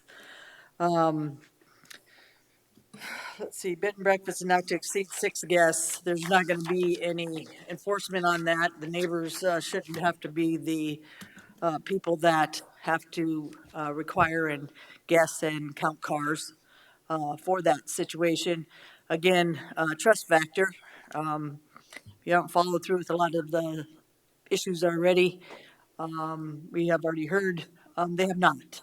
They are great music people, but when it comes to development and following rules and regulations that have to do with that, to me, there's a trust factor. So number 6, the time to transfer of property, PUD. Been in politics, how many years? I don't know, long time, 14, 15 years. Seen that go over, and it becomes whoever's next. So Ron will come in next, and he'll say, well, it's been working now. This doesn't need to go away. This is a great idea. They're selling it. They have to get rid of their cabins and their things. I don't think so. Unless somebody just decides they don't need any of it. No, I think they're going to use anything and everything I would on that property, which they probably should if they bought it. Because, again, property rights. Bed and breakfast meets section 323. Again, meets our section, but I keep saying PUDs are not my favorite. In a sense, I never have been. They've been part of something that we can do things in some cases that really make sense, and others that we put businesses and things in people's residential areas. Did it at city council. We'll do it here. I don't think commercial businesses should be right next to them if it's a residential area. The main issue for me is the road. It was meant not for multiple use on that road. It shows by the width of that road, coming into a Forest Service access. All that doesn't make sense to me for a specialty resort. That the applicant maintains permits for other governing bodies, that's up to them. That would be on them. That approved building permit be obtained for any structures exceeding 144 feet. Again, is that going to be the cabin that's going to be less, more than, and those are going to be practice sheds. Let's see how big those practice sheds are. Increase in number of people staying at the bed and breakfast and increase in number of music camp per year will require Klondike Road to be improved to a minimum 18 feet. Who's going to prove that? Who's going to count cars and who's going to show people? So for me, the impact of the surrounding area, the impact on the road, what has been done before. For me, I cannot approve this. I would do a conditional use permit. I would put a time limit on it, on the bed and breakfast, and then I would end up seeing if that trust and that they follow those rules on that bed and breakfast, then move it forward into a music camp bed and breakfast, because by then they could prove to the neighbors, I've done everything I told you I was going to do and even more. And for me, then as a neighbor, I'd be like, okay, can't really say anything. These guys were amazing. They did what they were supposed to do on their bed and breakfast. They took care of the road. They took care of what was going to happen in the area. I would have started smaller and not and just did a smaller bed and breakfast in my house. Then I would have added the cabin saying, you guys, this isn't going to increase. Look what I've done before. Then I would have added the next step, put a PUD on it. To me, you're just, boom, putting a commercial camp bed and breakfast in an area that, again, I don't think supports it. So for me, that reasoning, I cannot support this today. Further discussion? So, Mr. Chair, so if I get this right, if we do the Megan suggestion, review in August, and we allow the bed and breakfast component today, and we review it in August, we have the discretion to totally wipe that out. We have the discretion to limit the guests. We have the discretion to limit the days of operation. So we have a lot of latitude, don't we, Mason, or Megan? Just so that I'm clear. Is it all built already, though? That would be my question. Do you have the bed and breakfast built for you to trial it? The part that they're talking about, yes, because that's in the house. So just the house part is what you're talking without them building the other two parts? Right. Thank you, sir. Do you still have a question for me? Ron?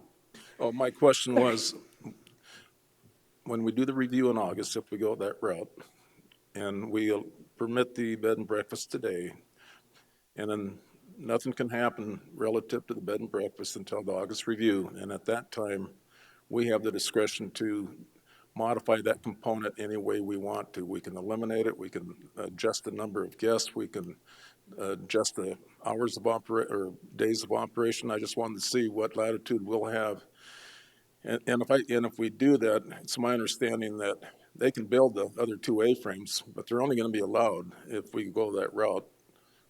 I would say just to make it completely clear to everyone, I believe that you could restrict any additional, so adding more, I think would have to go through the amendment, but just to be 100% sure, what I would do is add a condition saying that the board may, at the August 7th and 22nd,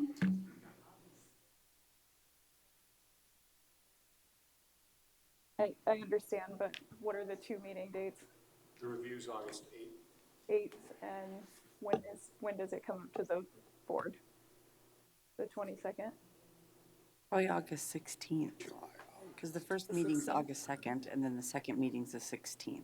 Because it would be at those two meetings that the planning commission could make recommendations to the board of additional conditions to include further restrictions at the review. Does that make sense? So you would basically add a condition saying that you guys can add more restrictive conditions at the review hearing. Okay, so what I'm hearing Commissioner Roskinek say is that if we authorized what's presented today, but not allow the bed and breakfast to be utilized until after that first review. Correct. So does that have to be a separate condition, or is that? Yeah, so I would add two conditions. That first condition saying that the bed and breakfast cannot be used until after the review. And then a second condition saying that at the review hearing, the board may add additional conditions restricting further the conditions herein. I hope you got that down. No, but, so it'd be 30 conditions instead of 28 then, right? Yes. Because right now it's 28, so. So Chairman, just one question.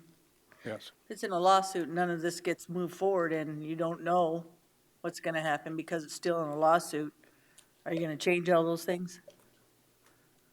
Probably. Well, we would review 'Cause it in August.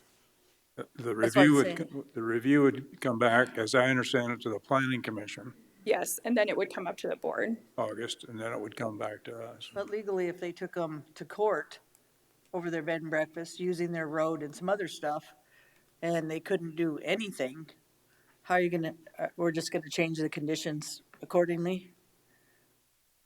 Because I see a lawsuit here. If you would like to discuss potential litigation, we should probably go into executive session. I'm just saying for the stipulations that we're moving forward on. In general, what if none of that happens, then what happens? Then we just talk about that later? Yeah, it depends. Okay, thank yeah, you. that's my answer. Okay. I appreciate that. Further discussion? Mr. Chairman, Commissioner Lassiter. I know we just talked about those potential additional conditions. I wouldn't mind, I don't know if the board is opposed or not to this, but I think it would be wise, and unless we've already got them written down, the conditions that the lawyers told us that they were willing to already, that they had already agreed on, like, I wrote some of it down, I couldn't write all of it down, but like, I remember condition number 4, they came up and said limit it to 50 individuals. There were some conditions that they said that they had agreed on some of the restrictions on. I would like for those to be at least read again if we don't have them written down. Don't have them written down. That way, if there's a motion, that those can be considered in the way that they're done, at least the ones that were agreed upon. I understand that there may not be, they may not all be agreed upon, but the ones that there were agreements on, I would like at least those to be out there, because that way we can at least get that added to the record if that's what we so desire. I don't have them because there's been no motion, so I don't even know what's put down. What to even go with. The board members. Right. Are there conditions, I just asked the attorneys, are there conditions that are agreeable to be changed that you have language for at this point in time? Mr. Pekarsky can correct me if I'm wrong, Mike Lose for the applicants on condition 4. My clients agreed to attendance limited to 50 individuals for the Rushmore Music Festival Board of Directors. My clients agreed to that part of their proposed 15 that said the existing turnouts and work be stabilized to prevent erosion, soil movement, and damage to the surrounding property. We had the road.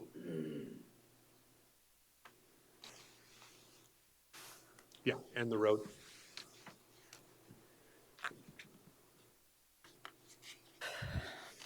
We agreed, I think we agreed to 27 in terms of the review being that any increase in the number of attendees or frequency of music camps or performance showcases or the increase in the number of structures shall require an amendment to the PUD.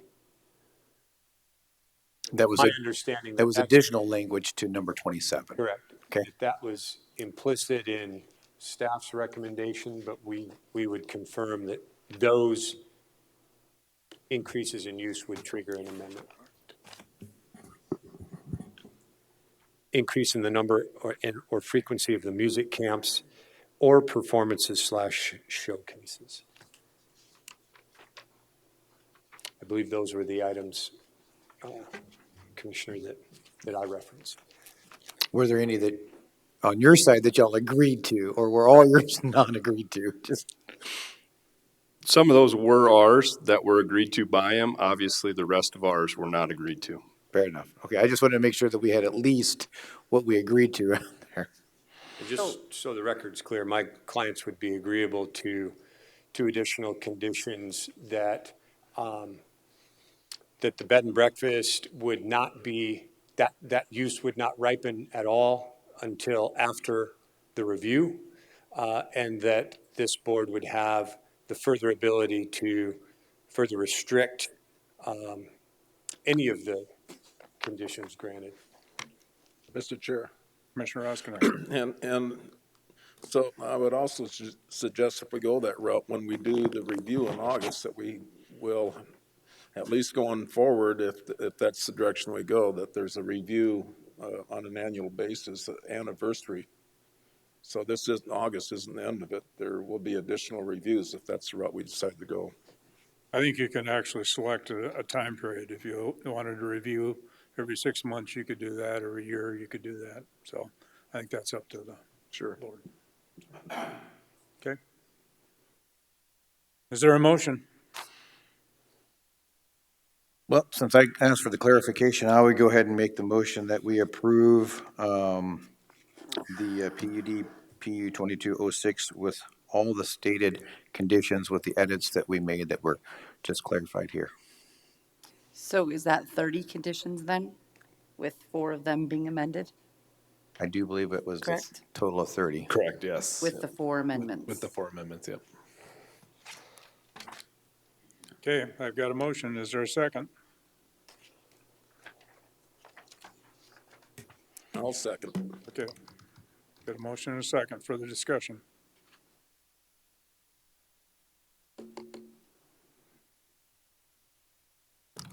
All those in favor of the motion as presented, indicate by saying aye. Aye. Aye. Opposed? No. 4 to 1. Be reviewed at the planning commission level on August 8th, as I read it in here. It would either have to be what, August 2nd or the first meeting is August 2nd, the second meeting is the 16th. So this has to Eight go that for the I planning show in commission here first, is so it'll be August the 8th. 16th for this meeting, The 8th for the 16th for planning this commission meeting. So the 8th is correct. The 8th is correct for planning commission, yep.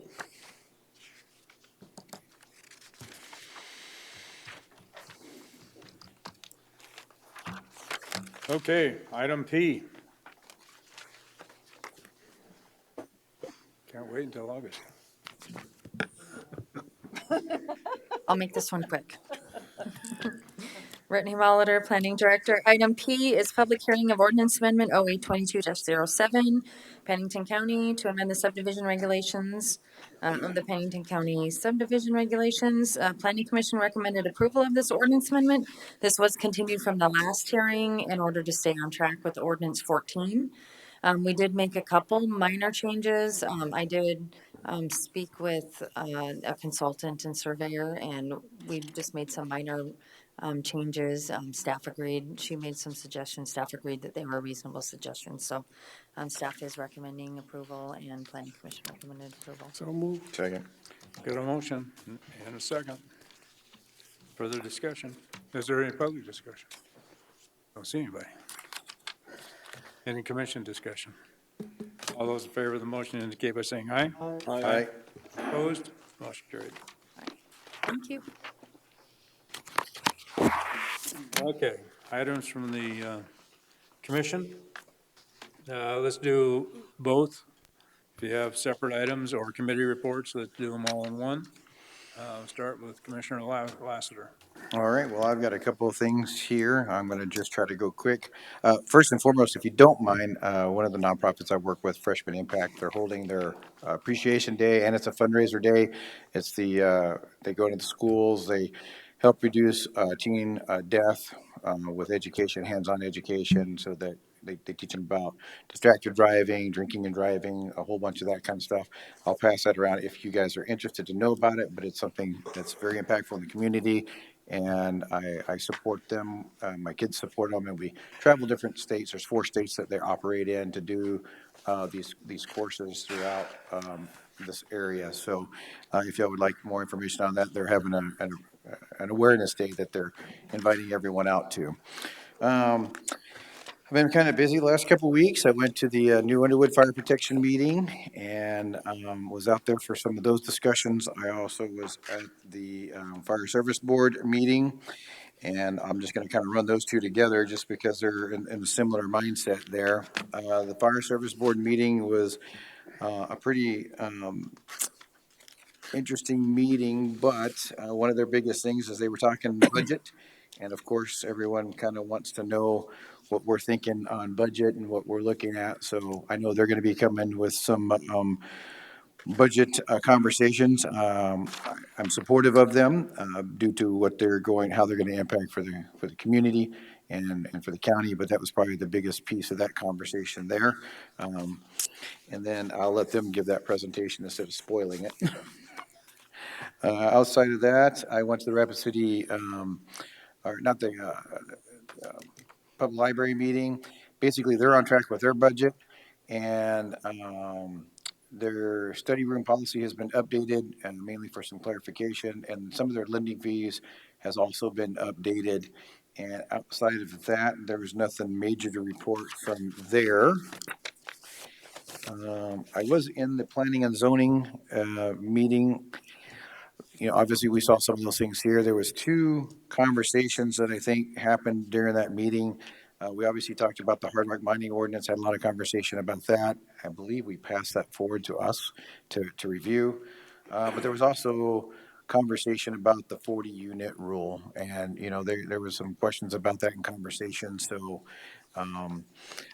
there wasn't really any kind of major ask if we would review it and move forward, but I did tell them that that has been a topic of conversation with the board as well, and that, you know, I don't know if we plan on having that discussion in the near future, but we probably should at least start thinking about maybe putting something together for that, because I think it's becoming a hot topic.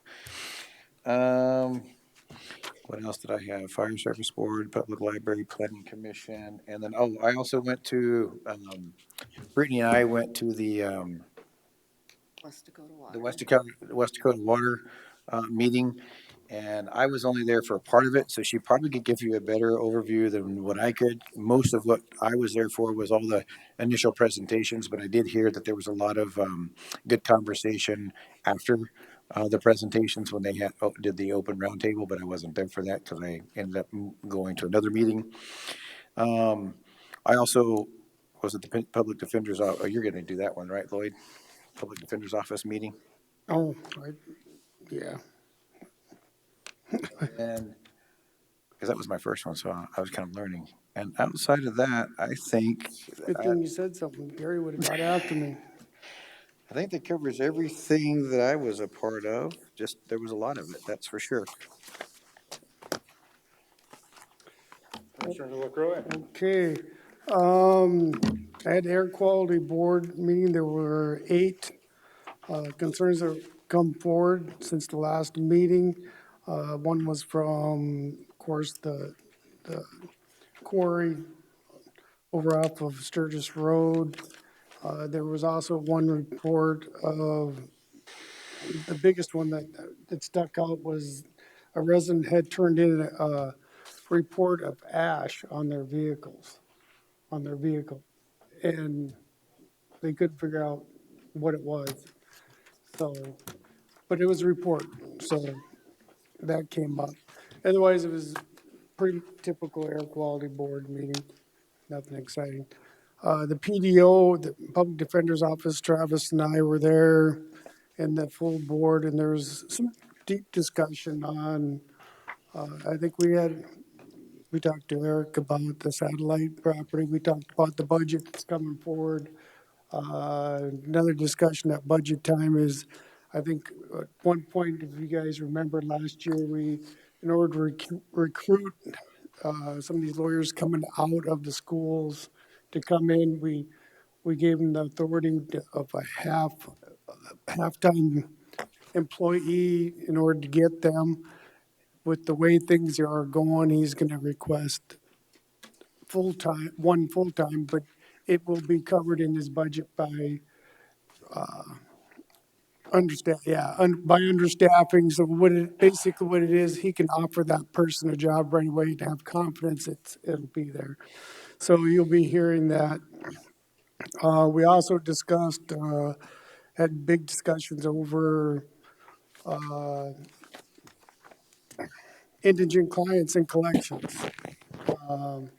You know, back when I first started on this board, probably 5 years ago, the judge, I think Davis at that point in time, I can't remember who was on, but we had big discussions on how do you determine, we felt that maybe some clients weren't reporting their full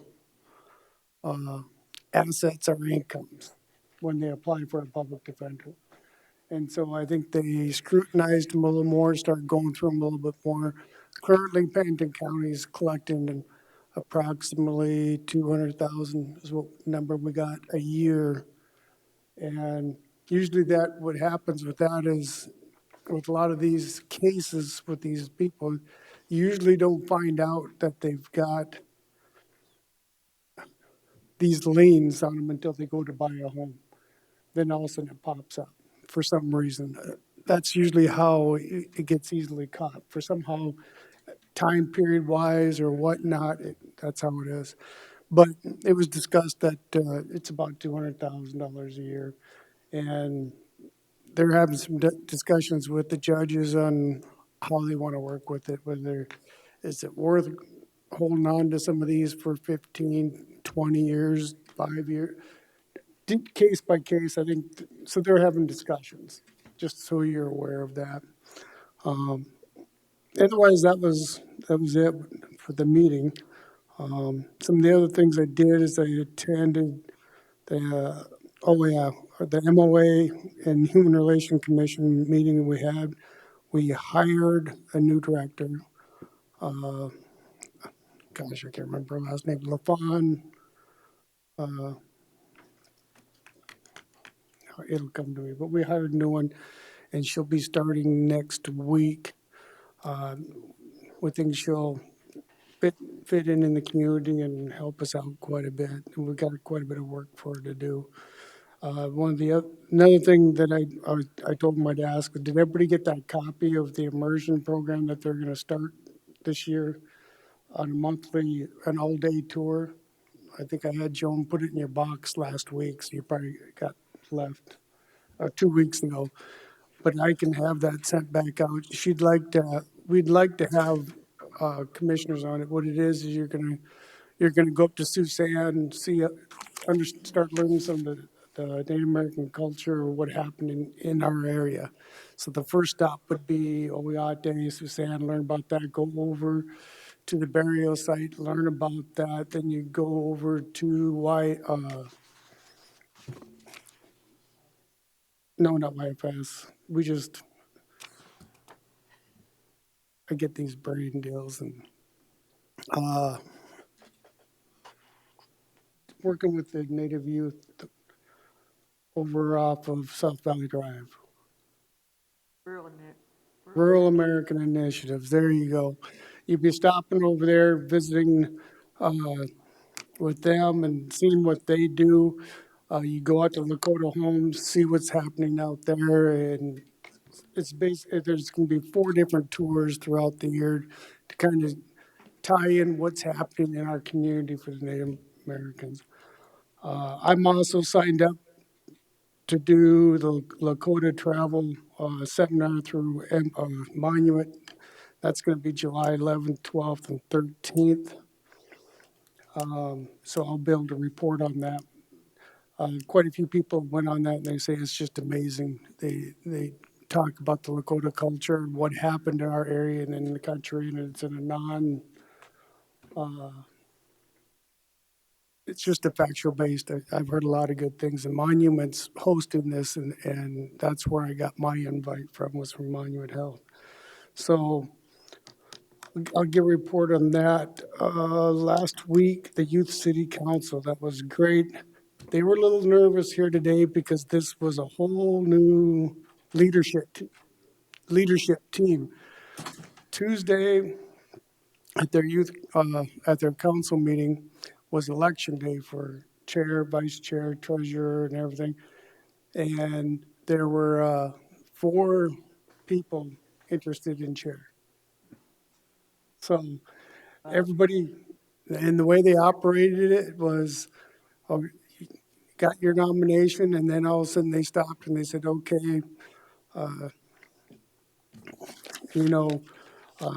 Alex, you want this position, why? And he gave us his speech, and then they went to another person, then they voted on it and ended up in a tie and had to redo it again, and Adriana ended up winning the presidency, and there were some great speeches. Let me tell you what, it was a good meeting and good learning experience, and I really appreciate the support of this commission and the sheriff's department for this, because I think these young people are really doing some amazing thing, and I appreciate Deb's comment, because that's the next step that they need to do is they need to, we've got the city, we got the county, we've got the school, now we need partnership with the public. Do they have a web page? If they had a web page with their testimonies. They've got Facebook page. Yeah, Yeah.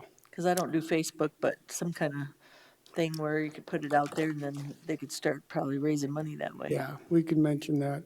I think, this is the 3rd year, so getting the structure going.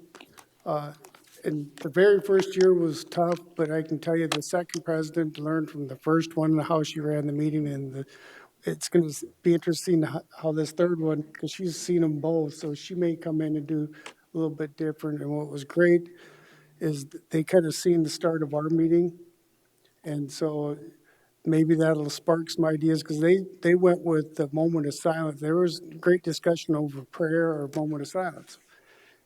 I suggested, this is what we do. And then they had their discussion and they decided on the moment of silence. But they do their moment of silence after the Pledge of Allegiance. Their structure is just a little bit different, but for them to be able to see us might spark some ideas. They've got some great ideas on how to do some stuff different. Mental health is one of the biggest things that I'm really surprised these young kids are concentrating on. They've done a lot of good stuff on that. But this is a good stepping stone to see them move up and take over for us, because I tell you what, a week after they come back from that Washington National League of Cities, they held a conference in the chambers to report what they did. And 3 out of those 8 automatically said it changed their world, that now they want to do this and they want to get more. And so to see something like that, like I said, we focus all our time and energy and money on the problem kids, but the kids that are in between, we can accelerate them and keep them from dropping down by doing stuff like this. So that was good. So I appreciate it. And that is my final. Very good. Ron and I attended the Central States Fair Board meeting. They have hired one additional staff person to that office. Definite need there. Capital improvement projects are moving forward about 50,000 above estimates. Obviously, the material cost is higher, but expect to complete projects for about 1.33 million this year. Also working on specific items identified during our board retreat. Board members are taking on specific assignments. The talk has been is that you go to these retreats, you come up with some great ideas, but they get put on the shelf and nothing happens.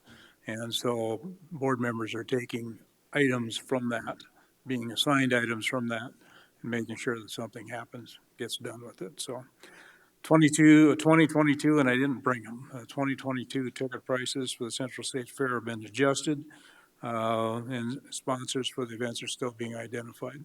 So I don't remember exactly on the ticket prices, but there's been an adjustment on some of those upwards to about 25%. So gonna take in some additional dollars for that. And then Ron and I also attended the executive policy meeting on roads and highways. Thing I took away from that is we were told Sheridan Lake Road is about 87% done at this point in time. So, and then there was, Ron served as chairman for this too. But there was a amendment to the study on the 1416 Radar Hill Road. I think that originally came in, that study was estimated at like 660,000 or so. And so it's amended now upwards another 200,000. Our share of that, federal government takes care of about 82% of that. And so Box Elder and Pennington County will have to come up with about another 18,000 each to complete that study. So, Not bad. yep. Commissioner Oskinek? So Gary, on the Central States Fair, Anna Wetman is one of our new board members. Yep. So with that being said, I'll go to the Pennington County Council of Aging first. And Anna Wetman is one of our new directors too. And so. If you're not aware, Anna is Jim Simpson's daughter.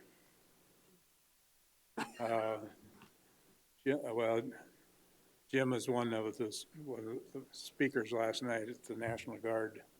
And at the Lincoln Day dinner. And at the Lincoln Day dinner.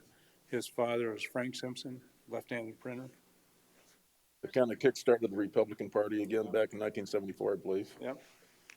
But anyhow, Anna, it was pretty cool because I go, where in the heck did I see you? And it was like a couple days before at the Central States Fair. So I'm glad to see that we got some new blood there. That was at the Council of Aging? Pennington County Council of Aging. So first of all, I want to thank Holly for redoing our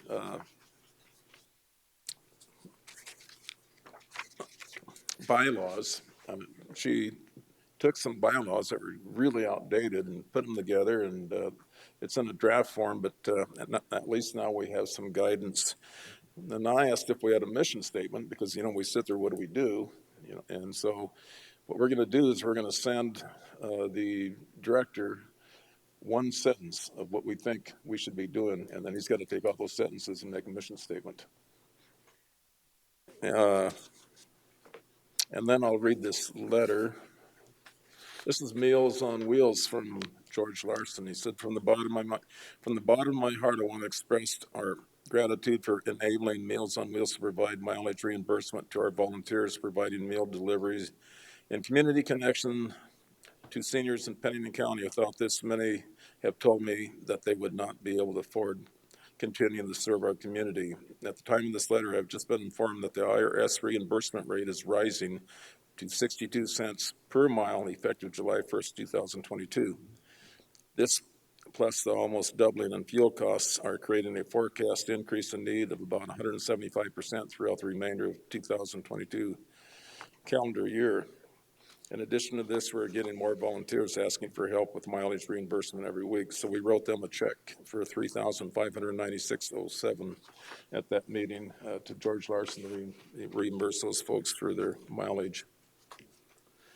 Hill City Economic Development, I attended one of their meetings, and we hired a professional to re-sign Hill City. So when you go into some of these boutique communities in California, you see these really nice signs, restroom, hospitals. Ray Burbridge is going to take that project on, and I think you're going to, when you go to Hill City, you're going to see some very improved signage. And then I moved to Hill City in 1997, and that alley, I'm on Main Street, but the alley behind me has been gravel, and there was probably the poorest restroom facilities I've ever seen in any community in the state of South Dakota. Well, the alley is paved now. There's concrete sidewalks, and the new community, the Hill City Community Center, will have a men and municipal restrooms for the general public. So, so that about the time I'm getting ready to move, they paved the alley. Pennington County Housing Redevelopment, we've agreed to sell Black Hills Worth 1 acre of land that we consider surplus. And we, not this last meeting, but the meeting before, they said, well, we want a 6% commission. We said, whatever the appraisal comes in at, that's what we want net. We want to clear that. They came back and said they agreed to that, so we're just waiting for the appraisal to get done. And then repositioning, one of our instructors down in Las Vegas was Greg Byrne, and we agreed to getting us from HUD to Section 8. We agreed to use him as a consultant. He come back and said for phase 1, I'll do a feasibility study and I'll help you get started. But then he said there will be a phase 2, and that phase 2 is a really complicated part because that's the implementation assistance part of it, and we felt that we're going to hold off on going that direction because we want somebody that's going to sit there and take it from the beginning all the way to the end. So we're looking for another contractor before we go that route. And then I think everybody has seen relative to the me and Scott Guffey's position with being the liaison to the Forest Service for Pennington County.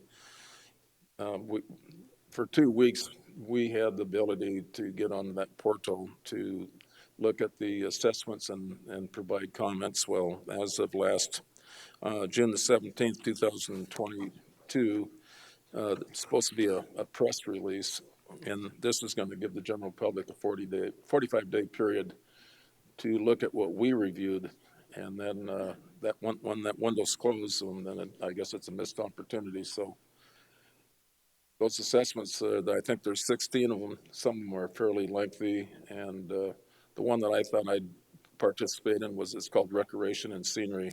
That would take in your campgrounds, your timber harvesting, the ATVs. So people that don't like the ATVs, this would be their opportunity to send the supervisor their thoughts. So that's all I have. Commissioner Adcock. I'll miss meetings. On Vacation vacation. committee. Yep, I did talk to Brian, and he said, yeah, that guy would only be there for a couple months. Mr. Burns for our repositioning, and if that was okay, if I was agreeable as well with our board, and I said that was a no-brainer. I mean, we got a good board, so, on the repositioning and get someone that's gonna follow through from the beginning to the end. Monument Health sent out an email, Lloyd, and those dates didn't work for me, but I told them I thought that what they were doing was pretty awesome. What else was I gonna talk about? Travis, so you guys knew, I didn't mean to break that to you about Gary or anybody else about Jigs and Ann on McConnell. They just called on Sunday. Joe was supposed to follow through on Monday to see what the deal was with the 3 culverts. They washed out, like the road is way washed out, not a little bit, and I did call Travis, so Travis was in the know about that, that's his district, so if someone calls me about your districts, usually I call you guys and say, okay, this is what I've done. I left it up to Joe, it wasn't me, that did anything, Joe did, what he was supposed to do, which, like I said up front, he followed through well, so, Mr. Jigs today said, wow, that was pretty impressive. Guess what your guy did? He called me, or he called us on Monday. And I thought that was pretty good. And our highway department, whenever, and that was the truth, anytime I had Joe do anything, anybody's district, not just my own, he's always followed through. So I think they do a good job, but I think out there you have a bunch of stubborn ranchers and farmers that we got to try and look at and see some of their needs because they are businessmen and they are ag people. So anything we can do to help them, I think, is a good thing.